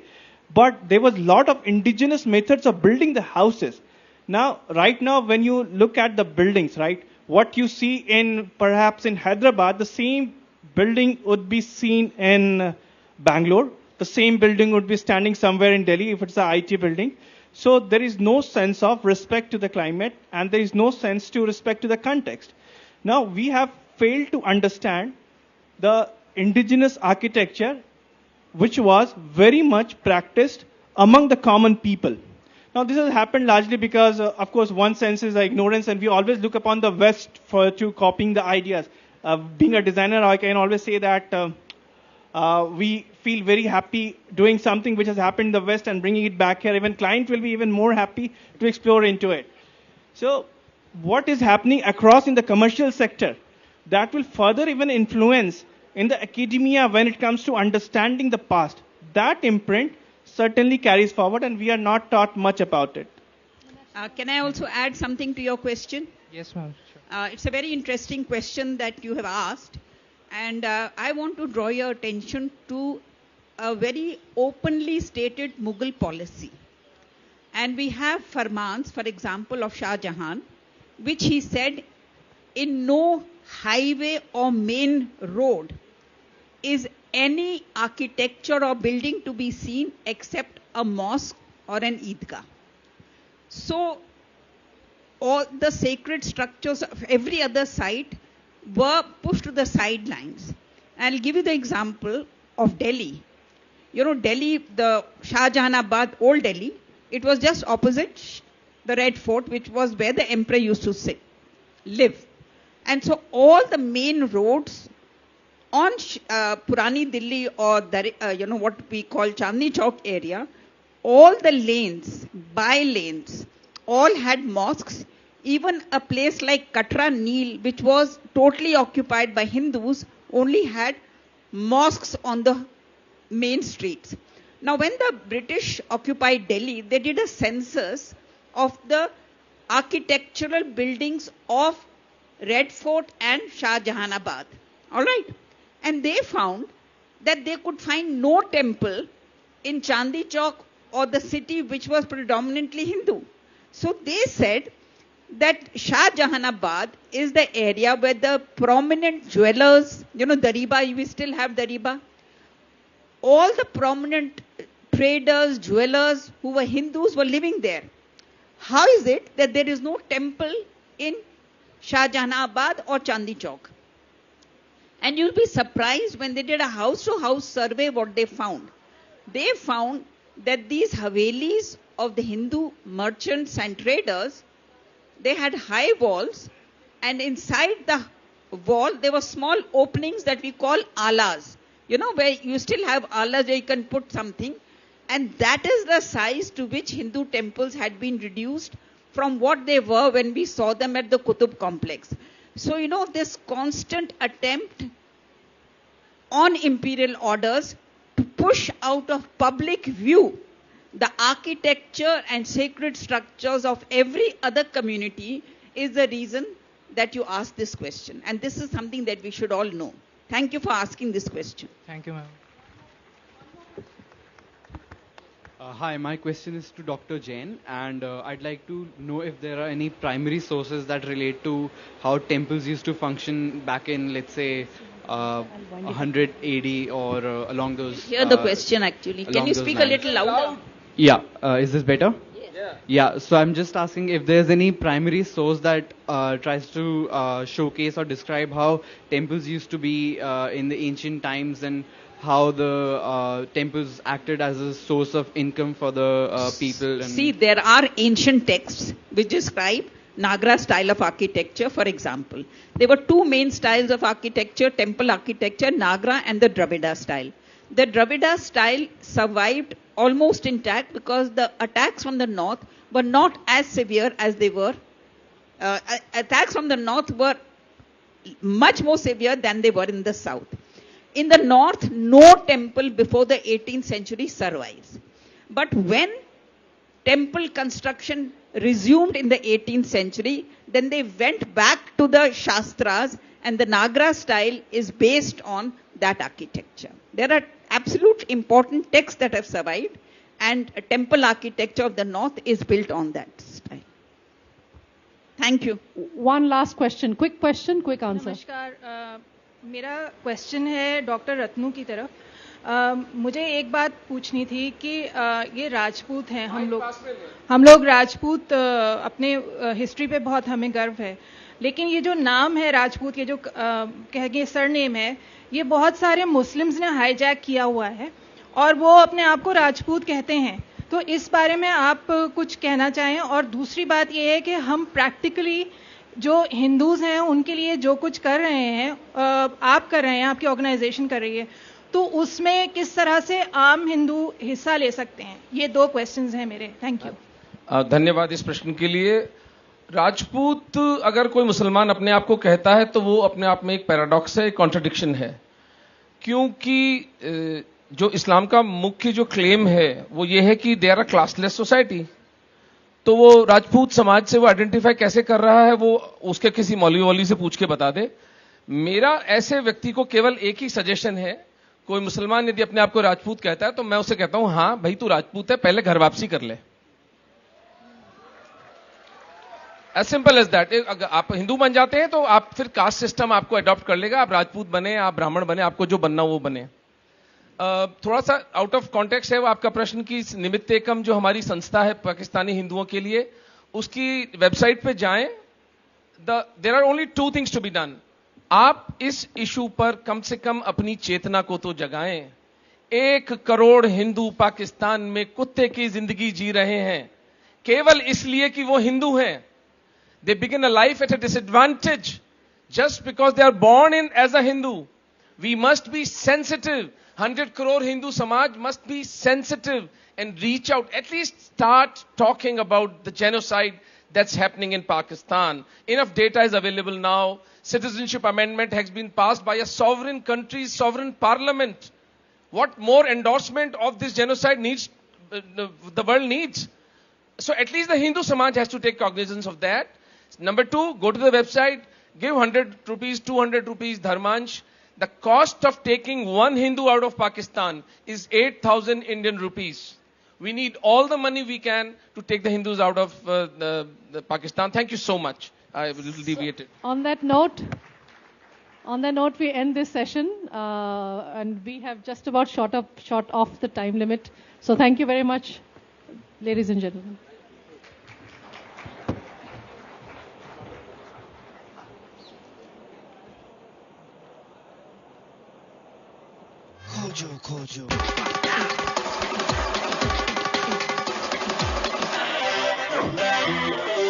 At all of you, wow.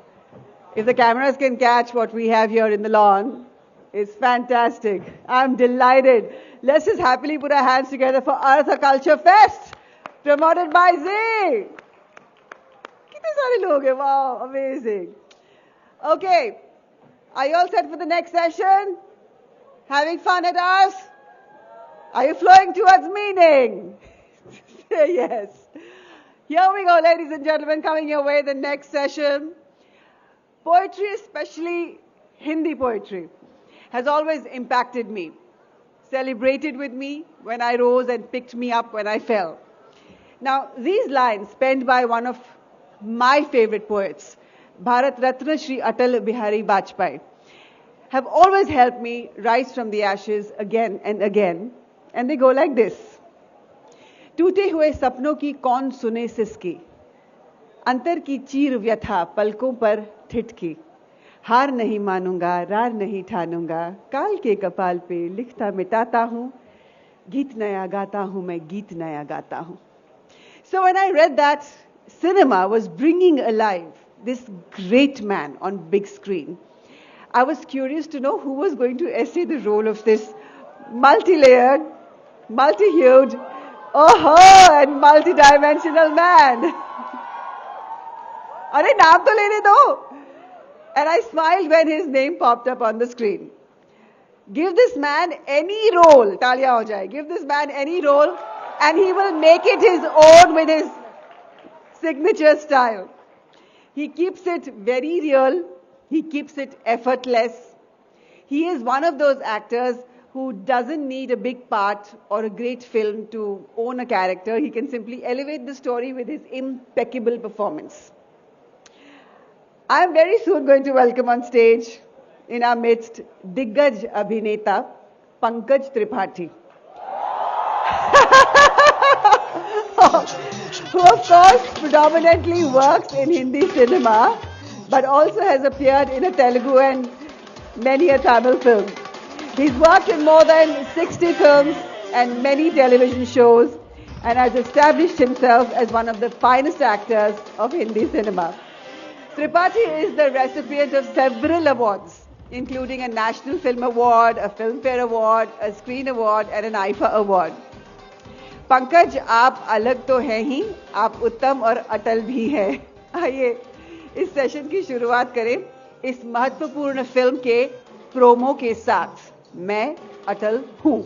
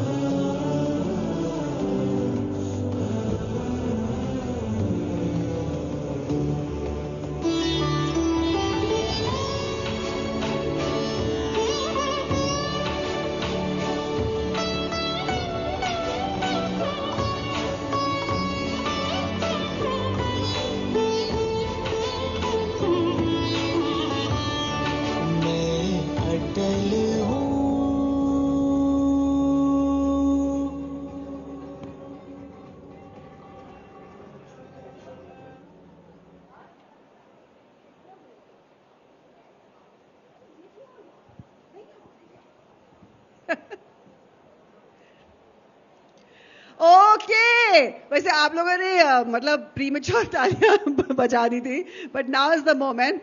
He's an actor I absolutely love watching on screen. Really इतना मजा आता है इनकी acting देखकर.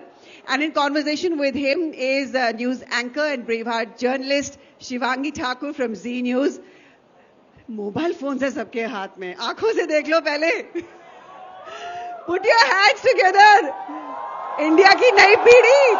And welcome on stage, fantastic actor, Diggaj Abhineta Pankaj Tripathi at Arth. A culture fest. Namaste. देखिए. और जोरदार तालियां. और.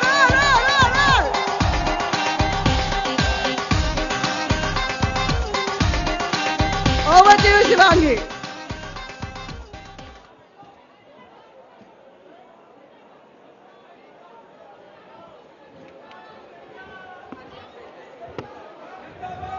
पंकज जी हैं, जरा जोर शोर से तालियां हो जाए.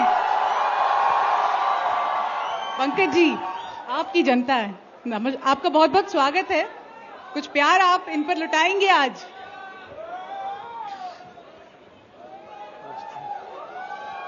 Thank you guys. तो आज हमारे साथ पंकज जी हैं, और पंकज जी आपके बारे में क्या कहूं, शब्द कम पड़ जाते हैं, लेकिन अगर आप तारीफ सुनना चाहें तो जरूर बोलूंगी. बोलिए बोलिए. देखिए, पंकज जी को मैं बहुत सालों से जानती हूं, और जब कहते हैं ना कि सफलता आती है तो इंसान में बहुत बदलाव आते हैं, पर इनमें मैंने कोई बदलाव नहीं देखा है, सिवाय आजकल ये स्नीकर्स वगैरह पहनने लगे हैं. वो तो इसलिए कि पैदल चलना पड़ता है तो पहनना पड़ता है ना, तो उसके वजह से. अच्छा, आज बहुत खास मौका है, यहाँ हम इसलिए इकट्ठा हुए हैं क्योंकि पंकज जी एक ऐसा किरदार निभा रहे हैं, आप सब जानते हैं, जिस किरदार को वो हम सबकी इंस्पिरेशन है, अटल जी. लेकिन पंकज जी, आप उनको बहुत मानते हैं, और जो आर्ट है उससे आपका काफी लगाव है, जिस तरह के आप व्यक्ति हैं. तो जब ये प्रोजेक्ट आपको ऑफर किया गया, आपका पहला रिएक्शन क्या था, क्या कहा आपने, क्या सोचा आपने? अच्छा, मैं रिएक्शन के पहले मैं देख रहा हूं कि कुछ हम लोगों को इतना पीछे क्यों बिठाया गया है, कोई कारण है? हाँ, लोग बहुत दूर हैं, हम इतने पीछे तो हैं. चले हम यहाँ बैठे, अपनी कुर्सी आगे कर लें. आइए, please help guys. Thank you so much, thank you. ये है पंकज जी आपके लिए, आपसे दूर नहीं जाना चाहते हैं. भाई, आपके लिए फोकस है ना तीनों कैमरे के लिए, करेक्ट है? आप ऐसे कर दो. हाँ, done. Pankaj ji, with your permission एक छोटी सी अनाउंसमेंट करने भेजा है मुझे. हाँ, मैं बोलूं? अच्छा, मुझे पता है ये आपका प्यार है, it is love not dove, but हमें एक छोटी सी इंस्ट्रक्शन मिली है, because we are in a space that is adjoining the presence of a VIP, so we've been told to keep the noise levels a little bit down. Is that okay? So, hey, shh. So when you want to express your love for him, just raise your hands and do this. Okay? Promise? Shh. Keep it down, guys, or we'll have to shut it down. So that is why it's as serious as that. Yeah? Thank you. We love you all. Thank you, Pankaj ji. अच्छा, मैं आसान तरीका बताऊं? अपने phone का torch जला लीजिएगा जब जब आपको पंकज जी को प्यार लुटाना हो, है ना? हम लोग जितना साइलेंस में उतने साइलेंस में बातें करेंगे, ठीक है? मेरी आवाज तो सुनाई दे रही है ना? अच्छा, पंकज जी आज आते वक्त ट्रैफिक में फंस गए थे, लोगों का प्यार आपको फंसा लिया या कैसे, क्या हो गया पंकज जी? नहीं, कोई महत्वपूर्ण व्यक्ति आए हैं, वो फंसा लिए. अटल जी के किरदार की हम लोग बात कर रहे थे.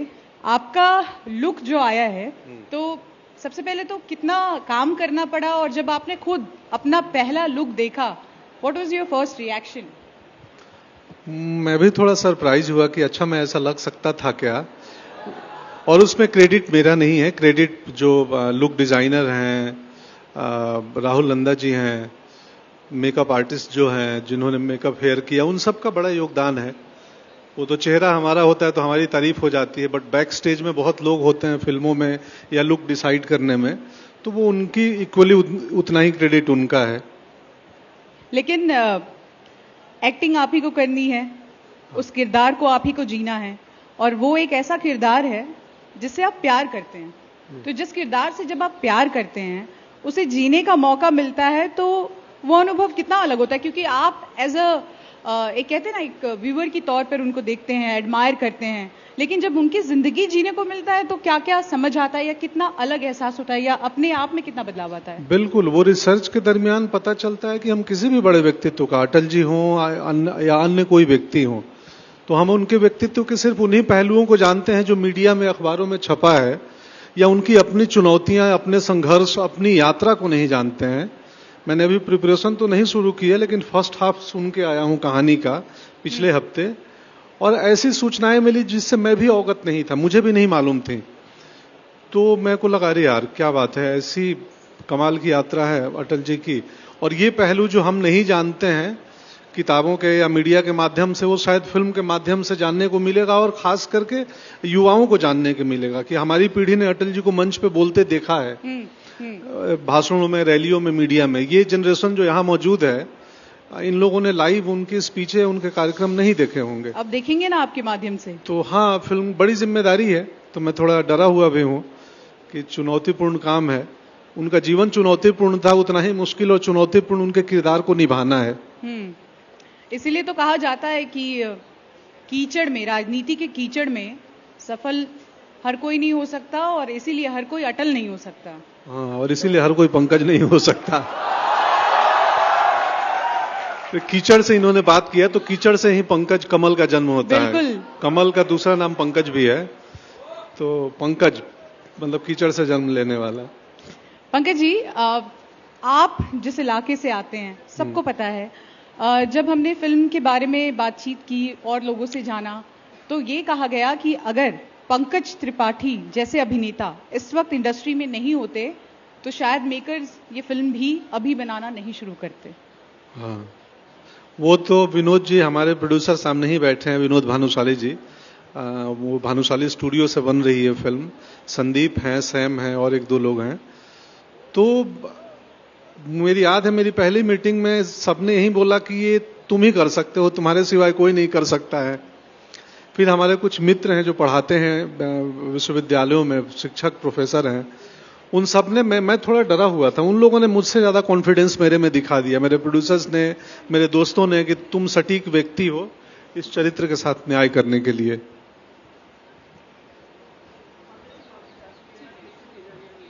हाँ, हाँ, अच्छा, वादा रहा सनम, प्लीज नहीं करेंगे? हाँ, जब भी खुशी हो तो क्या करना है, क्या करना है करके दिखाओ। अपनी टिक्की छोड़ के आई हूं आपको ये बताने के लिए। इशारों इशारों में दिल लेने वाले, बस यही चाहिए। हाँ, we know you love him, but keep it down just for a little bit. Yeah, thank you and enjoy yourselves. Thank you Pankaj ji. Pankaj ji, वैसे आप यहाँ पर हैं और आप जितने शांत स्वभाव के हैं, आपको देखते ही लोग शांत नहीं रहते हैं, तो नहीं, इन सबका प्रेम है, और शांति तो जरूरी है ना जीवन में दोस्त। लेकिन चूंकि ये फेस्टिवल है, अर्थ फेस्टिवल, फेस्टिवल मतलब उत्सव, तो उत्सव में शांति थोड़ा मुश्किल होता है। क्यों? बिल्कुल, उत्सव में बुला लिया, बोल रहे हो शांत हो जाओ, फिर उत्सव का आयोजन नहीं करना चाहिए था। बिल्कुल। तो ये प्यार है पंकज जी के लिए आप लोगों का। अच्छा पंकज जी, तैयारी कॉन्ट्राडिक्टरी है ना बात। हाँ। उत्सव में शांत रहना है, बस वही तो आपका नियम कानून पर जो फिर है, भी ये एक प्रोटोकॉल है, जिसलिए वो मंच से आके बोल रही हैं। तो हम लोग प्रयास करेंगे कि अपने प्रेम को हम शोरगुल से नहीं, मुस्कुराहट से व्यक्त करें, आप मेरे प्रति और मैं आपके प्रति। तो एक बार मुस्कुराइए कि आप लखनऊ में हैं। हाँ, बिल्कुल। पंकज जी, आप इस वक्त दिल्ली में हैं, मुंबई आपने देखा किस तरह से आपकी जीवनी हमने देखी, और पटना से लेके आपने बार बार इस बात का जिक्र किया कि पटना में आप ड्रामा देखने जाते थे, अलग अलग, कहीं झुमरी, कहीं कुछ हो रहा है तो आप बस देख लेते थे, पेपर में पढ़ लेते थे और चले जाते थे। तो उन सब चीजों का अब आपके एक्टिंग करियर में वो क्या वाकई वो चीजें बहुत ज्यादा काम आ रही हैं जो आपने तब सीखा? बहुत बहुत। इनफैक्ट मैं, आप लोग जो इस फेस्टिवल में आए हैं, इसके पहले भी बहुत वक्ता आए होंगे, आएंगे और आप बोलने वाले, तो कहीं ना कहीं ये जान लो कि ये चर्चाएं, ये परफॉर्मेंस, जैसे दोपहर में क्लासिकल गायकी हो रही थी, मैंने भी सुना यहाँ पे जी।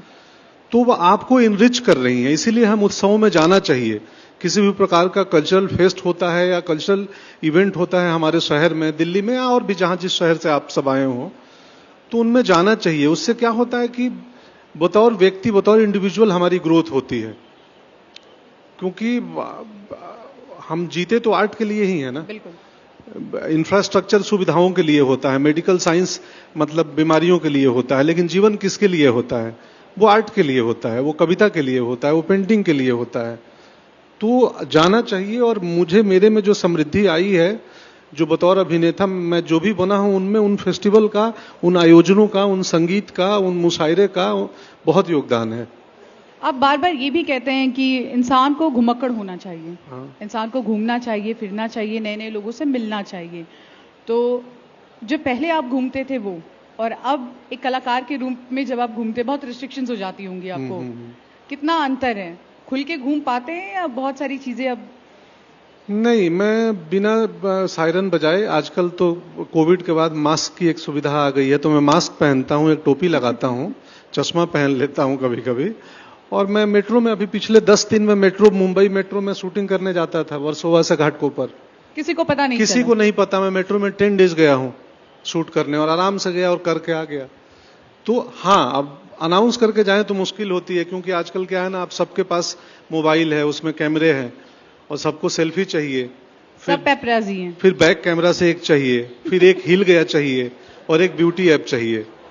तो हर इंडिविजुअल 4 फोटो लेता है, सेल्फी, हिल गया, बैक कैमरा, ब्यूटी ऐप। तो आपको कौन सा पसंद है? मुझे तो बातचीत पसंद है, कि अब बात करो ना, सेल्फी वेल्फी क्या है।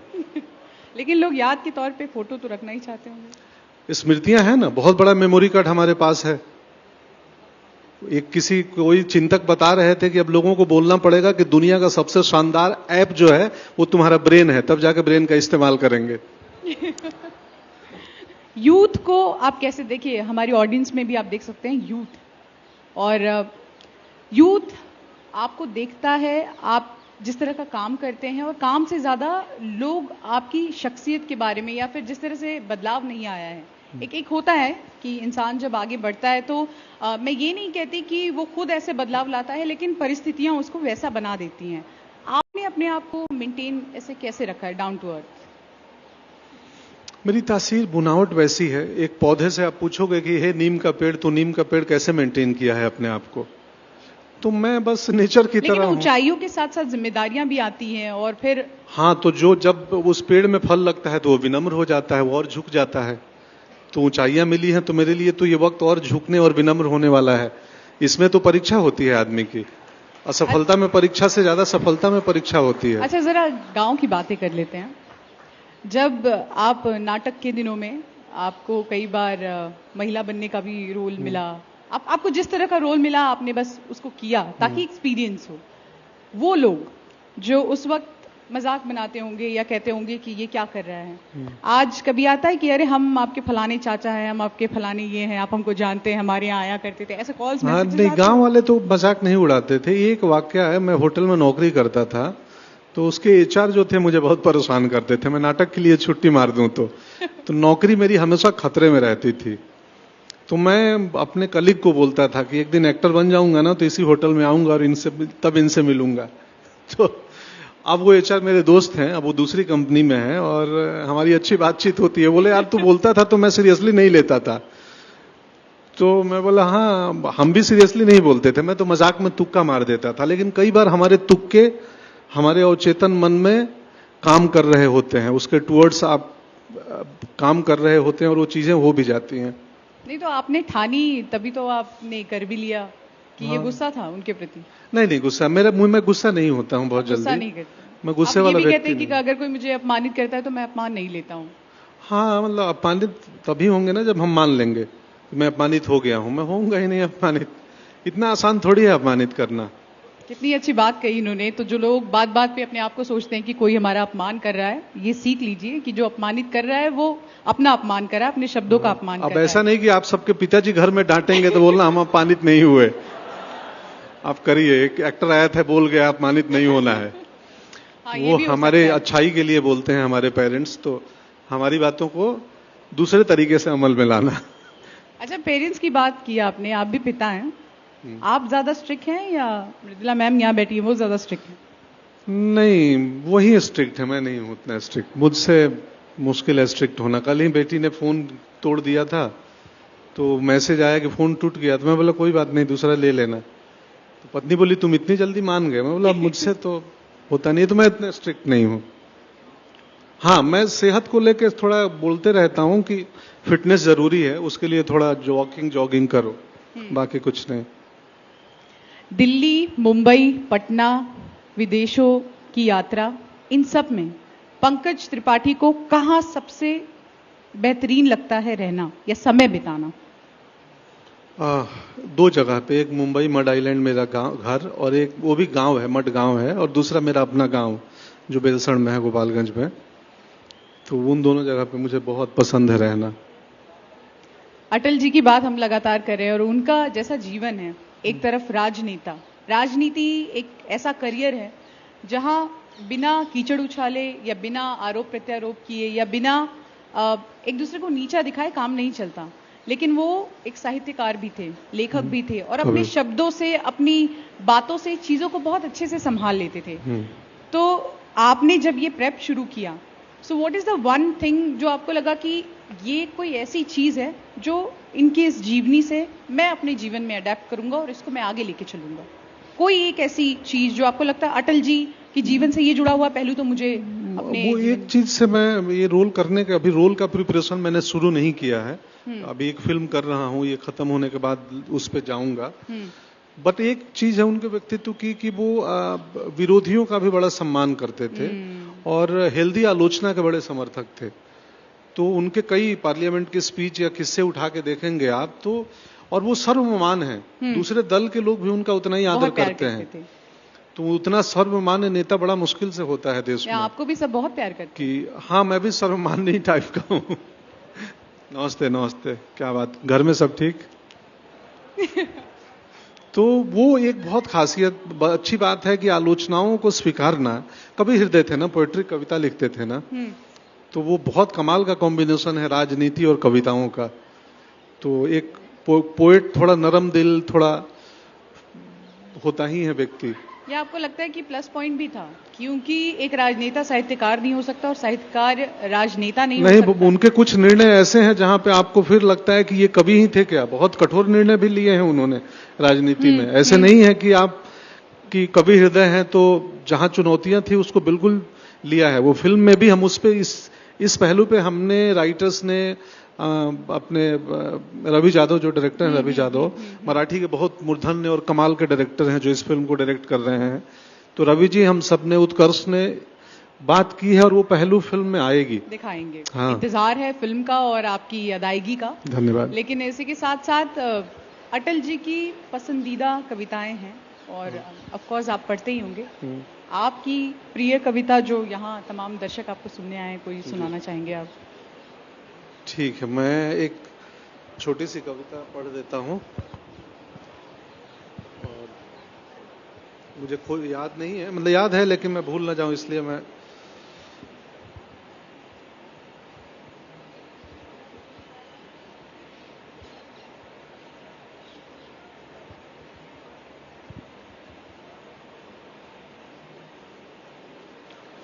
मैं इस वक्त पंकज त्रिपाठी के रूप में पढ़ रहा हूं, तो इसको बिल्कुल ना माने कि मतलब अटल जी की प्रिपरेशन नहीं है। हम वही चालू चाहते हैं, करनी पंकज जी है, तो बोलेंगे। मैं अटल जी की कविता पढ़ रहा हूं। फिल्म में होगा वो हम प्रयास करेंगे कितना न्याय कर पाएंगे और उनके आयाम में, उनके व्यक्तित्व में होकर पढ़ने का प्रयास करूंगा। अगर कविताएं होंगी ही फिल्म के अंदर, तो ये मैं पढ़ रहा हूं पंकज, और ये पसंदीदा कविता है मेरी, मुझे खुद भी बहुत पसंद है। गीत नया गाता हूं, गीत नया गाता हूं, टूटे हुए तारों से फूटे बासंती स्वर, पत्थर की छाती में उग आया नव अंकुर, झरे सब पीले पात कोयल की कुहुक रात, झरे सब पीले पात कोयल की कुहुक रात, प्राची में अरुणिम की रेख देख पाता हूं, गीत नया गाता हूं। टूटे हुए सपनों की कौन सुने सिसकी, टूटे हुए सपनों की कौन सुने सिसकी, अंतर की चीर व्यथा पलकों पर ठिठकी, हार नहीं मानूंगा रार नहीं ठानूंगा, हार नहीं मानूंगा रार नहीं ठानूंगा, काल के कपाल पे लिखता मिटाता हूं, गीत नया गाता हूं, गीत नहीं गाता हूं, गीत नहीं गाता हूं। बेनकाब चेहरे हैं, बेनकाब चेहरे हैं, दाग बड़े गहरे हैं, बेनकाब चेहरे हैं, दाग बड़े गहरे हैं, टूटता तिलस्म आज सच से भय खाता हूं, टूटता तिलस्म आज सच से भय खाता हूं, गीत नहीं गाता हूं, गीत नहीं गाता हूं। लगी कुछ ऐसी नजर बिखरा शीशे सा शहर, लगी कुछ ऐसी नजर बिखरा शीशे सा शहर, अपनों के मेले में मीत नहीं पाता हूं, गीत नहीं गाता हूं, गीत नहीं गाता हूं। पीठ में छुरी सा चांद, पीठ में छुरी सा चांद, राहु गया रेखा फांद, पीठ में छुरी सा चांद, राहु गया रेखा फांद, मुक्ति के क्षणों में बार बार बंध जाता हूं, गीत नहीं गाता हूं, गीत नहीं गाता हूं। काल के कपाल पे लिखता मिटाता हूं, गीत नया गाता हूं, गीत नहीं गाता हूं। हाथ हिलाकर इनका स्वागत कीजिए। कितने प्यार से और कितने शब्दों, कहते हैं ना कि जब शब्दों को सही बोलने वाला व्यक्ति मिल जाए तो उसमें और भार आ जाता है। खैर, मैं अब विनोद भानीशाली जी को बुलाना चाहूंगी जो कि फिल्म मेकर हैं यहाँ पर, और विनोद जी से भी बातचीत करेंगे कि पंकज जी के साथ विनोद जी यहाँ पर आ गए। विनोद जी, आपका बहुत बहुत स्वागत है। आइए विनोद जी। विनोद जी, आपसे सवाल ये है कि पंकज जी ही क्यों? क्योंकि पंकज जी ही हो सकते हैं। मतलब अगर यहाँ पे अगर जिनसे भी पूछा जाए कि इस रोल में, इस फिल्म अटल जी का अगर कोई एक्टर अगर रोल निभा सकता है या उनकी छवि को फिल्म के पर्दे पे उतनी ही ईमानदारी से लेके आ सकता है, तो आई थिंक सबके नाम पे एक ही नाम आएगा, पंकज जी। आप यही वोटिंग करा के देख लो, इन्होंने कास्टिंग सही की है, हाथ उठा के बता दो। आपके पास में कोई और नाम है तो बताइए। कास्टिंग सही है ना? बस 60% सरकार बन गई अपनी। फिल्म हिट है, फिल्म हिट है। अच्छा, हमने ये भी सुना है कि ये कहा गया था कि अगर पंकज जी इस वक्त इंडस्ट्री में नहीं होते, पंकज जी जैसे मजे हुए कलाकार नहीं होते, तो शायद आप लोग ये प्रोजेक्ट अभी शुरू भी नहीं करते। नहीं हो पाता, बिकॉज एक्चुअली ये प्रोजेक्ट नहीं है हम लोग का। हम ये सब लोग को ये समझना होगा कि चाहे डायरेक्टर हैं या चाहे हम लोग की जितनी पूरी टीम है, हम लोग ये सोचा कि अटल जी की फिल्म बननी चाहिए, बिकॉज आज के यूथ को बहुत कुछ नहीं मालूम उनके बारे में। मतलब जब आप फिल्म देखेंगे तब लोगों को ये नहीं मालूम होगा कि वोटिंग राइट्स के लिए 18 ईयर्स की जो एज ग्रुप थी वो अटल जी ने शुरुआत की थी। आज अगर जो हम लोग इंटरनेट पे इंटरनेट के जमाने में इतना डिजिटलाइजेशन हुआ तो शुरुआत वहां से हुई थी। प्लस अगर हम न्यूक्लियर देश हुए हैं तो पोखरण में that was his brain child. So I think वो आज की तारीख में हमें बताना होगा, सबको बच्चों को बताना होगा, and the youth they should know that what their leaders have done, and I think that's the only reason. Pankaj ji, जिम्मेदारी बढ़ती है, लेकिन जब लोगों का इतना भरोसा हो तो एक साथ एक बैक ऑफ द माइंड आपकी ये भी चलता होता है कि मैं कर तो लूंगा। आपको अपने पे भी भरोसा होता है कि हम जो करने जा रहे हैं उसमें हम कितना दे पाएंगे। लेकिन जब इस तरह से लोगों का भरोसा होता है तो एक थोड़ा सा दिल में ये भी होता है कि I have to give my 200%। जितना मैं काम करूंगा उससे ज्यादा मेहनत करने की जरूरत है। क्या ऐसा भी होता है? हाँ, मुझे मेरे हर प्रोजेक्ट में मैं अपनी क्षमता और अपनी प्रतिभा का 200% ही देना चाहता हूं। ये चूंकि एक वैसे लेजेंड व्यक्ति का किरदार है जो कि काल्पनिक नहीं है, तो यहाँ मुश्किलें और चुनौतियां और ज्यादा बढ़ जाएंगी। मैं चिंतित भी था, मैं तो और इस बात का थोड़ा ये है कि मैं कितना न्याय करूंगा। हालांकि सब दर्शकों को मालूम है कि पंकज त्रिपाठी अटल जी का रोल कर रहा है, मैं अटल जी नहीं हूं। तो एक अभिनेता है जो प्रयास कर रहा है जाने का, और उनके रंग रूप के संग संग उनके विचारों को, उनके व्यक्तित्व को जितना हम दिखा पाए, वो तो सिर्फ फिजिकलिटी अडॉप्ट करना थोड़ा आसान है, मेकअप प्रोस्थेटिक्स से हो जाएगा, लेकिन वैचारिक स्तर पे उनको छूना और मुश्किल काम है। तो उसका हम प्रयास करेंगे। नहीं, हमने जो पोस्टर्स आए हैं बाहर और उसके बाद जो चीजें देखी हैं, देखिए बात हमसे ये कर रहे हैं, लेकिन बीच बीच में कहीं वहां से हेलो आ रहा है, कहीं यहाँ से हाय आ रहा है, और ये किसी को भी निराश नहीं करते। इनकी खासियत ये है कि ये निराश नहीं करते हैं। तो कुछ कहना चाहते तो आप कह लीजिए, मंच आपका है। नहीं, मुझे कुछ नहीं करना है, बस प्रणाम आप सभी का, आप सबों का प्रेम है जो मैं यहाँ बैठा हूँ। अच्छा, प्रेप हो गई। मुझे ये जानना है कि जब पंकज जी के साथ आप लोग पूरी फिल्म की सिटिंग के दौरान बैठते थे, तो आइडियाज़ का जो आदान प्रदान है, कंट्रीब्यूशन, क्रिएटिव टीम होगी, सब लोग होंगे, लेकिन क्या चेंजेस, मेजर चेंजेस आप लोग देख रहे हैं? क्योंकि उस वक्त चीज़ें अलग थी, इस वक्त अलग हैं, और गेटअप से लेके एक एक डिटेल जो है, सबसे ज़्यादा आप लोगों को मेहनत कहाँ करनी पड़ रही है या फ्यूचर में कहाँ करनी पड़ेगी जब ये प्रोजेक्ट शुरू होगा तब? एक्चुअली ऑनगोइंग प्रोसेस है। अभी हमारी और मीटिंग्स बहुत सारी होने वाली है।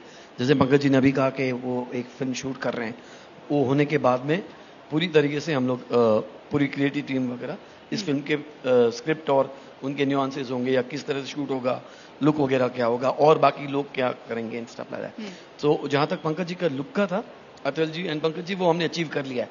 I think we are all happy with the way वो दिखने वाले हैं वहां पे। एंड ऑब्वियसली जब हमने लुक टेस्ट किया तो लगा कि हम अटल जी को ही देख रहे हैं, and that's all because of his, he got into that body language and everything. So I think we are very near to.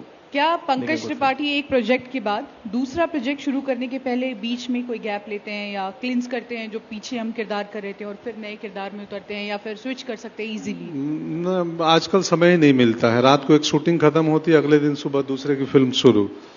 तो बट वो फिल्म के आखिरी 5 दिन मैं मेंटली दूसरी फिल्म के प्रिपरेशन में लग जाता हूँ रात को। तो बट आफ्टर अटल जी के बाद से मैं गैप लूंगा, 15-20 दिन के गैप के बाद ही दूसरा काम करूंगा। पर अगर समय मिले तो आप, कोई भी एक्टर वो गैप लेना जरूर चाहेगा? बहुत जरूर। मतलब अब तो मैं ना भी मिलेगा, अब मैं जबरदस्ती गैप लूंगा, क्योंकि अभी तक मेरे को लोग छोड़ते नहीं थे कि डेट मैनेज हो जाएगा, रात की फ्लाइट से आ जाओ, ऐसे कर लो। अब तो मैंने संकल्प कर लिया अटल जी, मतलब अटल के बाद से मैं 15 दिन का कुछ भी हो जाए मैं घर में बैठूंगा, खाने बनाऊंगा, लेकिन शूटिंग दूसरी रोल का चालू नहीं करूंगा। अच्छा, चलिए, युवा हमारे साथ इतने सारे दर्शक जुड़े हैं, हमारे सवाल जवाब तो चलते ही रहेंगे, लेकिन अब ये मंच युवाओं के लिए खुला हुआ है, Q&A के लिए खुला है। तो पंकज जी से आप लोगों का कोई सवाल हो तो जनता तक माइक पहुंचाया जाए, और पंकज जी के लिए सवाल ऑडियंस से। माइक आ गया। नमस्कार सर। नमस्ते सर, मैं आपकी बहुत बड़ी फैन हूँ and I love your acting so much. Thank you. Sir, मैंने देखा है कि आपके बहुत वर्सेटाइल रोल्स होते हैं, आप बहुत अलग अलग तरीके के रोल लेते हैं, और जैसा अभी आपने बताया कि आपको टाइम भी नहीं मिलता है कि आप दूसरी मूवी के लिए शूट स्टार्ट कर देते हैं। और जब आप कोई भी एक्टर होता है, मैंने थिएटर किया है, तो उसको कोई रोल पकड़ के छोड़ने में बहुत टाइम लगता है, क्योंकि वो उस फील्ड में इतना घुस जाता है या उस कैरेक्टर में इतना घुस जाता है। तो आप कैसे मैनेज करते हैं एकदम वर्सेटाइल चेंज करना इतनी जल्दी? वो तो मेरा एक यूनिवर्सल आंसर है, कैरेक्टर से निकलने के लिए आखिरी पेमेंट मिलते निकल जाता हूं। आखिरी चेक आया, मेरा कैरेक्टर मेरे से निकल जाता है। नहीं, वो देखो, एक्टर को बनने में ना, एक्टर के प्रिपरेशन में वक्त लगता है बहुत। वो 20 साल का अनुभव, थिएटर का एक्सपीरियंस है। कैरेक्टर में आना जाना छोटा काम है, मतलब वो 2-4 दिन में हम उसके बारे में सोचते हैं। हाँ, तो अगर कोई फिजिकलिटी हमने अडॉप्ट करी है प्रैक्टिस कर करके, उसके कुछ मैनरिज्म या फिजिकलिटी मतलब जो शारीरिक भाव भंगिमा, तो उसको निकलने में 2-4 दिन लगता है। कई बार घर में भी वैसा बिहेव करने लगते हैं, तो हमारी पत्नी बोलती है अब घर में हो तुम, सेट पे नहीं हो, क्योंकि वो आप एक चीज का प्रैक्टिस करो तो आपकी बॉडी में आ जाती है ना। तो बट ट्रेनिंग उसी लिए, नेशनल स्कूल ऑफ ड्रामा यहीं पे पढ़ा हूं मैं, 4 किलोमीटर बाजू में मेरा स्कूल है जहां से एक्टिंग सीखा हूं, तो वो काम आता है और हो जाता है, मैनेज कर लेते हैं। लेकिन यस, टाइम चाहिए और वो अब मैं लेने वाला हूं। Thank you so much sir. Thank you, thank you. कोई अगला सवाल? माइक क्या ले लीजिए। अरे भैया पीछे। Hello hello. हाँ जी, हाँ नमस्ते सर। नमस्ते। Very big fan of yours. मैं मतलब हर चीज आपकी, मतलब हर इंटरव्यू देख चुका हूँ। मैंने आपका हर एक इम्प्रोव करते हुए, वो जो एक पीछे इंटरव्यू आया था जिसमें आपने अपने नाटक के एक्सपीरियंस के बारे में भी बताया था, वो सब मैंने देखा था।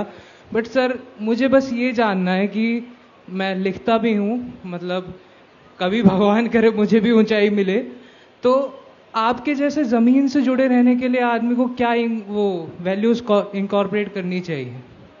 क्या इनकॉर्पोरेट किस? मतलब वैल्यूज, अपने अंदर कौन सी वैल्यूज रखनी चाहिए जो आदमी आपके जैसे जमीन से जुड़ा रहे? उसके लिए जमीन ही चाहिए, और क्या चाहिए जमीन से जुड़ने के लिए? जमीन से जुड़ने के लिए कुछ कैल्शियम फास्फोरस नहीं चाहिए, जमीन ही चाहिए। तो इसको मत भूलो, फिर अपने आप सब सही रहेगा। तो अब वो बड़ा मतलब ये थोड़ा मेटाफर टाइप का आंसर है, बट ये सच भी है। जमीन से जुड़ने के लिए सिर्फ जमीन ही चाहिए। अगला सवाल दर्शकों की ओर से, प्लीज माइक। नमस्कार कालीन भैया, मेरा छोटा सा सवाल है। कहाँ हो बालक? सर मिर्जापुर 3 का। अच्छा, हाँ हाँ हाँ हाँ हाँ हाँ हाँ, देख लिया। हाँ मुन्ना सर, सर मिर्जापुर 3 कब आ रहा है? यार तुम्हें एक मौका मिला था कुछ इंटरेस्टिंग सवाल पूछने का।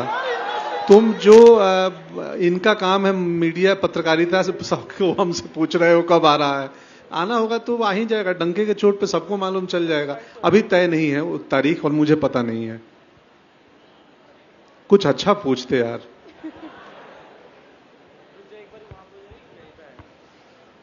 यार लड़कियां कहाँ हैं? एक आध सवाल, किसी लड़की को भी हमें माइक देना चाहिए। वो देखिए वहीं पे उधर ही है। एक सवाल, ये आखिरी सवाल होगा।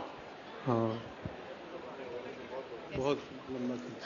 सर हम दोनों बोलना चाहते हैं। सर एक्चुअली मैं भी बिहार से हूँ और मैंने आपकी जितनी भी सीरीज देखी है सर, आपकी एक्टिंग मतलब ऑसम, अमेजिंग। सर मेरे पास वर्ड्स नहीं है, बस मैं यही बोलना चाहती थी।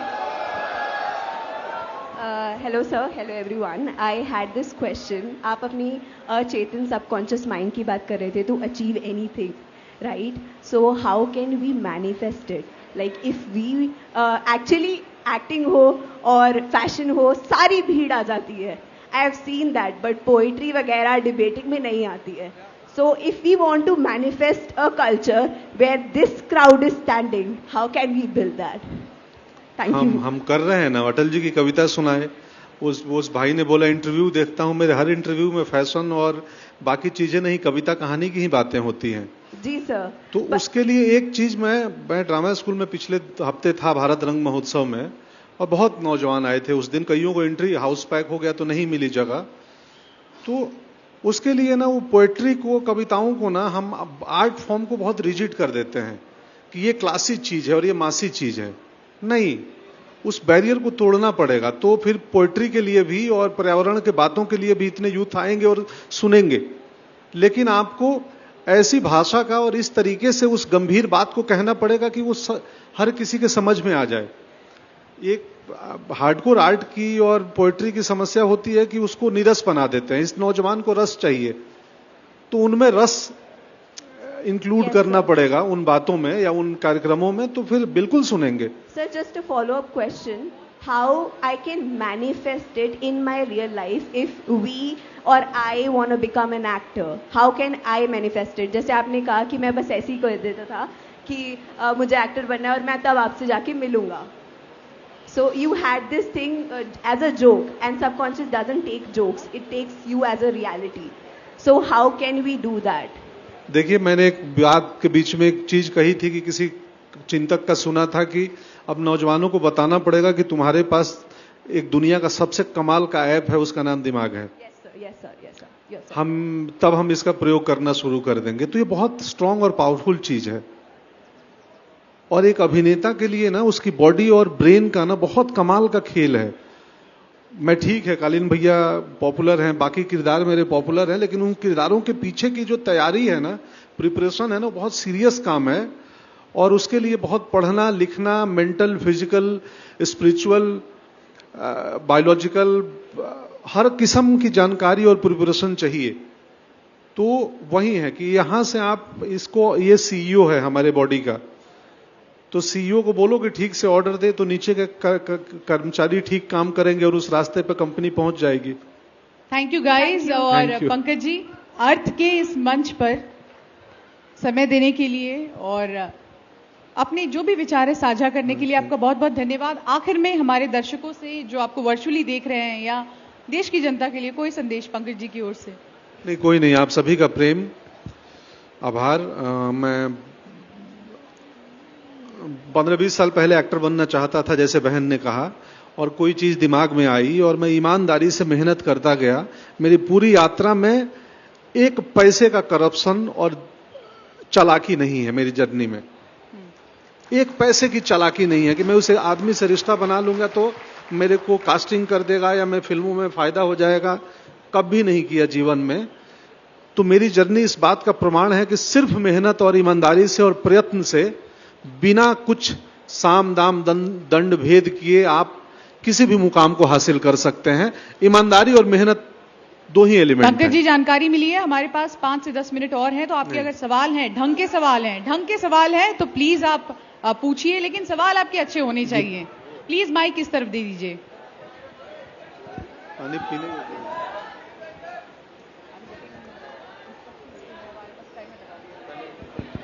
अच्छे सवाल। गुड इवनिंग सर, मैं विभोर हूँ एंड मैं आपका बहुत बड़ा फैन हूँ एंड मैं आपसे पूछना चाहूंगा कि आप किस एक्टर को अपने घर में बुलाएंगे और एडवाइस लेंगे from the 60s and 70s, अगर आपको मौका मिला तो। किस एक्टर को घर बुलाएंगे और क्या लेंगे? अच्छा, फ्रॉम 60s। हाँ। अगर आपको चांस मिला तो। बलराज साहनी साहब। ओके। बलराज साहनी साहब, मैं पुरानी फिल्में कम देखा हूं, तो मैं बहुत आइडिया है नहीं उनके बारे में। अभी एक किताब पढ़ रहा था कुछ दिनों पहले, और वो किताब पढ़ के मैं उनको जाना और मुझे लगा कि वो बाकी कौन, पता नहीं मुझे। मैं पुरानी फिल्में बहुत ना के बरोबर देखा हूं, नॉट पुरानी, नई भी नहीं देखा हूं। मेरी लाइफ में 50 फिल्में देखा होंगे सब मिला के, रीजनल और हिंदी मिला के। अंग्रेजी तो 4 देखा होंगे या 3। तो मुझे, लेकिन बलराज साहनी की उस किताब से मैं बड़ा पढ़ के प्रभावित हुआ, उनके विचारों से अच्छा लगा। Yes, there.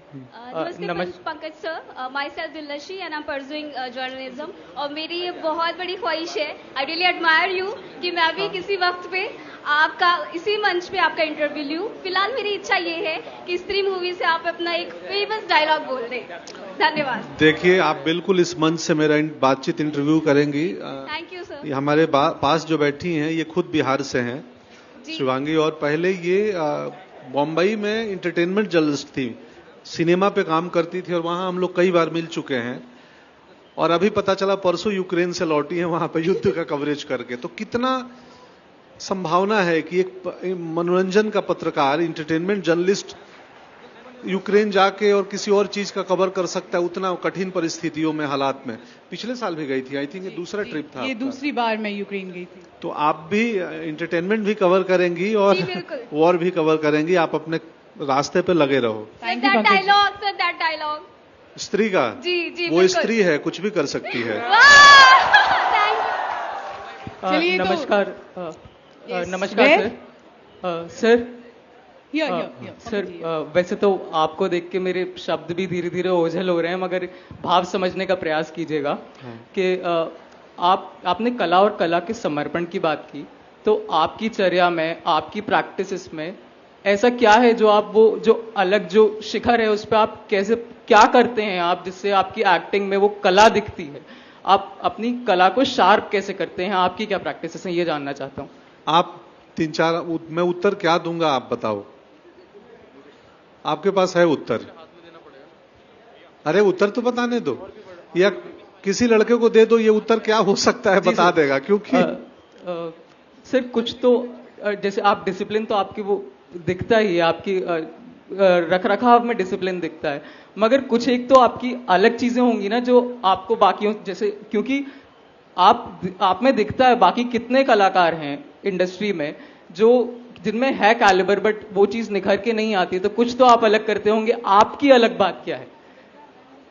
हाँ, सबके पास मृदुला तिवारी नहीं है, तो वो अलग बात है। ऑफ कोर्स मेरी जर्नी में बहुत बड़ा योगदान है उनका, बहुत बड़ा हाथ है। शुरुआती दिनों में, पीछे भी माइक दे दो, पीछे के लोग ज्यादा परेशान हैं। सर तो और नहीं, कुछ अलग करता हूं। मैं बता दूं, एक चीज मैं बहुत रेगुलर बेसिस पे करता हूं, मैं 2 अखबार पढ़ता हूं, एक हिंदी का एक अंग्रेजी का, और उन दोनों अखबारों में ना एडिटोरियल का हिस्सा, पेज जो होता है ना जिसको सबसे कम पलटा जाता है, वो मैं रोज पढ़ता हूं। तो देश दुनिया में जीके जीएस में क्या चल रहा है, मेरे जॉब की रिक्वायरमेंट नहीं है, ना ही मुझे यूपीएससी का इम्तहान देना है, पर मैं वो पढ़ता हूं और वो आप देखेंगे तो मेरे किरदारों में हल्का हल्का कहीं कहीं दिखेगा।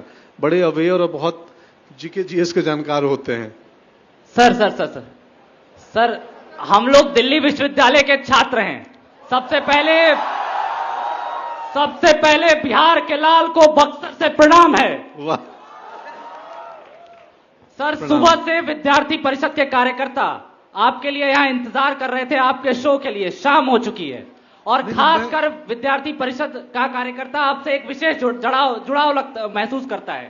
तब से आपका वो हमेशा हर स्टेटस पे दिखता है कि मैं विद्यार्थी परिषद का कार्यकर्ता रहा हूं। तो हम सभी यहाँ जानना चाहते हैं सर, आपका क्या एक्सपीरियंस था? नमस्ते, मैं तो क्षमा प्रार्थी हूं। भोजपुरी में भोजपुरी में हम पहले तो क्षमा प्रार्थी बानी। रोवलोनी के समय ना बताओ रहा कि शाम में आए हम। आपको देखना था, बस यही काफी, उतने काफी रहा। बस रहुआ आवतानी बिहार और उत्तर प्रदेश के लोगन खातिर इतने काफी बात। दिन रात कबो हो गए हमने के आइब जा ना हम जितना बिहार यूपी के हैं उतना भी बाकी हरियाणा पंजाब हर प्रदेश के हैं, हमने के देश के अभिनेता हैं जा। और तो धन्यवाद भाई, आप रहुआ आईनी प्रतीक्षा करनी। अरे माइक दो, वहां सरदार जी के बाजू में कुछ लड़के बेचैन है। तो धन्यवाद रहुआ प्रतीक्षा के। इस तरफ दे दीजिए और ये पूछे ना वो बहन, सुन लीजिए जी। हाँ, तो वही है कि उनमें बहुत योगदान है, उनमें आर्ट फेस्ट का योगदान है, उसमें छात्र संगठनों का योगदान है, किताबों का योगदान है। पूछो बहन। Hello sir. हेलो मैं आपकी बहुत बड़ी फैन हूँ सर। नाम सर, बता एक दो। चीज पूछना है सर। नाम बता दो। अदिति। नमस्ते। नमस्ते सर, आपके यंग दिखने का राज बता दो सर। अनिल कपूर को भी पीछे छोड़ रहे हो आप सर, क्या राज है? अरे मैं 47 का हूँ सर, फिर भी सर आप इतने यंग दिखते हो। नहीं, वो तो सिनेमा वालों ने मेरे को पिताजी का रोल दे दे के बुजुर्ग बना दिया था, तो मैं उतना बुजुर्ग नहीं जितना पिक्चरों में दिखता है। तो मैं उसके लिए सुबह में 1 घंटा प्राणायाम योग करता हूँ, थोड़ा डिसिप्लिन लाइफ जीता हूँ। पंकज जी दिल से भी जिंदा है और यंग है और जवान है, तो ये राज है उनका।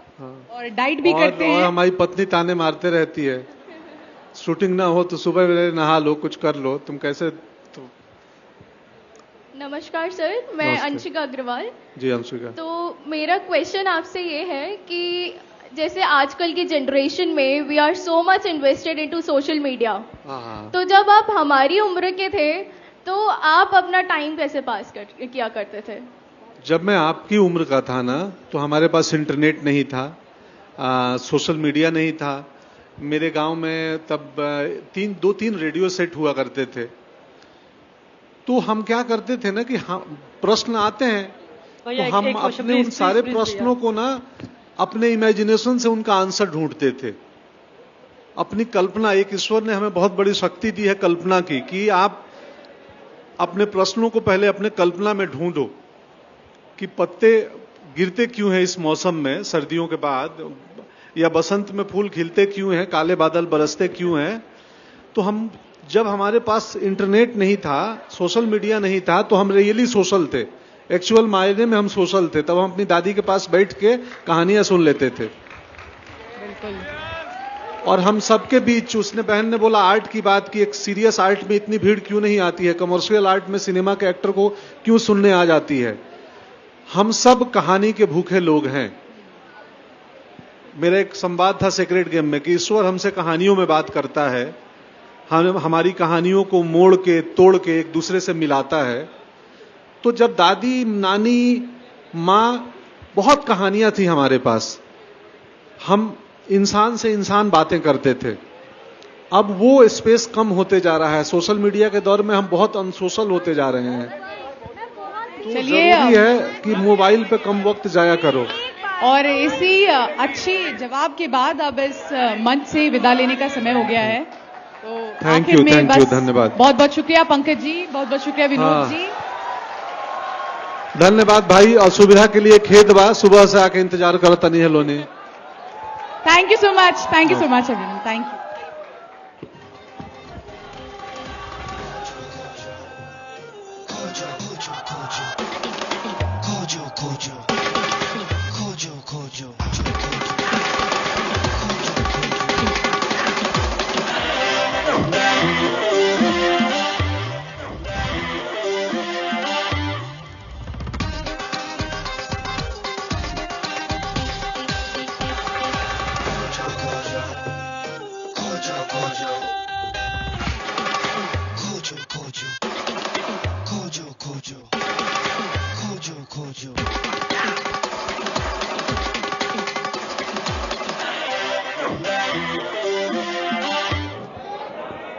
हाँ, कुछ नहीं समझ आ रहा मुझे.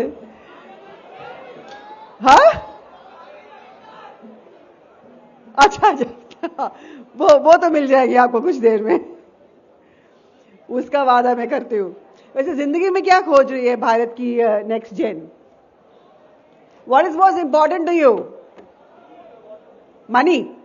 What is most important to you? Huh? Success. Peace. What is most important to you? प्यार. कौन है ये? कौन है ये जिसने प्यार कहा? कौन है ये आदमी? इधर आ जाओ तुम. You're the man.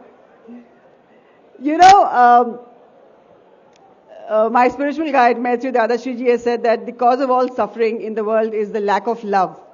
And the true nature of human spirit is love. We all are nothing but love. So aapne jo kaha ki you're waiting for love, you want love, it's the best thing to want. Love solves everything. Okay, so we are heading into a performance. There will be a bit of setup that will now happen here on stage.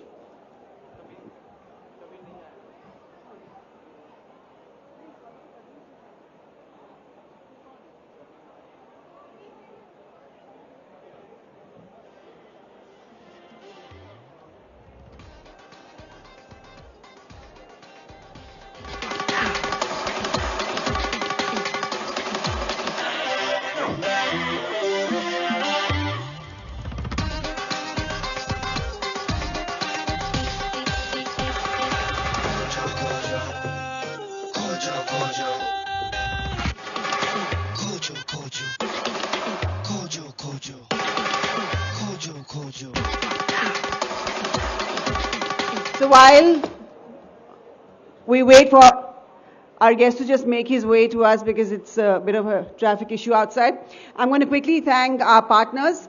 Media partner, Zee News, entertainment partner, Zee Studios, session partner, Rekta Foundation, heritage partner, Incredible India. Channel partners, Zee TV, Zee Cafe HD, and Pictures HD, and TV, and Flix, and Prime, Zing, Big Magic, Zee Ganga. Storytelling partner, Amar Chitrakatha and Guru Leela. Radio partner, Red FM. DOOH partner, ताली क्यों बजा रहे हो? Partners के लिए? या मेरे लिए? पता है मुझे मेरे लिए. DOOH partner, Cash UR Drive. I love you too. Ambient media partner, Khushi Advertising. Outdoor partner, Publicity Engineers. Publication partner, Penguin Books. Westland Books. Bookstore partner, Kunsum Books. Digital outreach partner, Hex Tech. Food curation partner, Blue Lemon. Registration partner, Book My Show, and Paytm Insider.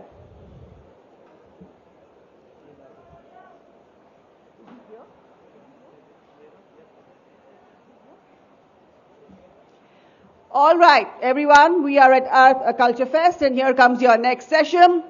It's Kabir Bedi time! An actor on the international horizon. We've enjoyed his work in Octopussy, The Bold and the Beautiful, Sandokan, The Thief of Baghdad, Kites, Kunburi Mong, The Black Corsair, and many more. He's been knighted by the Italian Republic with the highest civilian honor. He's also a voting member of the Academy of Motion Pictures for the Oscars. His autobiography, Stories I Must Tell, The Emotional Life of an Actor, has won Amazon Most Popular Book Awards 2021. His book has also won the Diva and Donna Award of Italy and the Book of the Year at the Venice Film Festival in 2022. Everybody, put your hands together and welcome Kabir Bedi. And to discuss the finer nuances of his book, I'd like to invite on stage Ajay Jain, an ardent book lover who champions the cause of reading books to help societal development, owns a chain of bookstores by the name Kunzum. I request you both to please launch the book Stories I Must Tell by Kabir, Bedi.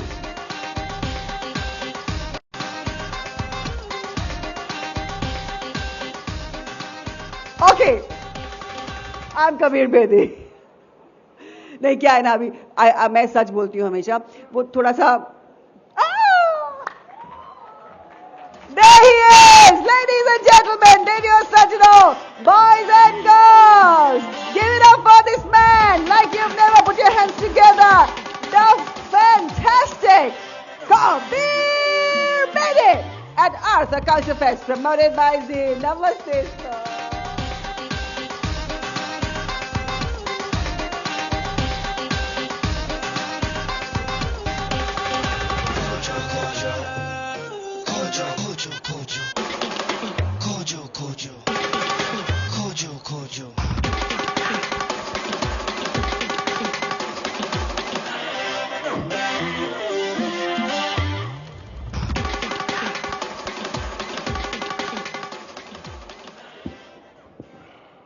Good evening, good evening. Good evening, Delhi. Good evening, book lovers. All those of you who have come to the Arth Festival. मुझे यहाँ आकर बहुत खुशी होती है. जब मैं अब मेरा इंटरव्यूअर नहीं आया, वो भी ट्रैफिक में फंसा, मैं भी भागा भागा दौड़ा दौड़ा आ रहा था, अपना नाम वहां से सुन रहा था. खैर पहुंच गया. अभी सांस थोड़ा इतना फूला ना हो तो ज्यादा बात कर सकता हूं. खैर मेरी परवरिश यहीं हुई थी. मैं निजामुद्दीन में रहता था. दिल्ली का लड़का हूं मैं. जी हाँ, दिल्ली का लड़का. दिल हमेशा दिल्ली में रहा है. निजामुद्दीन में पढ़ता था और यहां हुमायूंस टू में आया करता था, अक्सर आया करता था. और मेरा स्कूल भी यहां दिल्ली पब्लिक स्कूल, वो भी बहुत करीब था यहां के. और जब भी मैं स्कूल स्किप करता था तो हुमायूंस टू में आया करता था. यहाँ के पौधे मुझे बहुत अच्छे लगते थे, झाड़ पत्ते दरख्त, और of course the fantastic architecture of Humayun's tomb which left a great memory for me in my Delhi days because this was where I grew up. तो मैं समझिए घर लौटा हूं और ये बहुत ही खुशी का अवसर है मेरे लिए. हर बार दिल्ली आता हूं बहुत खुश होता हूं और हुमायूंस टू आना बहुत खास चीज है. और अर्थ फिल्म फेस्टिवल में ये जो मुझे अवसर दिया है आने का, मैं बहुत ही आभारी हूं कि मुझे यहां बुलाया गया है.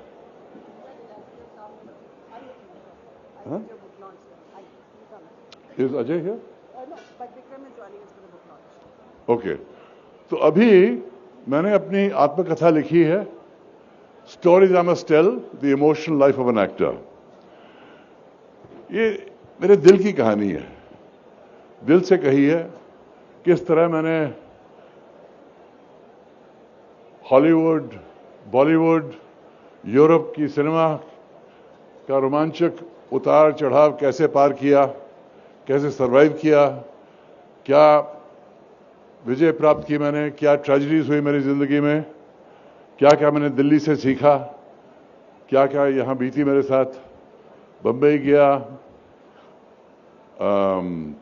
बॉलीवुड थिएटर, फिर बॉलीवुड, इटली, बहुत सी चीजें. तो ये किताब दिल से लिखी गई है और मैं मानता हूं कि जो भी आजकल के नौजवान हैं, नई जनरेशन है, all of them, all of you will learn not just of my life, but the times that I have lived through. The 60s and the whole world revolution of pop culture, social culture, political change, Hindustan में क्या हुआ, abroad क्या हुआ, तो बहुत सी चीजें मैंने लिखी हैं. And I must say, I'm very grateful that my book has been very successful. It won the Amazon Most Popular Book of the Year award. in biographies. Thank you for that. It was a national bestseller. The Italian edition won the Book of the Year at the Venice Film Festival, which is no small achievement. And the Hindi and Marathi editions have also come out. The Hindi edition is Kahi An Kahi, and that is also uski translation, uska अनुवाद भी बहुत ही बढ़िया किया गया है. और जो भी हिंदी पढ़ने वाले हैं, जरूर हिंदी एडिशन तो पढ़िए, क्योंकि इसमें दिल की बात है, दर्द की बात है, ट्रेजेडीज, ट्रायम्फ्स, एवरीथिंग. बट वो सब इंटरव्यू जब होगा कुछ उसकी चर्चा करूंगा. लेकिन अभी बुक लॉन्च हो रहा है, तो please support my book and spread the word. God bless you all. Thank you, Delhi. And to join Kabir sir in the launch of this book, may I please invite on stage Arth Festival Director Dr. Vikram Sampath. Aaiye, sir.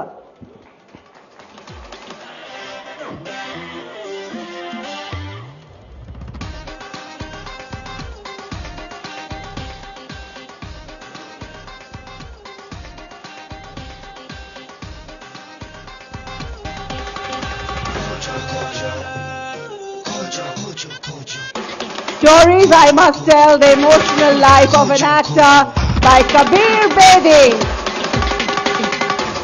Under the spotlight, once again, at Arth, a Culture Fest, promoted by ZEEL. Thank you, Dr. Vikram Sampath, for joining us.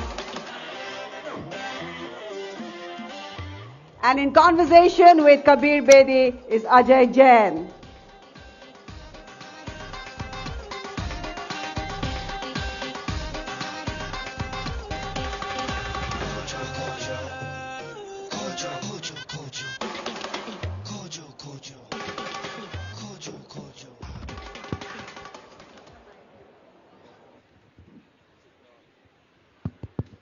Hello, Are we all here? हाँ, ये microphone बेहतर है, आवाज कुछ सुनाई दे रही है. ये अजय जैन साहब हैं, जिनका Kunjam book shop Greater Kailash में है. वो भी बहुत बुक लवर हैं, किताबों और बुक लवर्स की बहुत सेवा करते हैं. कई बुक शॉप्स हैं दिल्ली में, और मैं बहुत खुश हूं कि मैंने इनसे मुलाकात की, और मुलाकात के बाद कई चीजें हुई यहाँ और गुड़गांव वगैरह इनकी वजह से. So all book lovers should thank Ajay Jain for what he is doing with his Kunzum bookshops. Thank you so much. I thought it was about you and not about me. But No, that's very, I cannot that's very have gracious anything. of you. Thank you. Is your microphone working? Yeah, can you hear me? Okay, wonderful, wonderful. Great, great. Right. So Kabir, we'll hit the ground running. Let's hit the ground running, yeah. Yeah. So I see a lot of young people in the audience, right? I think I see a lot of college students, university students. All of you just give a big cheer. All Wonderful. right, Thank all you right. so much. I like that, I like that. So, we are going to go back in time and we are going to talk to the 21-year-old Kabir Bedi. What do you say, Kabir? That's a good place to begin, because we'll talk about a time when I was your age. So, Kabir, if you were to talk to your 21-year-old today, what's the advice you would give yourself for a career your career? I'd give myself a lot of advice, but let me explain what I was when I was 20 years or 21 years old. 20 years old, in fact. My parents had sacrificed a lot for the Indian freedom struggle. There is a separate story in my book, as one chapter, an amazing story of amazing people. Basically, they sacrificed a lot for the freedom of the country.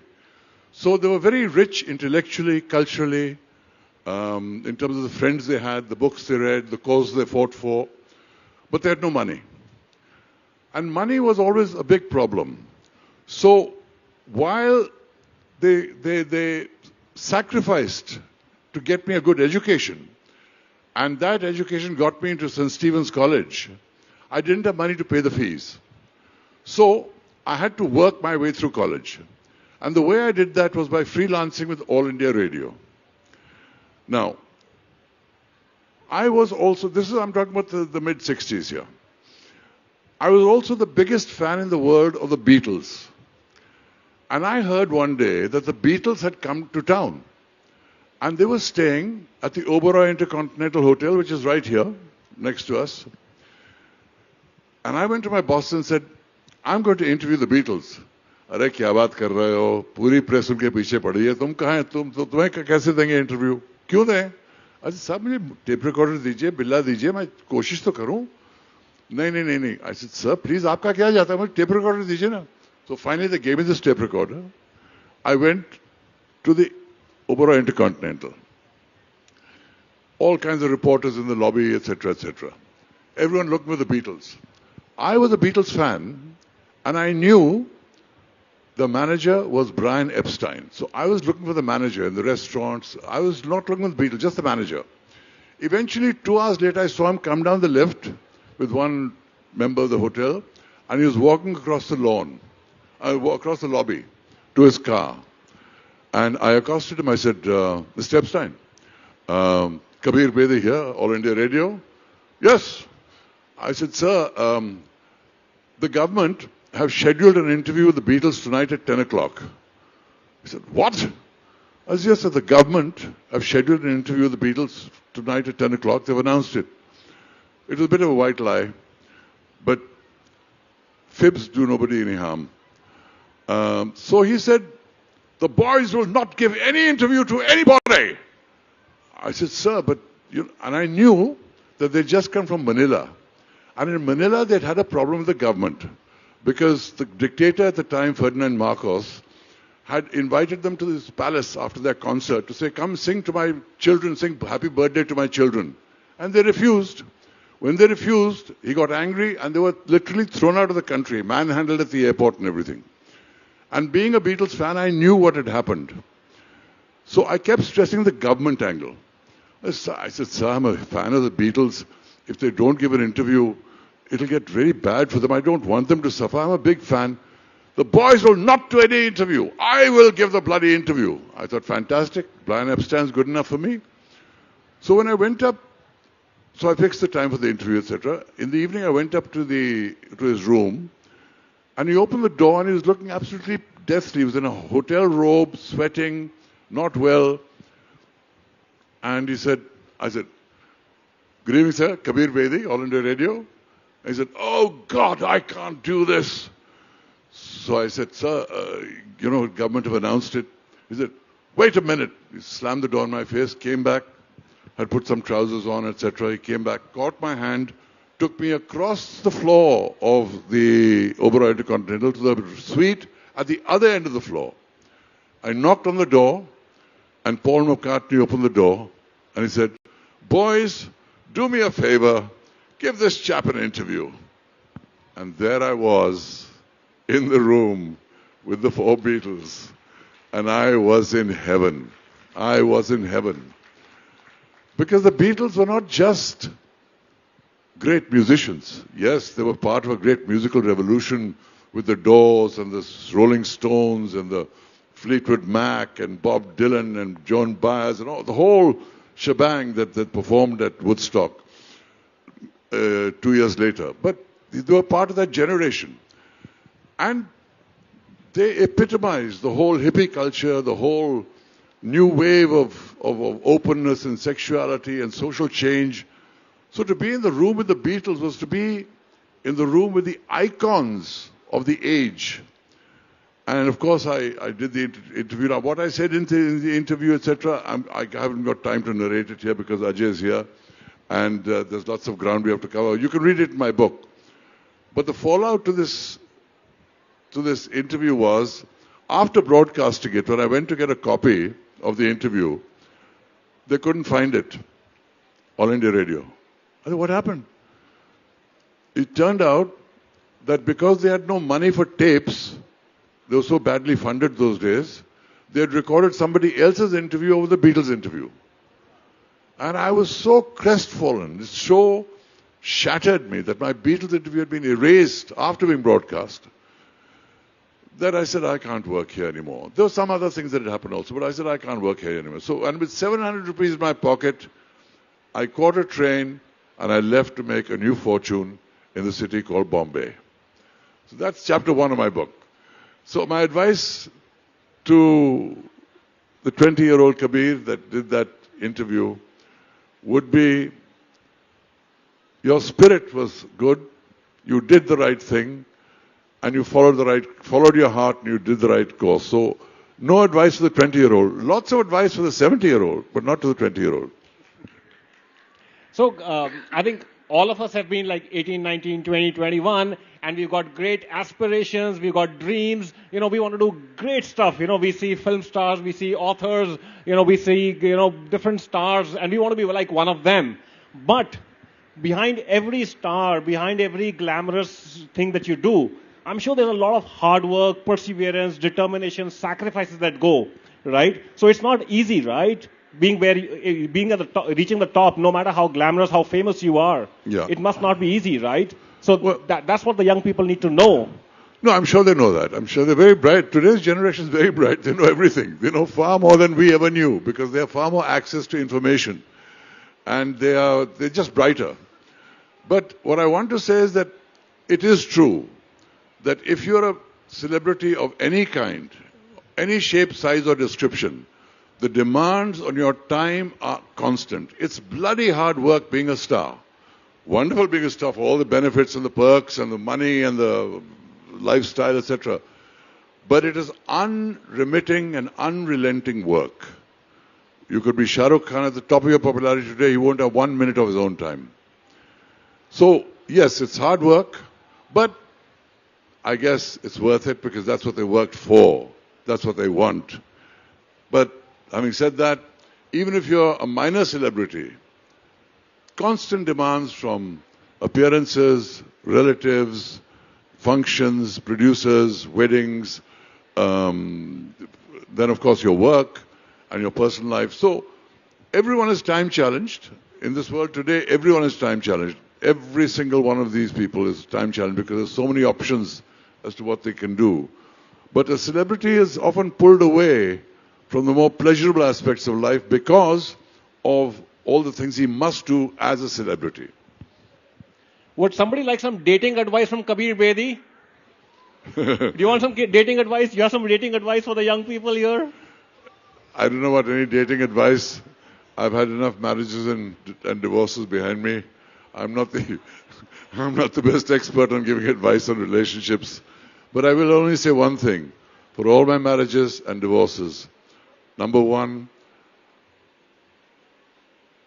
I have found a wonderful woman today who I've been with for 17 years, and it's been deeply satisfying to find the relationship that I want. One. Two, that no matter what, somehow I managed to stay friends with all my ex-wives. Every single one of them. And it's possible. There's no such thing as a painless parting. Partings are always very, very, very painful. But once that's passed, if you've been honorable, if you met your obligations, if you recognize and remember what drew you to that person in the first place, there's no reason you can't be friends. In my book, if you buy my book, you will see there's a picture with my ex-wife Nikki sitting under a Christmas tree together with my American ex-wife Ishel and Pratima, all under a Christmas tree having dinner together. So buy my book and you'll see what I mean. They're all friends of mine. So the copies of the book are available at the Kunzum stall here. And if Kabir stays on, we're going to get some signed copies from him. I'd be very happy to sign any copies and personalize them to you if you come to the bookstall after this chat. So it's all right here. Right here, Kunzum bookstall. Yeah. Okay. So Kabir, you said stories I must tell. Why must tell? Why not I can tell or I should tell, but why must? What was so important to you that you had to tell these stories? Well, Ajay, nobody knows my story. Nobody. Firstly, nobody's seen all my films. Because for all the films I've done in Bollywood, people here might have seen them. You haven't seen all. You might have seen some big things I did in America, like the James Bond film Octopussy, or Bold and Beautiful, which I did for 1 year. But most of my television series that I did in America, nobody's seen. And nobody's seen all the work I did in Italy, which is actually the bulk of my work. And they've honored me greatly for my work in Italy. So firstly, nobody knows even my film work. And then nobody knows my personal stories, the emotional stories, relationships, all kinds of dramas that happened in my life, the emotional highs and lows. And I came to a point where I said, if I don't tell my story now, when will I tell it? And if I don't tell it, who will? So when the pandemic began, I thought this is a fantastic opportunity. Cut out the noise, sat down, I wrote like a maniac.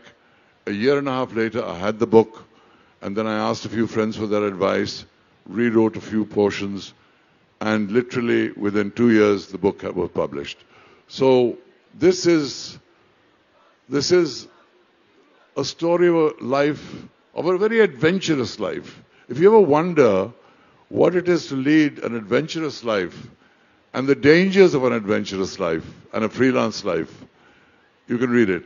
You know, today, when I see young people moving jobs in the tech industry continuously, one job, then they left it, they moved to another one, they left it, I think they're almost like freelancers. They are serially employed, but really they have the spirit of freelancers because they just move. And incidentally, because my son, Siddharth, was a techie, this book is dedicated to all the techies and the new words they want to build. So I think the young feel, you know, we used to feel, oh, we're going to stay young forever. How do you stay young forever? Positivity. Positivity. Stay positive, you'll stay young. You know, we all have dreams. We all want to achieve things in our life. We all want to express our creativity in different ways. Doesn't matter who you are. Doesn't matter, you can be a banker, doctor, insurance. There's a creative part of you. And constantly in our life, we are surrounded by people that are negative. People that pull other people down. People that say, ye theek nahi hai, wo theek nahi hai, ye kab karoge, waise karoge, arey kahan jaoge, kaise, you know, this kind of negativity that wears you down. And so, two things. One is, try and minimize the influence of such people in your lives. Minimize, spend the least time you can with them. And secondly, your creativity, your own creativity, comes from your positivity. If you believe in your positivity, if you believe in your dreams, if you want to express things, you want to do things, focus on that. You know, actually, when you're young, you think you live forever. The fact is, every day has only 24 hours. We all live those 24 hours. And each day can be filled with distractions. And it's very important to tell yourself, like Obama said, yes we will, yes we can. Yes I will, yes I can. And be positive. Be positive. Be a source of positivity to people. When people see you coming, they should think, he's going to give us some joy. Not that, oh God, here he comes, he's going to complain again and duck inside. You know. We need to remember that there is an importance to life, to all the beautiful things, creative things, positive things. And how you do that takes effort. It doesn't come automatically. It's a decision you have to make, and you can do it. And you should.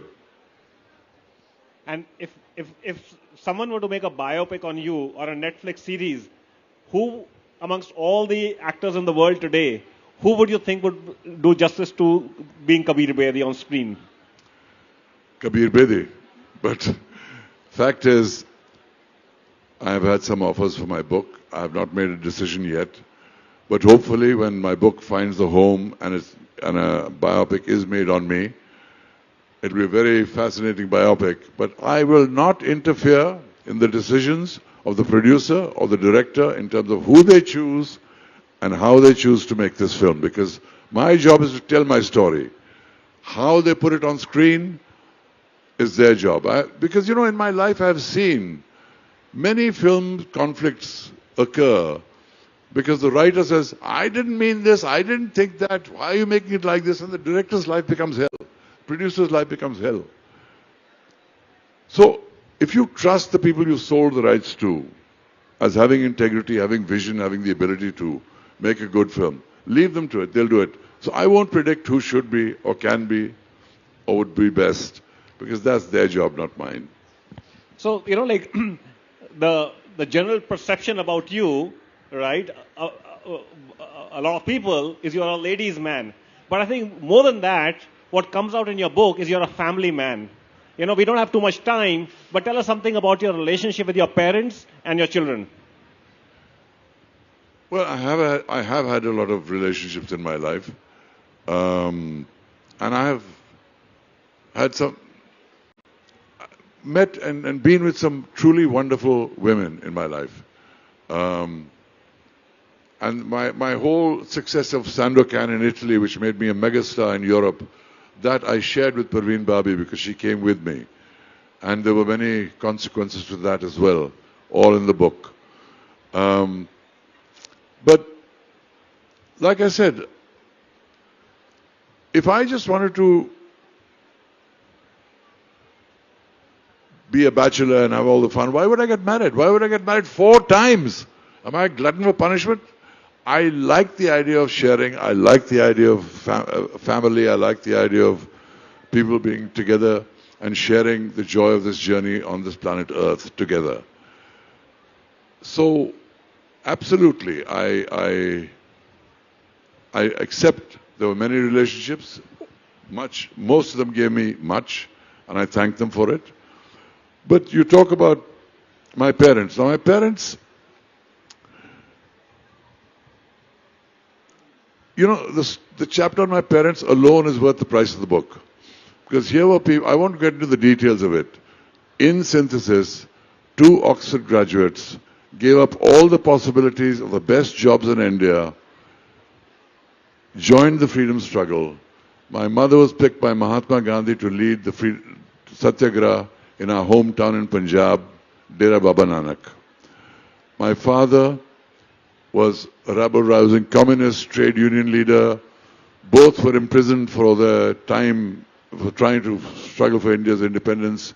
Both suffered greatly, economically, financially, etc. But eventually, after freedom was attained, my father became a philosopher and lived most of his life in Italy. My mother became a Buddhist and then, by the end of her life, became the highest ranked Buddhist nun in the world. These are remarkable stories. And what's even more important is the relationship of love and respect which existed to the end between my father and mother, even though they were separate in their beliefs, divided in their beliefs, divided by geography, no longer officially married, and yet, to the end of his days, my father in Italy, in his sitting room, opposite his favorite chair where he sat, had a huge framed picture of my mother in her robes on the wall. That was a kind of relationship. And the letters that they wrote to each other will bring tears to your eyes. That is a phenomenal human story. And as I said, if nothing else, read that chapter. So Kabir is headed to the Kunzum bookshop there. You can pick up copies of the book, get it signed personally by him, and get a photograph clicked. But thank you, Kabir. We can talk forever. But then the rest of the stories are in the book where he's told everything. Thank you so much. I'm so happy to see all of you here. You have made my trip to Delhi. God bless you all. I thank you from the bottom of my heart. Thank you so much, guys and girls, ladies and gentlemen. God bless you all. Thank you. Thank you, thank you, thank you, Kabir. Bedi! And thank you, Ajay. Thank you so much. Thank you, Ajay. Thank you very much. As Ajay just said, he's heading off over to the Kunzum bookstall, and you can get a signed copy of the book if you want to.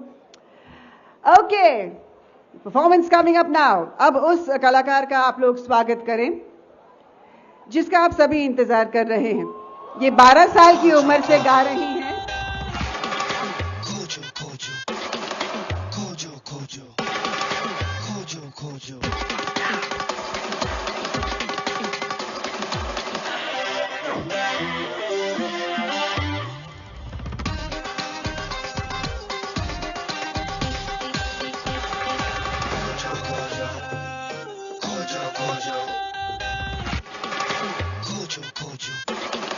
Khoj